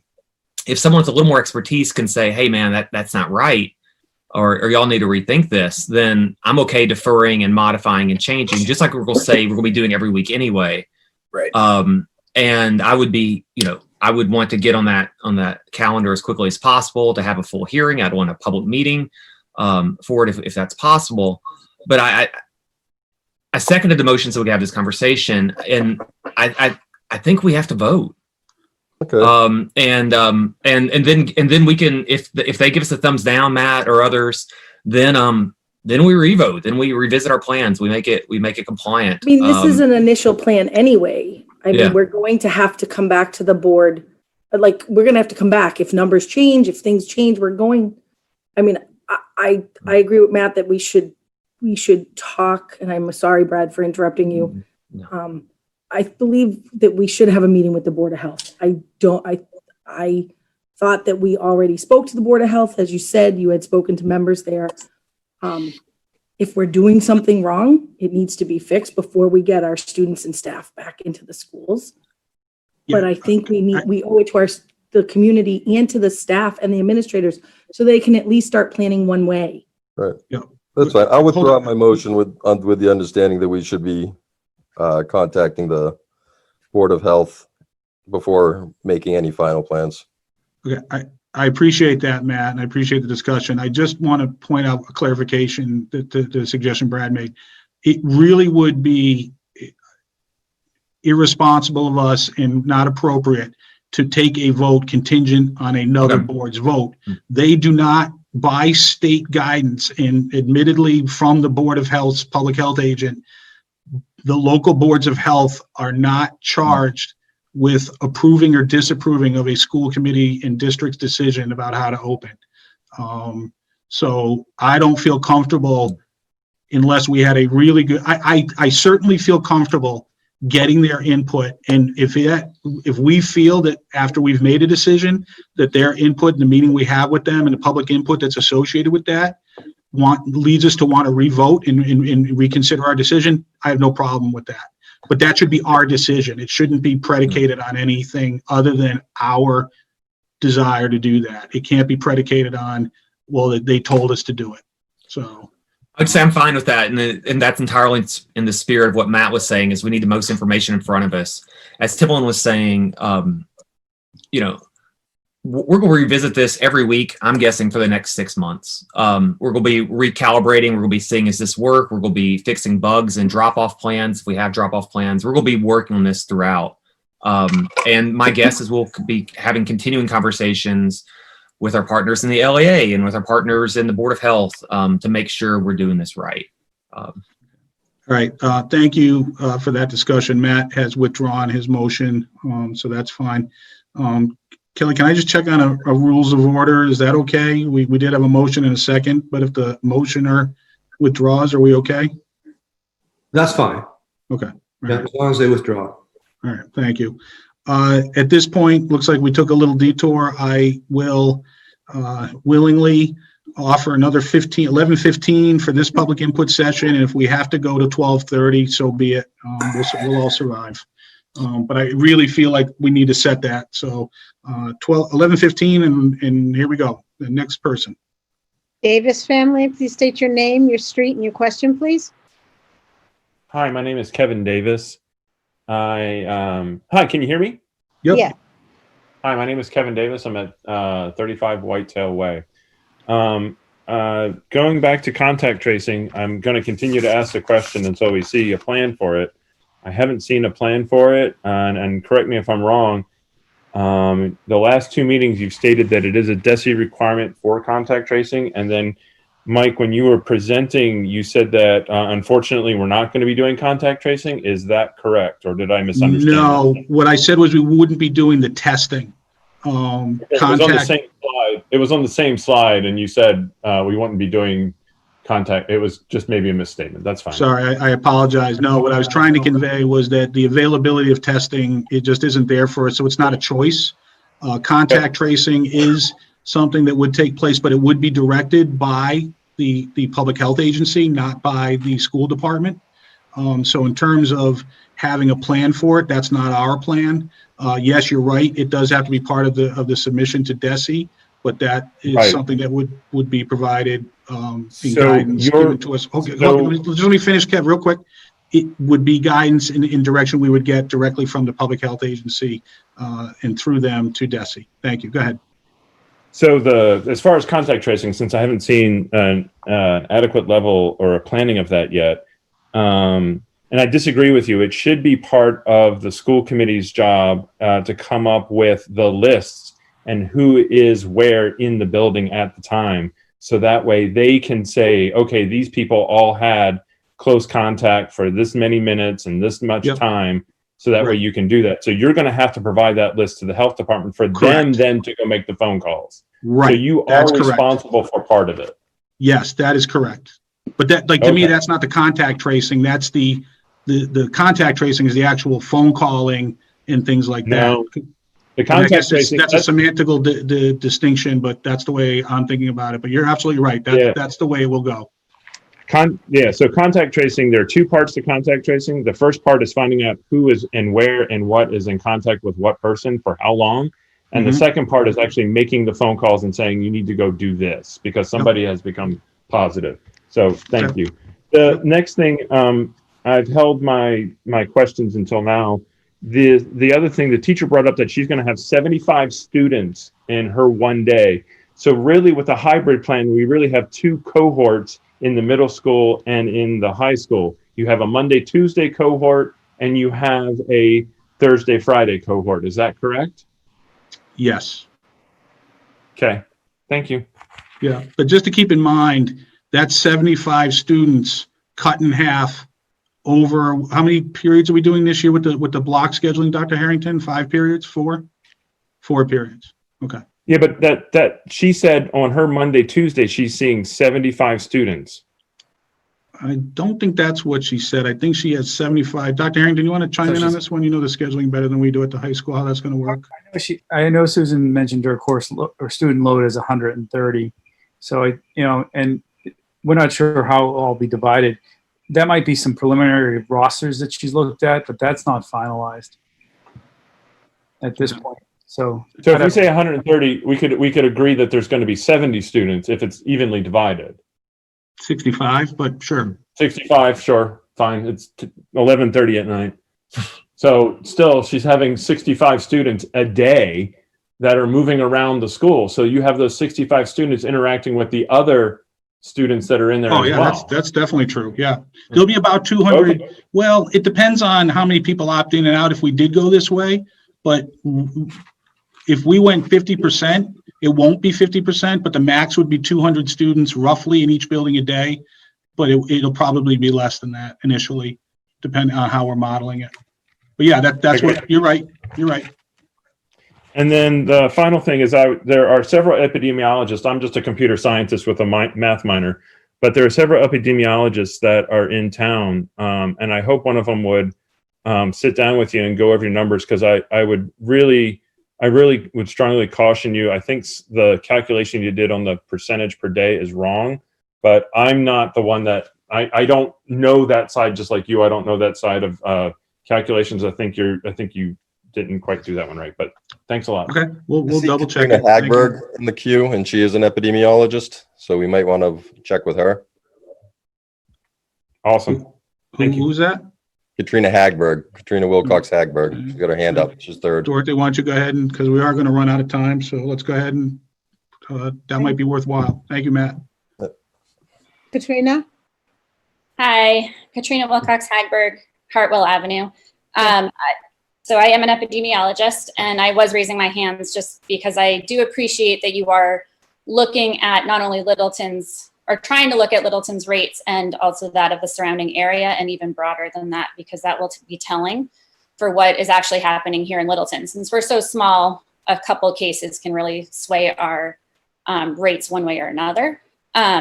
You did flip through the graph quicker than I could actually look at it and examine it. I'd be happy to look at it if somebody would like me to.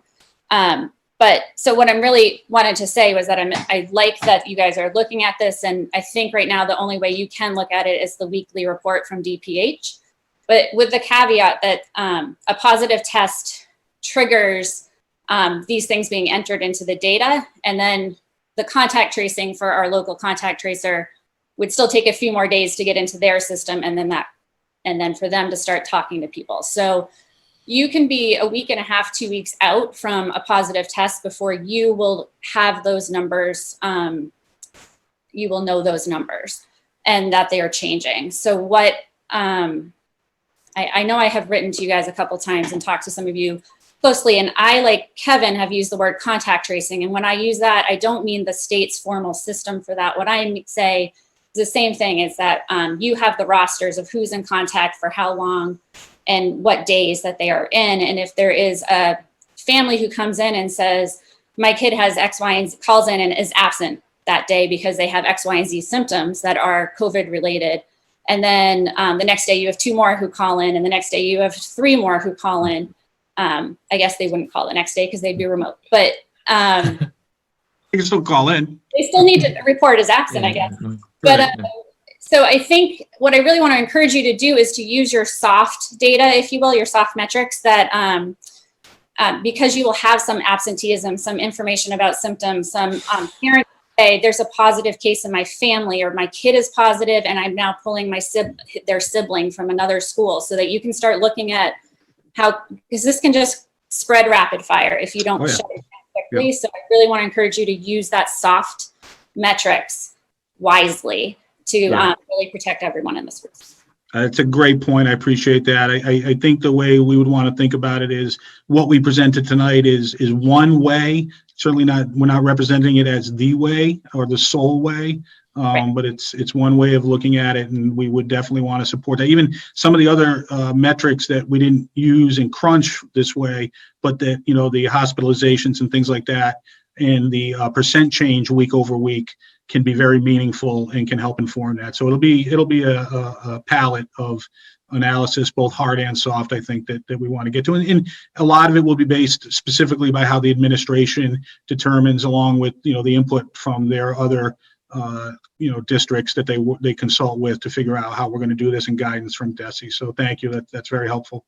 So there's one other point I just thought of, and I don't know if this is possible. So the question for the Board of Health, who could go to Neshoba Associated Board of Health, is to say if they have any metrics on the ages of cases that they are seeing. Because right now we have a case number, but if you're starting to see a lot of school-aged people popping up on the case list, then you can kind of start thinking that outbreaks are happening in school and we need to think differently. Yep.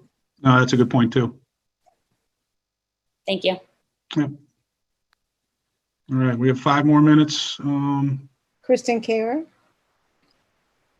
Hi, this is Kristen Kara, 16 Oak Hill Road in Littleton. Sorry, I don't know why I'm so anxious. I'm a statistician, and I have a master's degree in statistics, and I've been working in the last 12 years in data science, and I have 2 concerns with the data.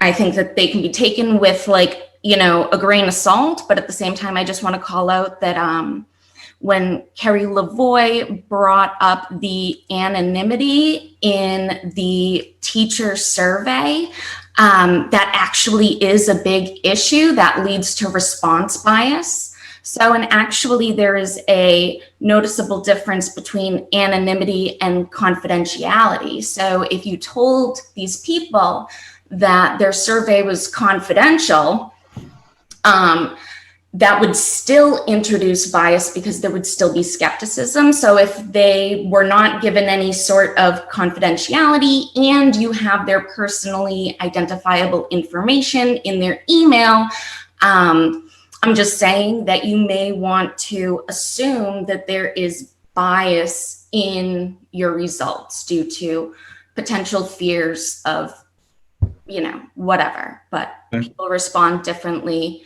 based on whether or not they know they have anonymity. The second point that I wanted to bring up is in the presentation where we were talking about the 406 people that were tested, and then we had a rate of 0.21, and we're extrapolating out to 100,000.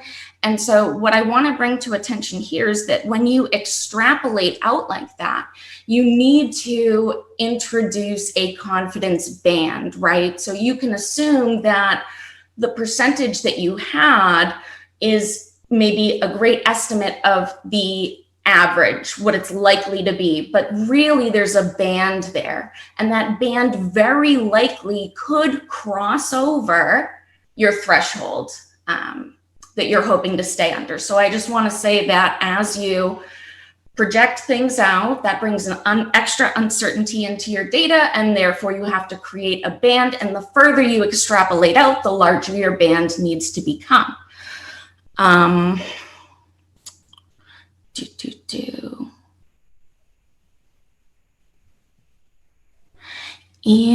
I think that was all I had to say about that. So I just want you to be aware so you can take it into consideration. Thanks. All right. Thank you. I appreciate that. I live with a biostatistician, and she would probably tell you I'm not the smartest guy she's ever met. But thank you. We have time for one more. Please be brief comment. We do have more business that we need to get through. Thank you. Rebecca Lewis, state your name, your street, and your question, please. Rebecca, you're muted. Is it working now? Yes. Okay, sorry. Rebecca Lewis, 166 Harvard Road. No matter what option is chosen, I think it's very clear there are plenty of families who are going to choose remote only. It would be really nice to see a very concrete plan about how the school system is going to handle a multimodal system where you have a third or half of the families in a school going remote only, since it's very clear that was a challenge and will be an even greater challenge if teachers are trying to handle both hybrid and remote. So I think it would really behoove the community to hear how that will work. Thank you. I think you're right. I think there is, as much as we've done the outreach that we've done, there is still significant concern and I wouldn't say necessarily confusion, but a desire to have more detailed understanding of exactly how that's going to work. We are meeting again next Thursday. Depending on the outcome of the discussion and vote tonight, I would ask that the administration be prepared to get into more detail and be able to give a higher level of confidence about how the details are going to work to get these plans implemented. So thank you, Rebecca, for that. All right, at this point, I would like to temporarily hold up on public input. My goal now is to have another discussion amongst the school committee and the administration in terms of what we think we might want to entertain for a motion related to how we think we want to start the school year. Who wants to jump in? Mike, could I just say something before? Oh, absolutely, Dr. Clencher, go ahead. I've said this a couple of times, and I think it's an appropriate time to say this again. And Matt really hit on what I've been saying. We really need to look at this as a remote model with some potential for in-class offerings. And I'm really going to emphasize the fact that even though we're looking at a hybrid model, it's remote first. Our teachers need to be prepared for remote learning. And the perks or bonus is if we can get kids in school, whether it be certain subgroups that Matt pointed out. But I don't want people to think that these are two divergent paths, because they're not. It is really the way we've designed this. It's a remote model with some in-person teaching. All right, thank you. Kelly, if I can just ask, because I have kids in the middle school, if it's a remote model and, say I chose for my kids to say remotely, and everyone's remote on Wednesday, but the days that they're watching, their teachers would also be teaching kids present. Is that correct? That is in the middle school, because we're not organized like an elementary school. So with certain requirements, that's the way it would have to be. Okay. All right. I just want to make sure I'm understanding correctly. Thank you. Matt, do you want to go ahead and do you have any? No, I mean, like I said, obviously I want to be in person. I'm just trying to figure out for everyone else what is, if you can do it in Shaker Lane and Russell Street, where kids are getting someone dedicated fully to remote teaching their children, I think that's the better model. I wish it could happen in middle school, but I understand the limitations. Yeah. Timlin? I'm sorry, Matt. Do we know if we have teachers in the middle school that can't come in because of certain health issues that could teach remote classes? I want to caution us about discussing that. We're a very small district. Each school is small in terms of the staffing. I don't want to inadvertently identify staff. That I think should get fleshed out in the planning that the administration goes through with their staff and in the negotiations that we're going to conduct with the LEA.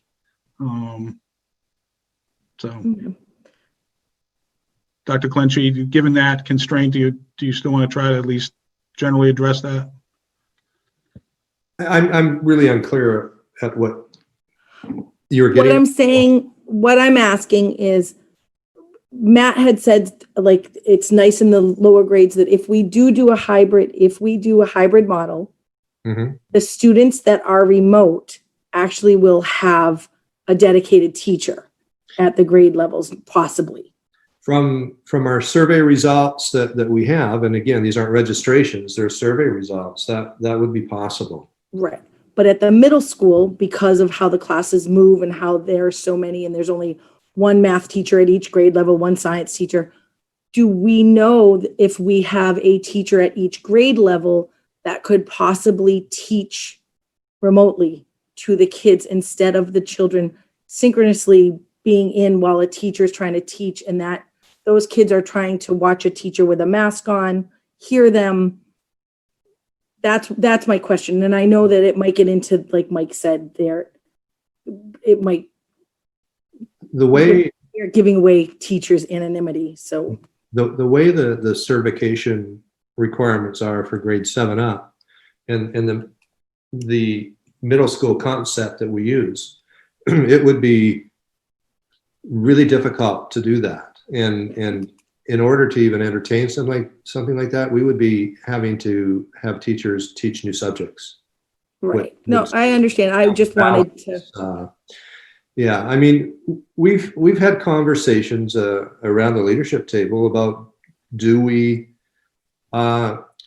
implement the same models at each school? It doesn't make more sense to consider K-5 as hybrid. When we look at literacy components, social emotional components, we have a configuration where we could assign teachers to teach solely remote, as long as we have the population to do so, and consider a remote model grades 7 to 12 or 6 to 12. Grade 6 is a little different because the certs are different, and we already have a generalist teacher in grade 6.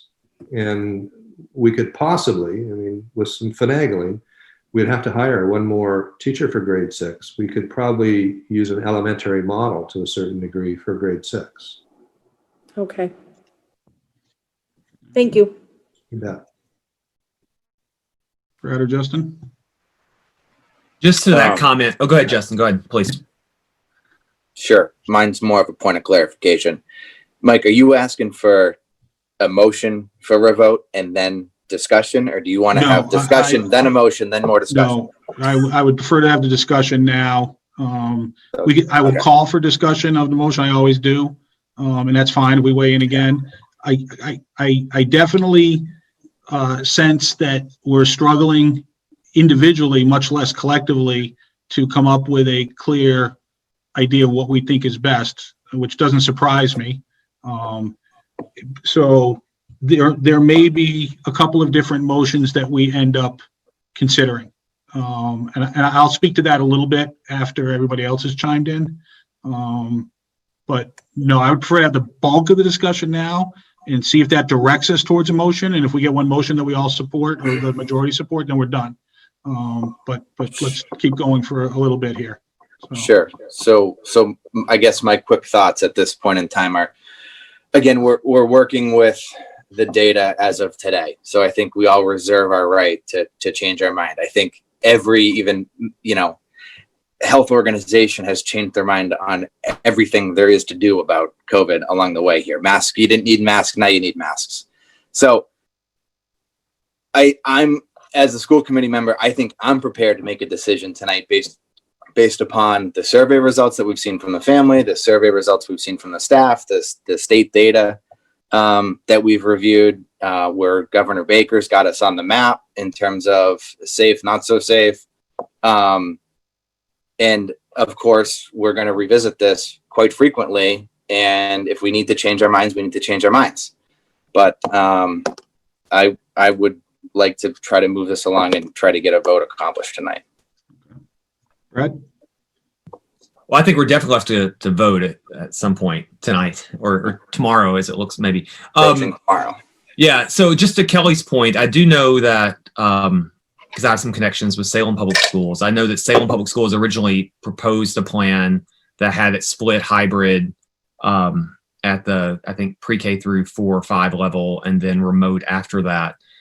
To Justin's point, 3 days later, they had to scrap the entire plan because Salem moved to the red and they went full remote.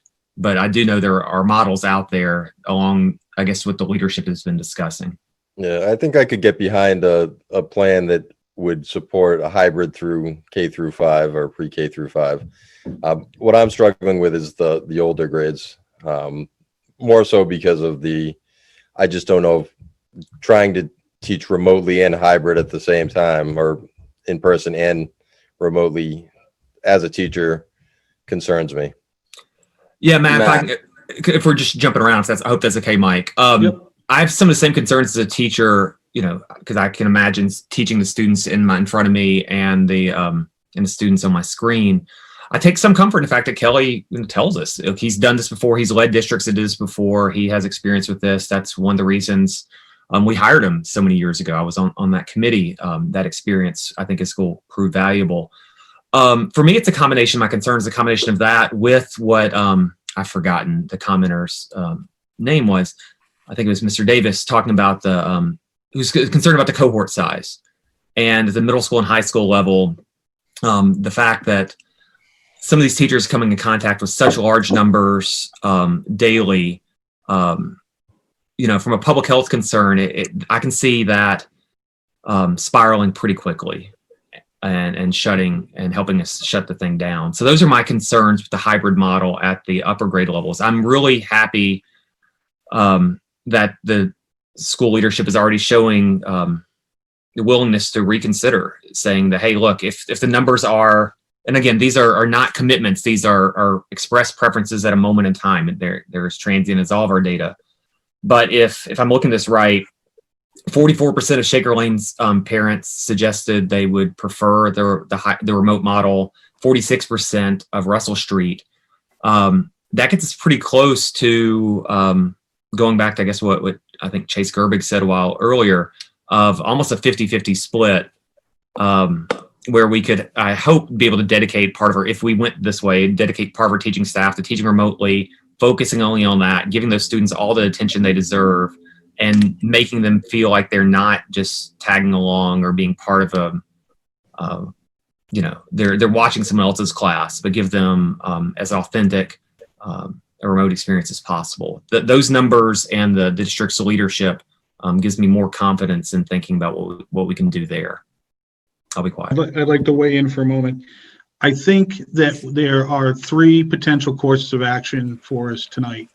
We could entertain a motion to go remote only across the board, knowing that we would support certain subsets of the population in person to be worked out.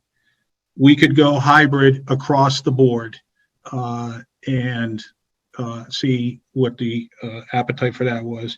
The third option that we are talking around is a combination where we would go, in the sense I'm getting, is hybrid for, say, K through 5, maybe 6, if we decided to modify the delivery of 6th grade curriculum to make it look like a little bit more like elementary for the time being.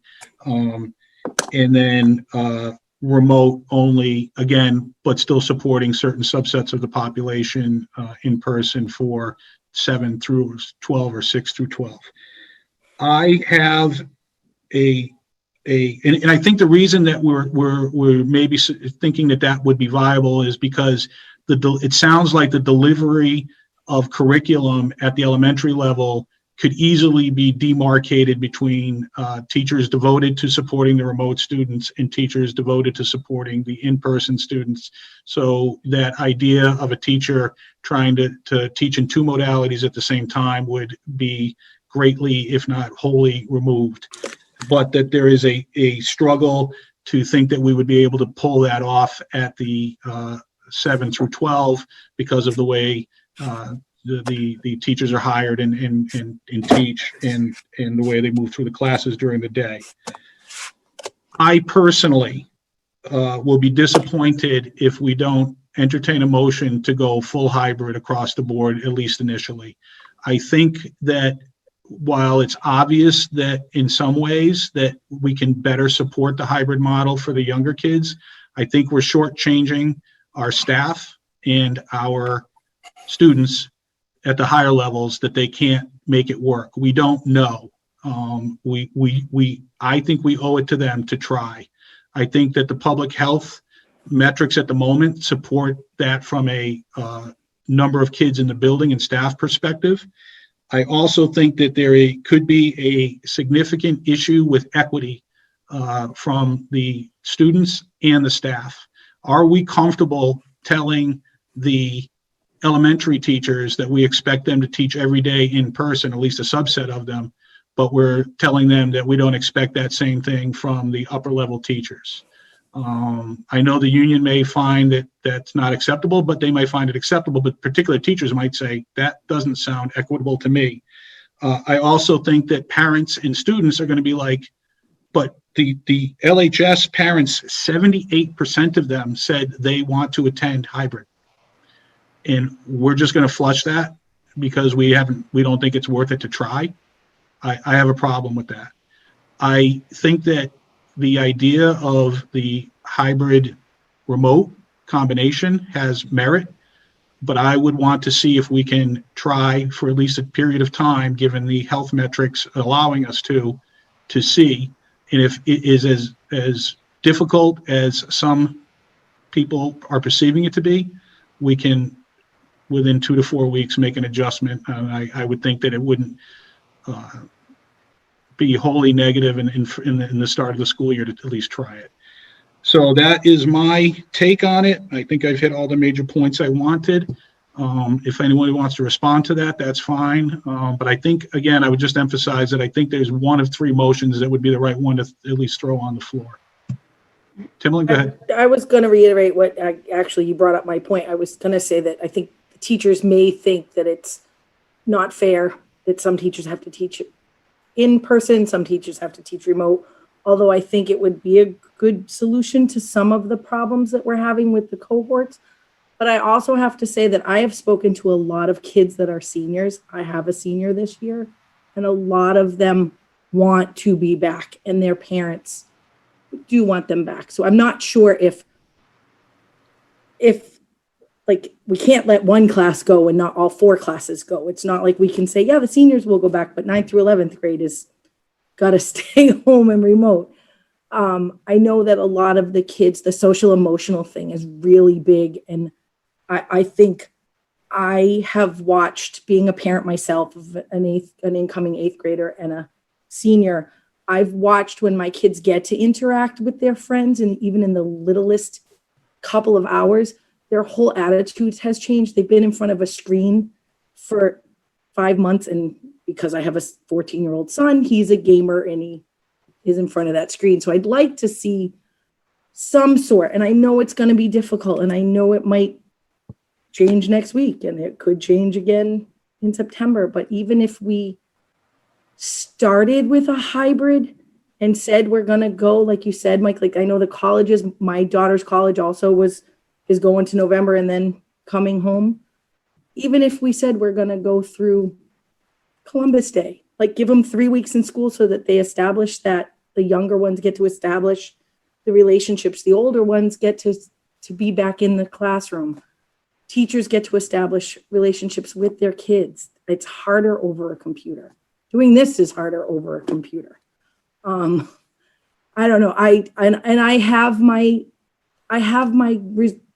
like, I'm very reserved about this. Like I'm nervous too, and I don't know what the right answer is, but I know that my kids having social interaction, just sitting at a fire pit, changes their demeanor for the next 24 to 48 hours. That's all. Brad? Get on mute, Brad. Someone's bingo card just got filled. I'm wondering if we could hear from our principals, especially at the middle school and high school level. John, I saw you nodding along with Timlin's comments. What do we need to know if we're seeking out, as Matt said earlier, all the information that we need to make this momentous decision? I'd love to hear from the people who are going to be implementing these plans and who know these kids that are in the buildings.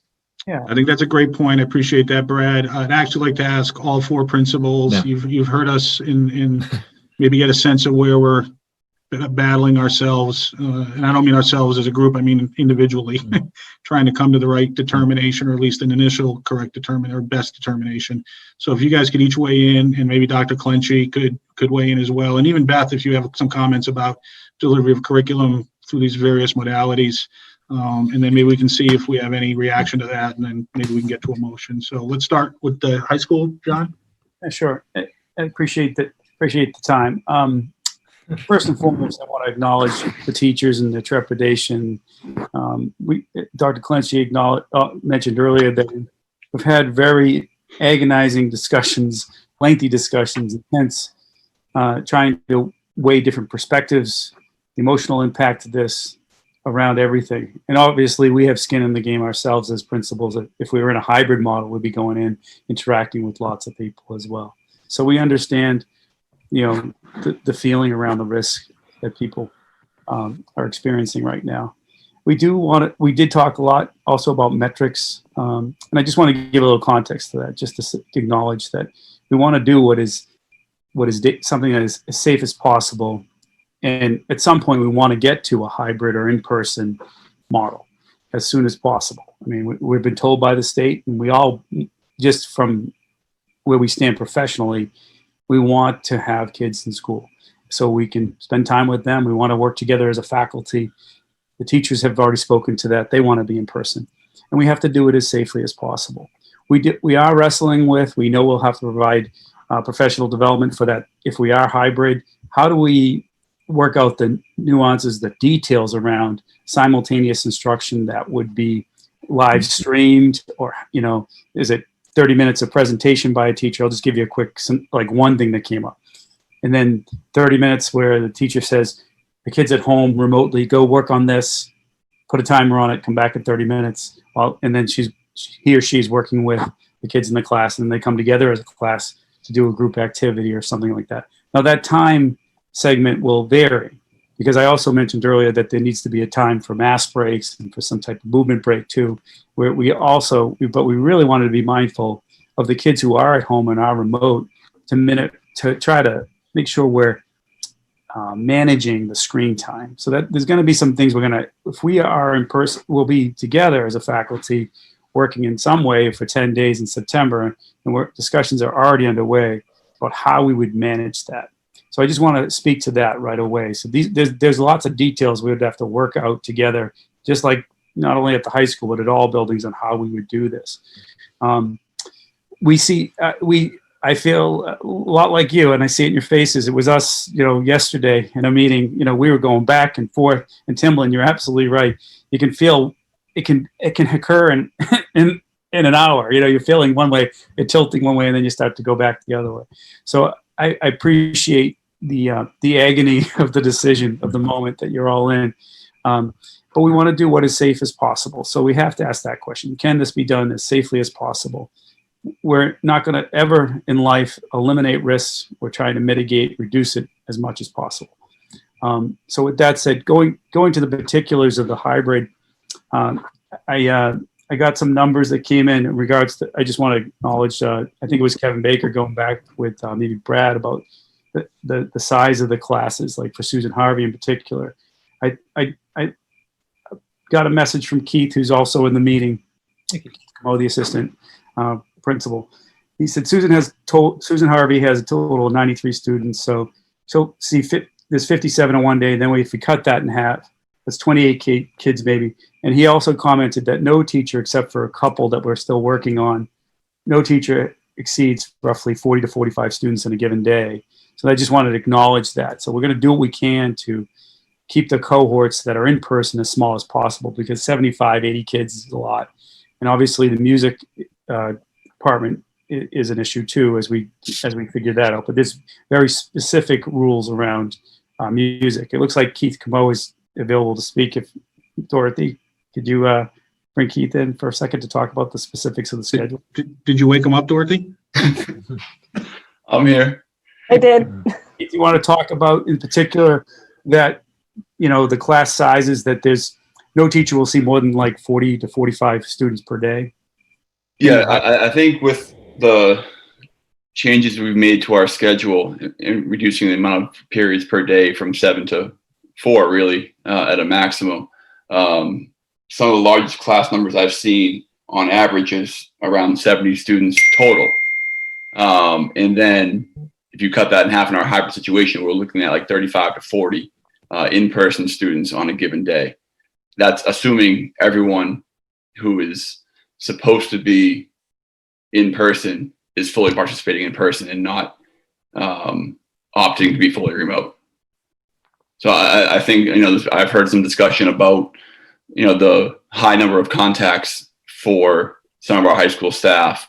And I just thought, I texted John quickly, just a couple of numbers for clarification purposes, just to have the most accurate information possible for you all. Thanks, Keith. We appreciate it. Appreciate that, Keith. So we want to obviously do it as safely as possible. There's a lot of details to work on about how we manage it simultaneously. Back to the emotional piece of this, or the feeling that kids want to be on campus. I have a lot of anecdotal information about that, just talking to students, particularly those that are going into their senior year. I have a son who's a rising senior in another community, and I know I actually asked, I went home and asked him what would he want, because he has a choice. We can go as a family in our town. We can choose whether to go remote or go in person through the hybrid model, which means you're essentially in school 2 days a week and home 3 days remotely, right? So, I know what he said. He wants to be with people. He wants to see his teachers. He wants to see his friends. So Timberland definitely resonates with me. I'm not surprised. We do have a major discrepancy. We talked about this as an administrative team at the high school, where we have, Mike, you said the most recent survey was 80%, 79, 80% of families who responded. It was a pretty high response rate. Said they wanted some form of in-person education, and preferably hybrid, since there's a lot of challenges, of course, with total in person. So we're looking at hybrid. And then we have the exact opposite. If we look at the numbers, I think across the board, not only district wide for the faculty and for the high school faculty, and they all have good reasons to feel the way they do. It's basically, 2/3 of our faculty or so, could be even a little higher, want to be remote to start the year remote. And I think that's important to say. They're emphasizing, I think their faculty would acknowledge, and they did in their letter and conversations I've had. And we've had faculty LEA reps on our school building based task force. They've been on the district task force as well. So we've heard their voices throughout this process. And we know that they want to be back with their kids. They want to teach. I'm getting emails about it. But it's a feeling of when is the most appropriate time? When do they feel? When will they feel safe? And I've asked that question. They're at very different points in a spectrum of when they'll feel safe coming back. Some would be October. I think Timberland might have thrown that date out. Someone did earlier. There's a proposal, I think even in the LEA letter, to say October. So I get it. We have talked this through and through. We're going to do it as principals, we're a great team, and the whole administrative team, district combined, and central office combined. And we've all talked about we'll do whatever it takes to carry it out as successfully and as safely as possible.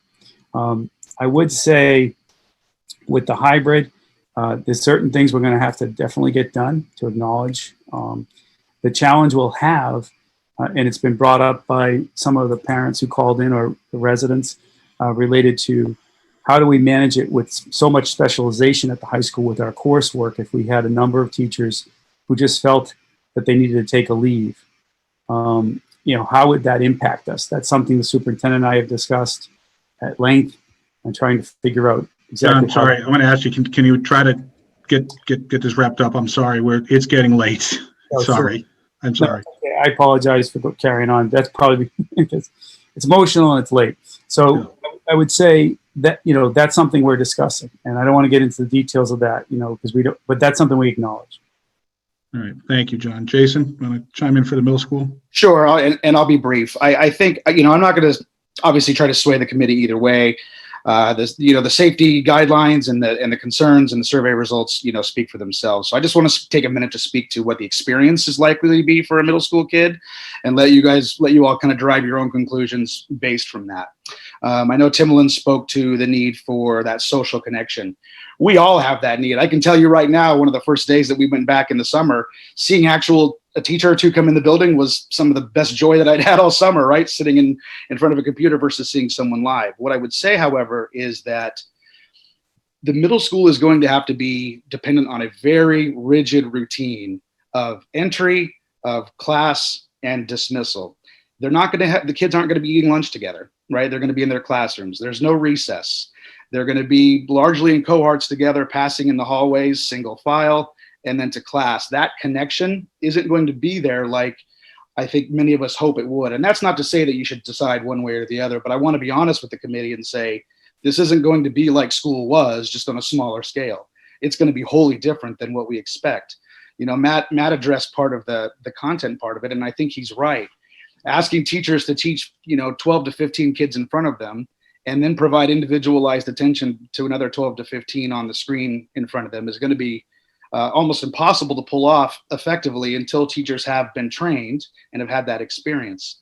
I'm worried about, like you said, Mike, what happens if a teacher gets sick, right? What do we do then? I think about it even on a smaller scale. What if someone just gets the common cold and needs to be out? Now we're asking a substitute to not only teach a group of students in front of them, but asking them to teach kids at home. Those type of things are what keeps me up at night. If we lose teachers because they take a leave, it's going to be really hard to replace that because we simply just don't have the alternative. It doesn't mean we can't overcome it, and it doesn't mean we can't work towards it. But I also want to be honest to say that it presents a real challenge because everything has to break right for the hybrid model to work in the middle school. That being said, the goal is to get to that point. So in terms of the day-to-day, the kids will get off the bus, they'll go right to their classroom, and they'll pretty much be there all day except for when they move to their other classes.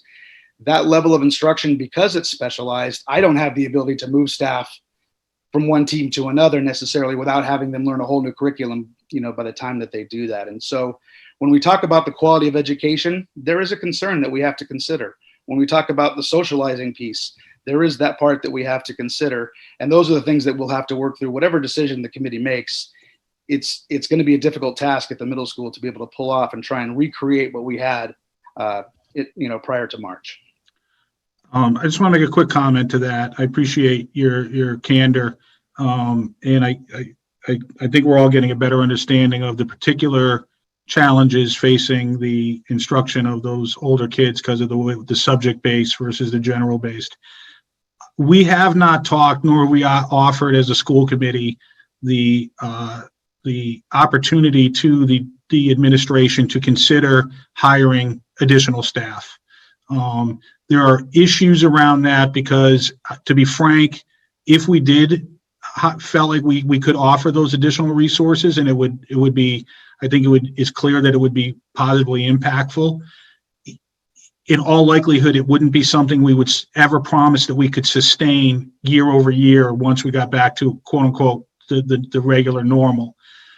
So it's not like I can't guarantee that that's a solution, but I think it's something that we may, if we get towards the hybrid model, we need to start exploring immediately. So I think it may be doable. I think if it is doable, I think it goes a long way towards addressing some of the concerns, and it might make it at that point more feasible to drive towards a model similar to what we're suggesting is more readily available off the hop at the elementary level. So I'm not trying to make false promises to sway people, but I think that is something that we could easily consider and see if that would help alleviate the issues that we're all struggling with. Dr. Clinchy, can I ask you to comment on that for me? Sure. I'm assuming, and maybe incorrectly, you're talking about middle school. If you The middle school and possibly the high school, depending on how both your administrative staff do their analysis and think about what is truly required. Well, it would be, in my opinion, somewhat cost prohibitive if we even look at the middle school and keep it in simplistic terms, not getting hung up on cert levels. There is a little bit of wiggle room that the state created for this year. At a minimum, to pull that off at the middle school, would probably need to hire 5 teachers. All right. Well, we can certainly consider it. Yeah, I'd like Jason to maybe pipe in on that and see if he's on the same wavelength as me. I am, Dr. Clenchey. I think if you look at the numbers, our class sizes range this coming year anywhere from 130 to 142 with, who knows who will move into the district in between then. So even if everybody chose hybrid, if all the parents chose to send their kids, you're still talking about 65, 70 kids that we have to have. And so for those kids who are home, just having a teacher isn't going to be enough. It's very difficult to run a Zoom meeting with 25, let alone 75. So when we start talking about numbers, the data gets really difficult to work with to provide a quality level of education that isn't something that you would just get from a pre-produced video or a canned curriculum. So I think Dr. Clenchey's right. You'd have to start with 5, and then we'd have to look at how do we schedule that so that those needs are being met, because we don't have the option for a generalist in the 7th or 8th grade. And even if the certs relax a little bit, it still doesn't really provide us enough of that room. So I think 5 is a good number to start with, and we certainly have to look, beyond that. Once the schedule is created, once we knew how many parents, if 30% said I'm not sending my child either way, right? That now we're talking about, it's equivalent to almost an entire grade of students not being in the middle school. That's a lot of kids to try and hire teachers to teach. So these numbers, the dollars add up. The ability to be flexible gets less and less available. It doesn't mean that it can't be done, but it's going to require a strong effort on the part of our admin team, our teachers, our families, and the kids. Okay, thank you. Cheryl, you want to talk a little bit about Russell Street? Sure, thank you. I just want to add a couple of extra points that my colleagues have made. At Russell Street, our last task as a task force was to list our loose ends. And I mentioned in our meeting yesterday that when we made our list of loose ends for the hybrid model, we had a significant list of loose ends. And we had significantly fewer in our remote model. So knowing that we have, I think Brad said 33 days before we have to pull this off, I think that is a bit of a concern. What I will say is I'm very confident that the Russell Street staff will figure this out, whichever direction we go in. I think it's 32 days now. I'm sorry. Oh, I see. In a couple more minutes, I think. I do want to interject just a few points. And to Timlin's point that kids want to get back to school, I think it's very important for us to realize that school, even for our 3rd, 4th, and 5th graders, is not going to look like school that it did in February. So kids will come back, they'll be in rows, they'll be in the classrooms with masks on, learning from a teacher with a mask. So I think, that's not lost. That's a pretty heartbreaking visual when I think about, the students at the Russell Street age, think about what recess and all of those things will look like. So I think that's an important thing to really recognize, is that school is not going to look like school did several months ago. I do want to also bring up the point that when we went to remote in the spring, we were putting that together. We were building the plane as we were trying to fly it, and we realized that. And so the Russell Street Task Force took all of the parents' survey information in the spring into account when we built our remote plan for the fall. And our remote plan includes face-to-face instruction with a teacher with a whole group, small group instruction with teachers, small group support. So all of the things that were missing for a rich remote experience in the spring are included in our plans for the fall. And I think that that's an important factor to just keep in mind, that remote learning, as school will not look like school as it did. The remote plan in the fall will not look like the remote plan looked in the spring as well. So I think that that's just important factors to keep in place. All right, thank you. Michelle? Yeah, I will be brief. I think I echo everything that my colleague said, especially Cheryl. I think we share the closest age group. You know, I struggle with this because I feel like there are certain families that really want the kids to go back. I want the kids to come back. I know that the Camp T worked successfully this summer. Of course, it's going to look a little different school-wise, but we had the camp kids in. They had a great summer. I do worry about the stress level of the staff, and adding that on top of having to teach, and what's it going to look like. Again, as everybody just said prior to when I came on, what is the substitute status going to look like? How are we going to cover it? I'm confident we can figure it out. It's going to be very much more cumbersome than a remote model. But it's hard because I'm split, you know, as an administrator, as a parent, you know, the safest decision. I don't think that adds any help to either side, but just a little glimpse into what it would be like at Shaker Lane. Thank you. Beth, any comments from a curriculum director perspective? Sure. Two things I think that are important to note with a curriculum perspective. One is that, as it's been mentioned, having to teach the two tracks at once in a hybrid model of having to teach the kids in front of you and having to teach the kids on the screen is going to be a very, very difficult task for our teachers, because it is wholly new to majority, if not all of our teachers. It's something they've never done before. And so, as Jason said, that PD and training is needed, and it's being planned for those first 10 days. And so if that's the route we go, there is training and professional development that is going to be provided in order to help staff acquire those skills to be proficient in that area. And I think the other piece of that is what Jason said, experience. We can't give them the experience unless we do it. And so I think that is part of the factor playing in there. The other point from a curriculum perspective here, and it has been mentioned briefly, is there would be, if we switch between models, there is the potential for an interruption in curriculum because it's a shift, it's an adjustment. I think it can be done very smoothly. The way that we built the plans is that we're supposed to be able to pivot in between them.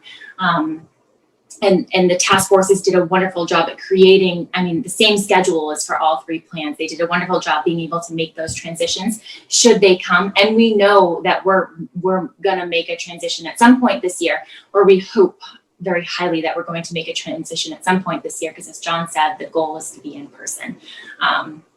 My hesitation is that I don't want to be making too many transitions for two reasons. One, the impact on instruction curriculum that could result, and two, the anxiety that a transition like that would evoke for staff and for students who have already expressed a lot of anxiety about returning to school. Students wise, I mean, we heard it last week, student expressing concern and anxiety about returning to the building, and then also from surveys of students being home and that also producing anxiety. And so I think we're up to the challenge, but I think it's a challenge. We're still going uphill at this point. Thank you. Lynn Snow, do you want to chime in from director perspective, PPS director? Sure. I will just really piggyback on what Beth said about the transitions. And I think, you know, we've made it very, very clear that we are prioritizing in-person instruction regardless of the model that we move forward with for the students that have high needs.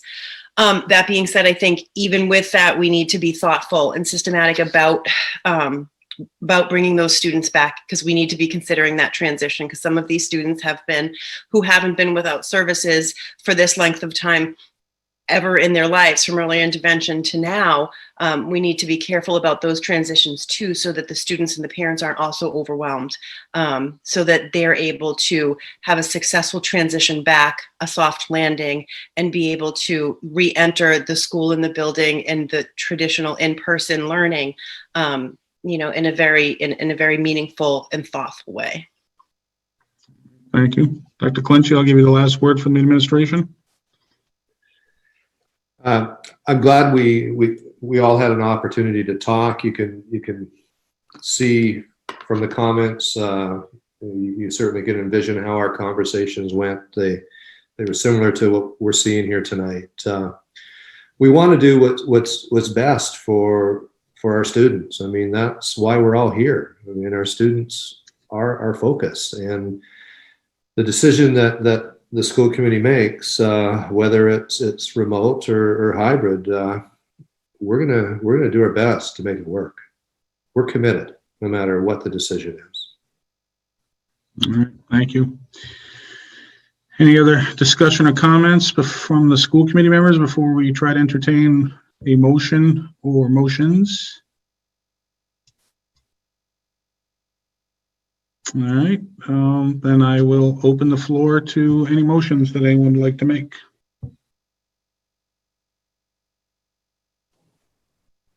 Justin? Sure. I'll make a motion that we entertain a vote for hybrid modeling as a reopen to a restart to the school year. What that means, that's the difficult thing, is what is hybrid going to mean 4 weeks from now? Because, and this isn't part of my motion, but this is more of the discussion, and I apologize, but we're leaving it up to each school to implement their own plan. Hey, do me a favor. Hold on. I'll give you that. Hold on. Let's stay with Robert's Rules of Orders. A motion has been made. Do I have a second? Thank you.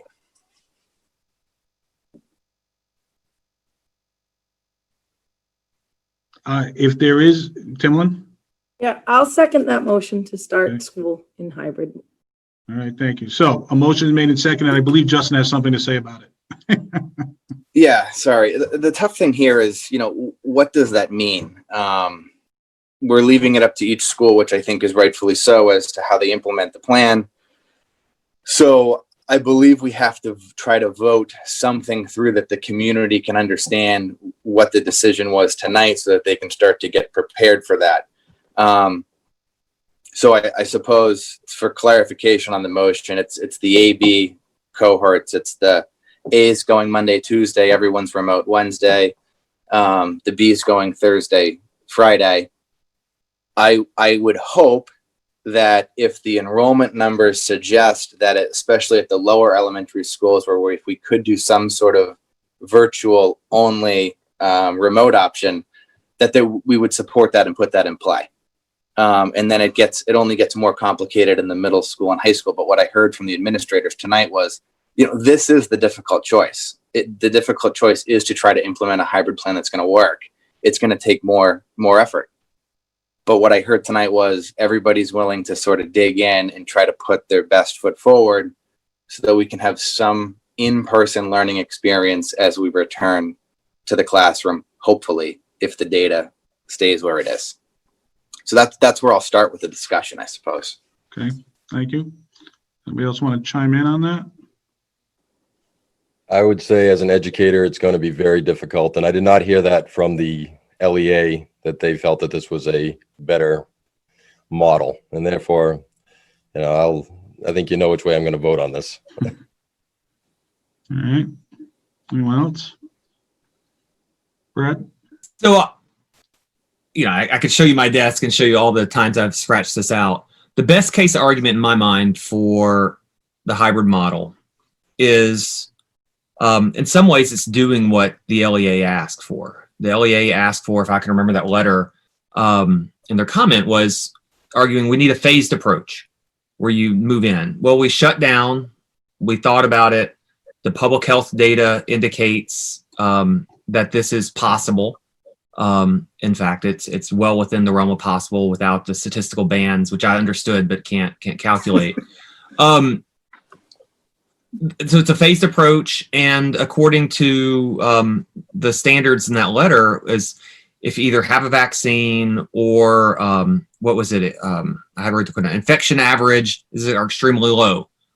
What extremely low means is maybe up for debate, but if you take the more conservative model of the city of the Harvard approach in New York City, we're still well below that. The other argument for this is that it's better for IEPs, it's better for social emotional needs. The school leadership supported it. And frankly, if we approach this with humility and say, look, I don't know enough about a lot of this stuff. Who does? Well, the CDC, Dr. Fauci, and others are making the case that this is the American Academy of Pediatrics are making the case that this is important to try. That's the case for it. I also have the case against it that I can mention if anybody's interested. But I think that's the best case, and it's a fairly persuasive case. I'll be quiet for now. Okay. Someone? I'd love to see a hybrid model. I wanted to discuss, so that's why I seconded Justin. I keep going back and forth. I really do. There's been so many cases for and so many cases against. I was voted in by the people I was voted in, and the people that I'm seeing want to be back in school. And I know that it's tough for teachers to be back there, and I know that it's not going to look the same. I've already had the discussion with my kids, as I know many people have. I've had that discussion and said, you're going to be sitting in a classroom and you're going to be in a mask and you're going to be this. And my biggest concern in the hybrid model is that remote time where they're synchronously learning from a teacher. Do we start remote and phase in so that they have the education, so that the teachers get educated on how better to do it, if that's what they really want? But I'm hoping we're not voting on like the year. We're voting on, correct me if I'm wrong, we're voting on how we're just going to start the school year for now. Yep, that's absolutely correct. So we could decide later to change it if numbers change, if hybrid isn't working, if we find, I just feel like there has to be more metrics on like the quality of education that the kids are getting, how the teachers feel they're able to give that education out, the social emotional. Are we really, is hybrid really impacting our kids' social emotional? Is it making it better, or is it making it worse because they're so regimented in the schoolroom? It might make it worse. Like they may want that back to school, but the social emotional might not be there. And those are all the questions that I keep asking myself. And I know I sent the school committee, when I sent an email, and I was like, these are my concerns. And financially wise, can we keep a hybrid program going through the school year? If necessary, if we never have to go remote full, if we go in hybrid and we never go back, can we financially afford this and budget for it the whole time with not knowing our numbers? That's what I have. I'm not really sure yet. Well, we're getting to the I have to make up my mind. Exactly, you're gonna have to make up your mind. Yep. I appreciate everybody's struggle. I'm facing the same struggle. I really appreciate 3 new school members. I used to use the analogy, they're getting thrown into the deep end of the pool right from the get-go. Forget it. You're in the middle of the ocean and there's no life raft in sight. But you guys are comporting yourselves better than I could have possibly imagined for anybody, even if they were, seasoned veterans and old guys like me and Matt. I think we've given this every bit of consideration up to this point that is necessary and required.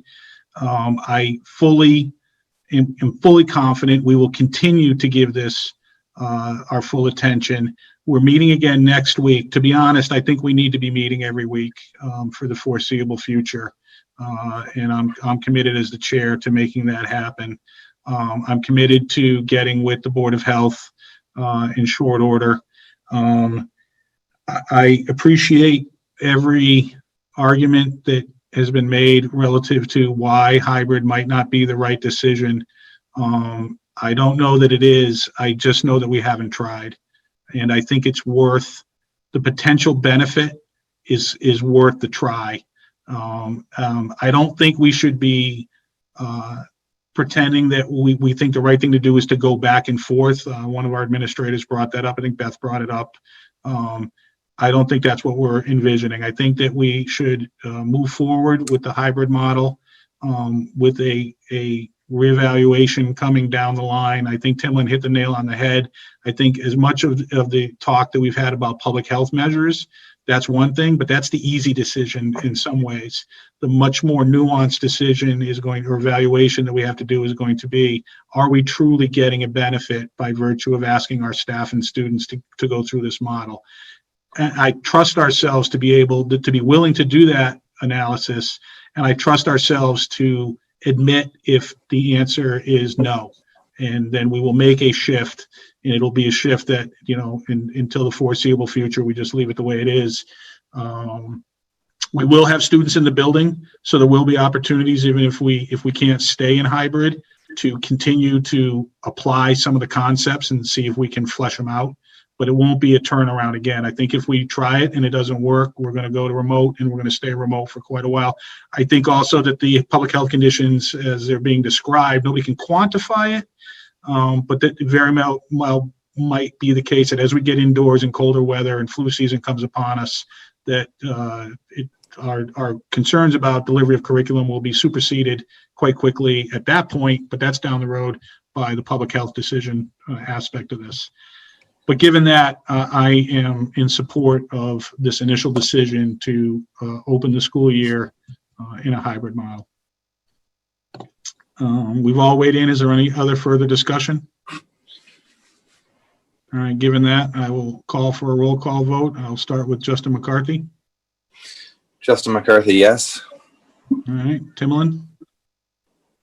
I couldn't find my mute. Timlin Rossius, yes. All right, Brad. Brad Austin, no. Okay, Matt. Matt Hunt, no. All right, Mike Fontanella, I vote yes in favor of the motion that's on the floor. I thank everyone. I really do. At this point, it is 12:11. We will open the floor to public comment. We're not going to go through the subcommittee reports. I know there won't be anything. We're going to go into public comment for as long as we can stand it, given the circumstances. I really appreciate Dorothy Malone as our mediator and LCTV. I believe we have Julie with us tonight. I wish I could pay you more. I can't. I'm not allowed to. But we'll figure something out. All right. At this point, I will open it to public comment. Okay. So Marini, please state your name, your street, and your question, please. Well, Marini Hartwell Ave. I wanted to point out earlier when you were talking about the criteria that there have been some other reports and guidance that suggest much lower thresholds for rates and percentage positive tests. So I would say that a lot of those things are guesses, and there's some pretty wide differences. The lower ones we wouldn't be meeting, so just something to keep in mind and go out and look for and pay attention to in the future. All right, thank you. Mike Proul, please state your name, your street, and your question, please. Mike, you're muted.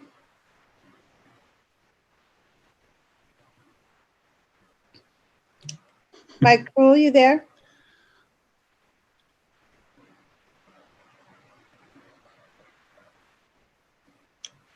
He's muted.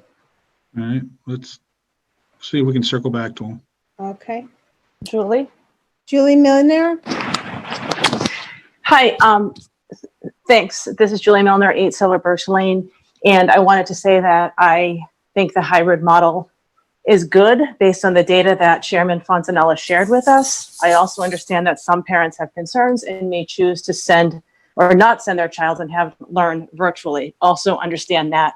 Where I would love to see people spend the time on the next call is how we're going to develop and create strong plans to create both hybrid learning and remote learning. There's 10 added days of staff development. And I really want to understand that and sort of get to work on implementing and not anymore talk about debating in the HVAC system and lunch programs, but what is the curriculum and who's driving the 10 days to make sure that the teachers are prepared to deliver strong remote learning and also know how to deliver the hybrid model in classroom. So that's just as a parent, that's where my concerns are and where I would like to see us spend the time. No more on HVAC. The data says the rates are low. I don't know what else people need, because right now the COVID rate is so low. I don't know why you would wait, I guess. That part I don't quite get, but that's fine. It's late at night. But my concerns are about teachers being ready. The runway is short. You have 4 weeks to start school and teach our children, and I don't feel like we're ready. All right, thank you. Lexi Yang, please state your name, your street, and your question, please. Hi, Lexi Yang, 7 Mary Shepherd Road. So a quick comment and then 2 questions. The first is the comment, which might be a moot point now that the vote's already happened, but I just wanted to share that I work for a global company that made a choice very early to close our offices when all of this started in March. And when that happened, they also shared that we would be one of the last companies to reopen. They said, in quotes, this is not a time to be first to market, right? And I feel like Littleton is making a choice to be first to market, and there is so much at risk here for our students and our staff and our teachers. And I find it very upsetting that there are so many loose ends, or as Mike said, we don't know, so let's give it a try. I find that very frustrating when there's so much at risk here. I'd much rather see us dive in fully to remote as a phased approach, and let's see what happens in other areas, and then make the choice to go hybrid when we know more. I have 2 quick questions that came up a couple of times. The first is in regards to the younger grades with Shaker Lane and Russell Street. So there's conversation about having fully remote classes. And in theory, I like that idea, so that all the kids in that class are sort of at that same level. However, what if a family wants to choose to go hybrid? Now you're in a classroom that's fully remote. Do you have that option to go hybrid at some point? Do you have to wait for the school to make that decision for you? And then are you with a different teacher if you make that choice? So that's one question I have. So the plan is to have families register for one or the other, but there will be opportunities throughout the year to reevaluate and change course. But prescribed, we haven't decided exactly how prescribed, but there will be prescribed opportunities. In terms of the second part of the question, whether that would mean that your student would go to another teacher at the elementary level, if we do go to that remote versus hybrid instruction, it might mean that. I saw Michelle raise her hand. Do you want to, Michelle, maybe answer that a little more explicitly from your perspective? Yep, thank you, Mike. Lexi, we had some preliminary discussion today about that with our entire staff earlier today, and we talked about having almost 2 sets of classes, a full class set with all of our students, whether it's remote, hybrid, and that would be their cohort that would be their class if they came back. But then extrapolating the remote students, and this is where they would be with a different teacher. But if they opt to go back in hybrid, they would go back to that classroom that was the initial classroom. So we just started preliminary discussions with that today. We're going to talk more about it, but it's almost like we have to have 2 groups, a whole group, and then pulling out the remote learning students, and they most likely would have a different teacher. And then we'd have to start to really toggle with the numbers, because if our remote learning numbers are going down, then we might have to bring that teacher back in to teach in the hybrid model. And can anyone speak to Russell Street if the same would potentially apply? Yes, that sounds very similar to what would happen at Russell Street if we take the students that are opting for remote out to teach them remotely. It would be the exact same thing as Michelle just said. Okay, thank you. And I know it's late. One last question. At one point, Dr. Clenchey mentioned that for all the remote options, there'd be 10, on average, 10 students in the classroom, 10 students remote. My understanding, though, is at Russell Street, that's not the case, that the 20 students would be split among two classes, plus potentially some students remote. But now maybe that's all shifting. So I just want clarification because that's different than what I had heard at the last meeting. I can just add clarification on the 20. That was a, excuse me, a number that was just easy to explain the point that I was making. Our classes vary in size from anywhere from 16 to 24. So it was just an example. I'm going to turn it over to Principal Temple to answer the second part of the question. Russell Street created a hybrid plan that's a little bit different, and it's to focus on having 3 solid remote days for kids. So when the breakout is 10 and 10, instead of being 10 kids in the classroom and 10 kids at home in a pure hybrid model, it would be 10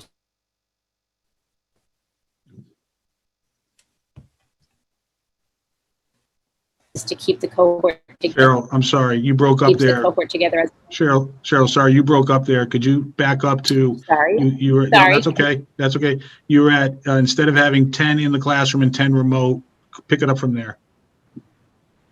Sure. Sorry. So in a typical hybrid model, we'd have 10 students in front of the teacher and 10 kids watching the teacher on a screen from home. In our model, we were just a little bit creative with that, and the goal was to be able to keep the group of 20 together on the remote days during the week. So the group is still divided 10 and 10, but so 10 kids are in front of the teacher, and instead of the other 10 kids being at home, they're on a screen in another classroom. And that's the goal of that, is to be able to keep the whole group of 20 together in school and out of school, so we can have small groups of kids with their peers on the remote days. Okay, thank you for the clarification. You're welcome. Thank you, Lexi. Jillian Anderson, please state your name, your street, and your question, please.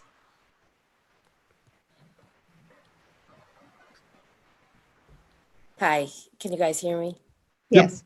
Okay. Trot Road, Jillian Anderson. My question is, now that a decision has been made, what will happen if we do not have enough staff, whether that be professional staff or administrative staff, to teach these classes? Then we would, in all likelihood, have to revisit the decision, and probably the only alternative at that point would to go full remote. Do you know when we will know that? I can't put a date on it, but we will be working hard to get with the LEA, and I know the administration will be working hard with their staff to, I mean, right now, the direction we're getting from the administration is that they are confident that this can be done. So at this point, we don't, as a school committee, I don't think we are overly doubtful, but there are still some issues that need to get addressed with the union. They could cause us to have to reevaluate the viability of moving forward in this manner. We're going to be as aggressive as we can in terms of how often we meet and how hard we work with the union, now that we know what the direction that we've chosen. But that at this point, that's the only assurance I can give. Okay, and then will parents have a choice to change their decision if they know their classroom may be then taught by a substitute teacher or somebody else, to then move from hybrid to remote because the teaching staff will not be adequate? The discussion, preliminary discussions we've had about how families could choose to move would be that we certainly wouldn't say that we could tell you that you can't go remote. There are various reasons why, after initially opting into the hybrid model, you would think it was better for your family or student to be remote. So that our concern is not that great about that direction. It's more about having families that have opted to be remote to come into the building. We'd have to make sure that we can accommodate that before we would be able to agree to it. But I don't see any way that we could refuse a family's request to go remote. Thank you. Yep. Excuse me, Mike Proul.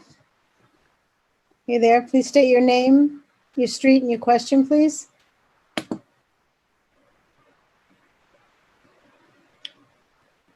Mike, you're muted.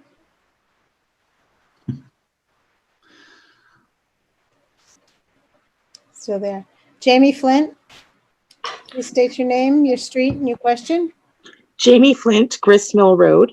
I'm going to stick with the airplane metaphors because anyone who knows us knows that they're big in our family. I find it interesting of all the plans that we've heard, I find that the remote plans were generally the least fully formed, or as Cheryl said, the ones with the most loose ends. There's also a lot of talk about how fall was building a plane while you're flying it. So I think it's kind of interesting that basically we're going with the build with your plane while you're flying it plans rather than anything that's more fully formed. What I want to say is that I know that last spring was, to put it mildly, a disaster for a lot of people. And I think right now what parents are going to need to know are some really concrete plans about details about how these plans are going to work. As was said, we have a short runway now. We have maybe 2-3 weeks. We need to know what these plans are going to look like, not in the unicorn version of if everything works well, but realistically. Brad, do you want to chime in on that? Yeah, I do, if it's okay. I teach, and last spring semester was a cluster as I was trying to figure out how to finish up the semester and do things right. I taught a summer class online when it was intentional and was planned, and when I had professional development and how to do it, it went way better. I have every confidence that that Beth Steele and the principals and Dr. Clunchy are going to come up with a plan. They're going to have professional development. They're already rolling it out for these 10 days. And that our teachers will be able to do it. They're great teachers. They care about this. So I share your anxiety as a teacher. I'm worried about my fall semester and how it's going to work, but we're going to get this done. And I have confidence in our leaders and in our teachers that they're going to step up. It's not going to be, it's the one thing out of all of this that I have confidence in the most is that it's not going to be a repeat of the spring. It just simply won't be. The other comment that I would like to say is I would hope that we emphasize to all the elementary, lower and upper elementary people to have the parents start getting their kids used to masks now. It is a huge challenge. We tried it. Didn't go so well. Part of the reason why my kids don't want to go back to school is they hate the masks. They don't want to wear them all day. Brad, yeah, go ahead. Yeah, I'm sorry. I'll stop chiming in, but I will say Jamie's exactly right on that. And so this is where it's a community effort. We as families, we as a community have to support each other in this. The other thing is we're going to need some guidance over the next week or two. Just like we say, number 2 pencils and this kind of erasers, we're going to need guidance about what masks are acceptable and what masks are less efficient. The science has changed in the last 48 hours about this. What we're learning about the gaiters and stuff that works and that don't work. If we're doing this, we're going to have to give some folks some guidance and some support so that we're doing it as safely as possible. I appreciate Jamie's comment. All right. Thank you, Jamie. James Hopkins, state your name, your street, and your question, please. James Hopkins, Great Road. I just want to say, obviously, we're in uncharted waters here, and this is difficult for everyone. But I just think on a national level, we've realized that every single place that's pretty much tried to jump forward has almost automatically had to regress and take steps back. Even Massachusetts is talking about going back to phase 2. So I just wanted to kind of bring up and state the fact that jumping forward and being the first to do something has not proven to be very beneficial for most areas. Okay, thank you. We have 4 questions left. Carrie Cusick, your question, please, and state your street. My apologies. Hang with us, Dorothy. Hang in there. No worries. So thank you again. It's Carrie Cusick, Silver Birch Lane.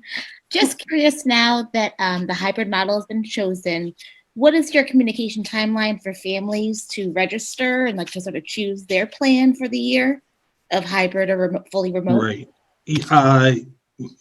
Given that we've made the decision a few moments ago, we're going to give the administration a few days next week to flesh that out. However, they know as well as we do, because they're the ones who need to know that. As much as the families need to know it, the administrators need to know it too. So there will be as little delay as possible to get that moving forward. Thank you so much. Yep, thank you. Matthew Ridge, please state your name, your street, and your question, please.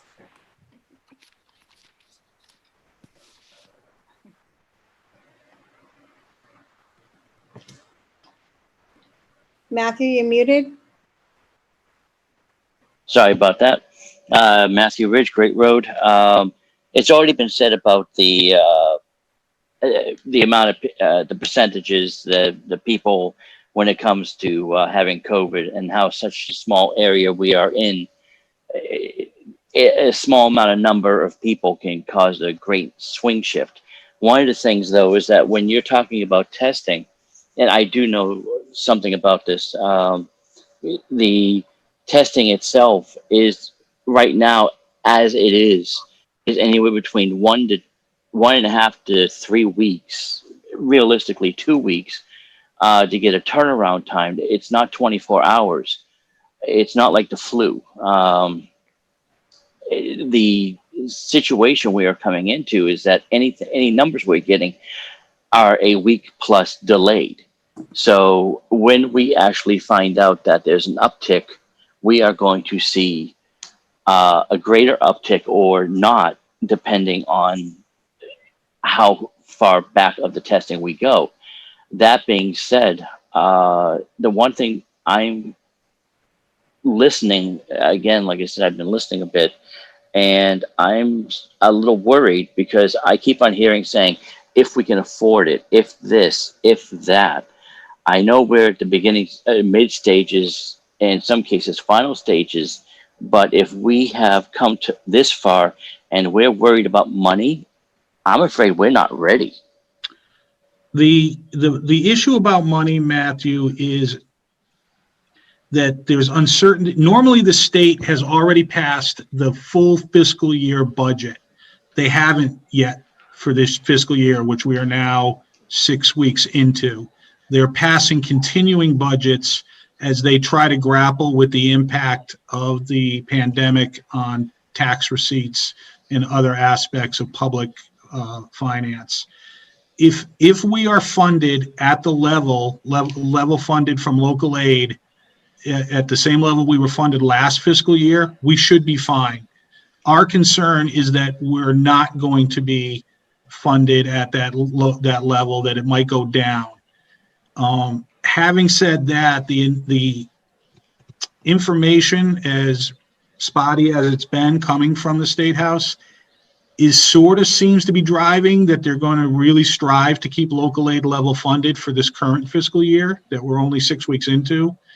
The greater concern from our town finance director is next fiscal year, where the impact of the pandemic on the economy and the ensuing tax receipts could have a significant impact on public finance and trickling down to an impact on local municipalities and their financing.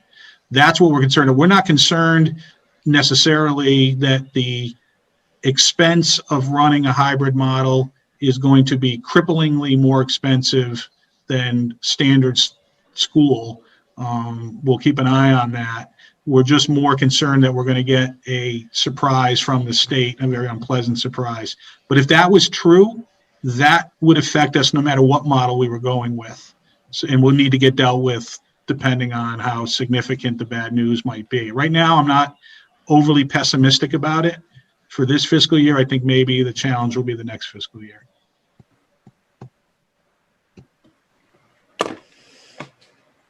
Thank you, Matthew. Thank you. Eileen, please state your name, your street. Eileen Weeder Gardner, Maplehurst Road.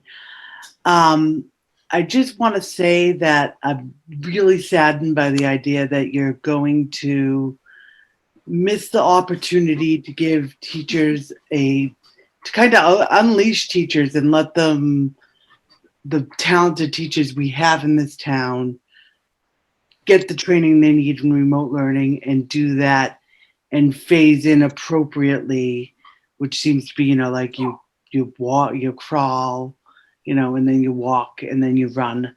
Fall was the spring was a mess. I think the fall could be a lot better. And I think the teachers here could really take the bull by the horns and do something about it.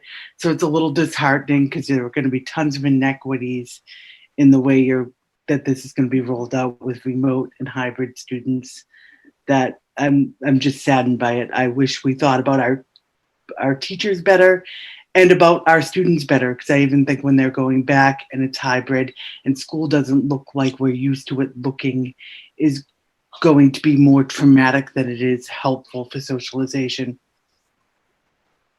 Okay, thank you. Thank you, Eileen. I wish I could say the same. Carrie and Jason Lavoy, your question, please, and your street. Carrie? You're muted. Hi, I'm sorry I had to join as a panelist. I am very concerned that we're going to have very unhappy teachers in these classrooms.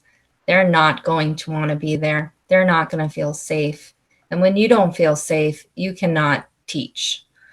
I am really concerned that we don't have a plan really what hybrid looks like, what remote looks like. Are they covering the same curriculum? Are they going back to cover the curriculum that the kids missed last year? I don't understand why teachers weren't looped to keep their same students so that they know where they left off. If we're going to only have a couple weeks with students, I don't understand why they can't have the teachers they left. I think that there is a lot of thoughts that could have been put into this. Now we're running out of time. And how are parents going to make a decision of which model to put their children in when we don't really have information other than a couple PowerPoints, really? We don't know the curriculum.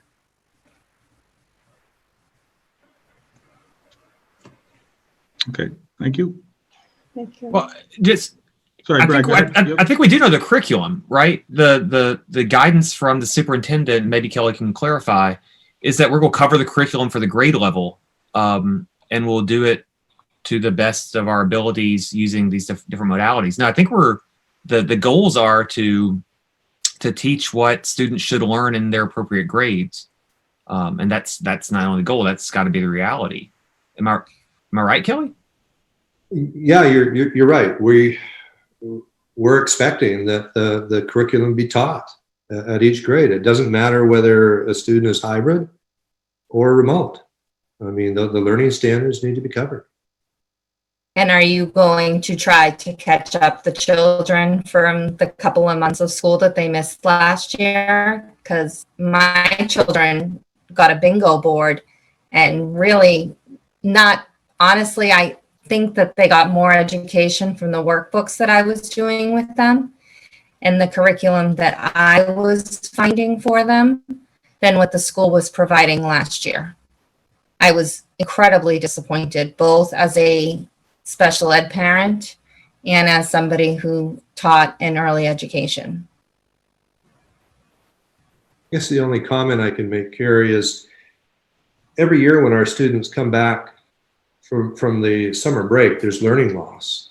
And every year our teachers deal with that. So we would expect our staff, as they've done in the past, to handle this the same way. I totally understand the summer slide, but this is going to be more than a summer slide. Yep, This it's a challenge that's facing all of the districts. You bring a good point. Unfortunately, we have not been afforded more school days and the money associated with that would allow us to address it as directly as you're recommending, which is a good idea. So as a Commonwealth, we're going to have to see just how impactful the spring was on our students. Okay. Thank you. Two more questions, Chairman Fontanella. Should we leave it at that? No, go ahead. Yep. Okay. We'll get there.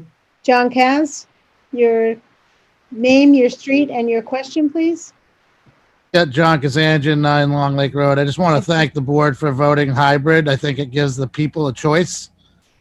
It gives the people that want to go remote to go remote. I think it's the best way. I just want to comment on the testing results. We had kids, staff, and parents get tested along the way at Camp T. It was 1 to 3 days on getting results, not 1.5 to 3 weeks. So I don't know where he's getting those numbers, but I just wanted to clarify that as a reality, something we just dealt with. And, it's more of a real timeline on getting those results back. That's all. But thank you. Thank you. Okay, thank you. Kayla Levra, please state your name, your street, and your question, please. Hi, Kristen Lalieve, 215 Taylor Street, Littleton. So if the teachers are out because of quarantining issues, who will be teaching the classes? The plan right now is to deal with that the same way we would deal with teachers being out for any other reason, where we have a pool of substitutes, and we would pull from that pool to get us staff in the building on a given day. Having said that, we admit that this is going to be a challenge. We're not quite sure how that's going to shake out. Again, that is not specific to Littleton. That is something that will be a challenge for all districts as we compete, so to speak, for resources necessary to deal with that, depending on what level it gets to. Right, but how will we make sure that those people are qualified for the position that they'll be covering? Right. The same way we make sure all of our substitutes are qualified. I mean, some substitutes are truly qualified. They have certification and they just, for different reasons, are substituting instead of being full-time staff. But obviously some are retired. Obviously not all substitutes are certified teachers. That's a reality of the way the substitute pool works. Our goal is always, especially if we're in a situation where we think it's a long-term to semi-long-term substitute issue, we are looking for people that have certification and or experience. So again, we'll be dealing with that the way we always deal with it, trying to get the strongest candidates back in front of our children. Right, but will you be making sure that wherever you're pulling subs from, they'll be qualified to cover where they're covering? Because yes, we always do. Yes, not all people are qualified where they're right. Yeah, if for instance, if a biology teacher is out, we try to get someone that's qualified for biology. Now that's not always feasible because of the circumstances, but our goal is to definitely do that, especially again when we're facing a long-term or semi-long-term. Because it could be 2 weeks or more.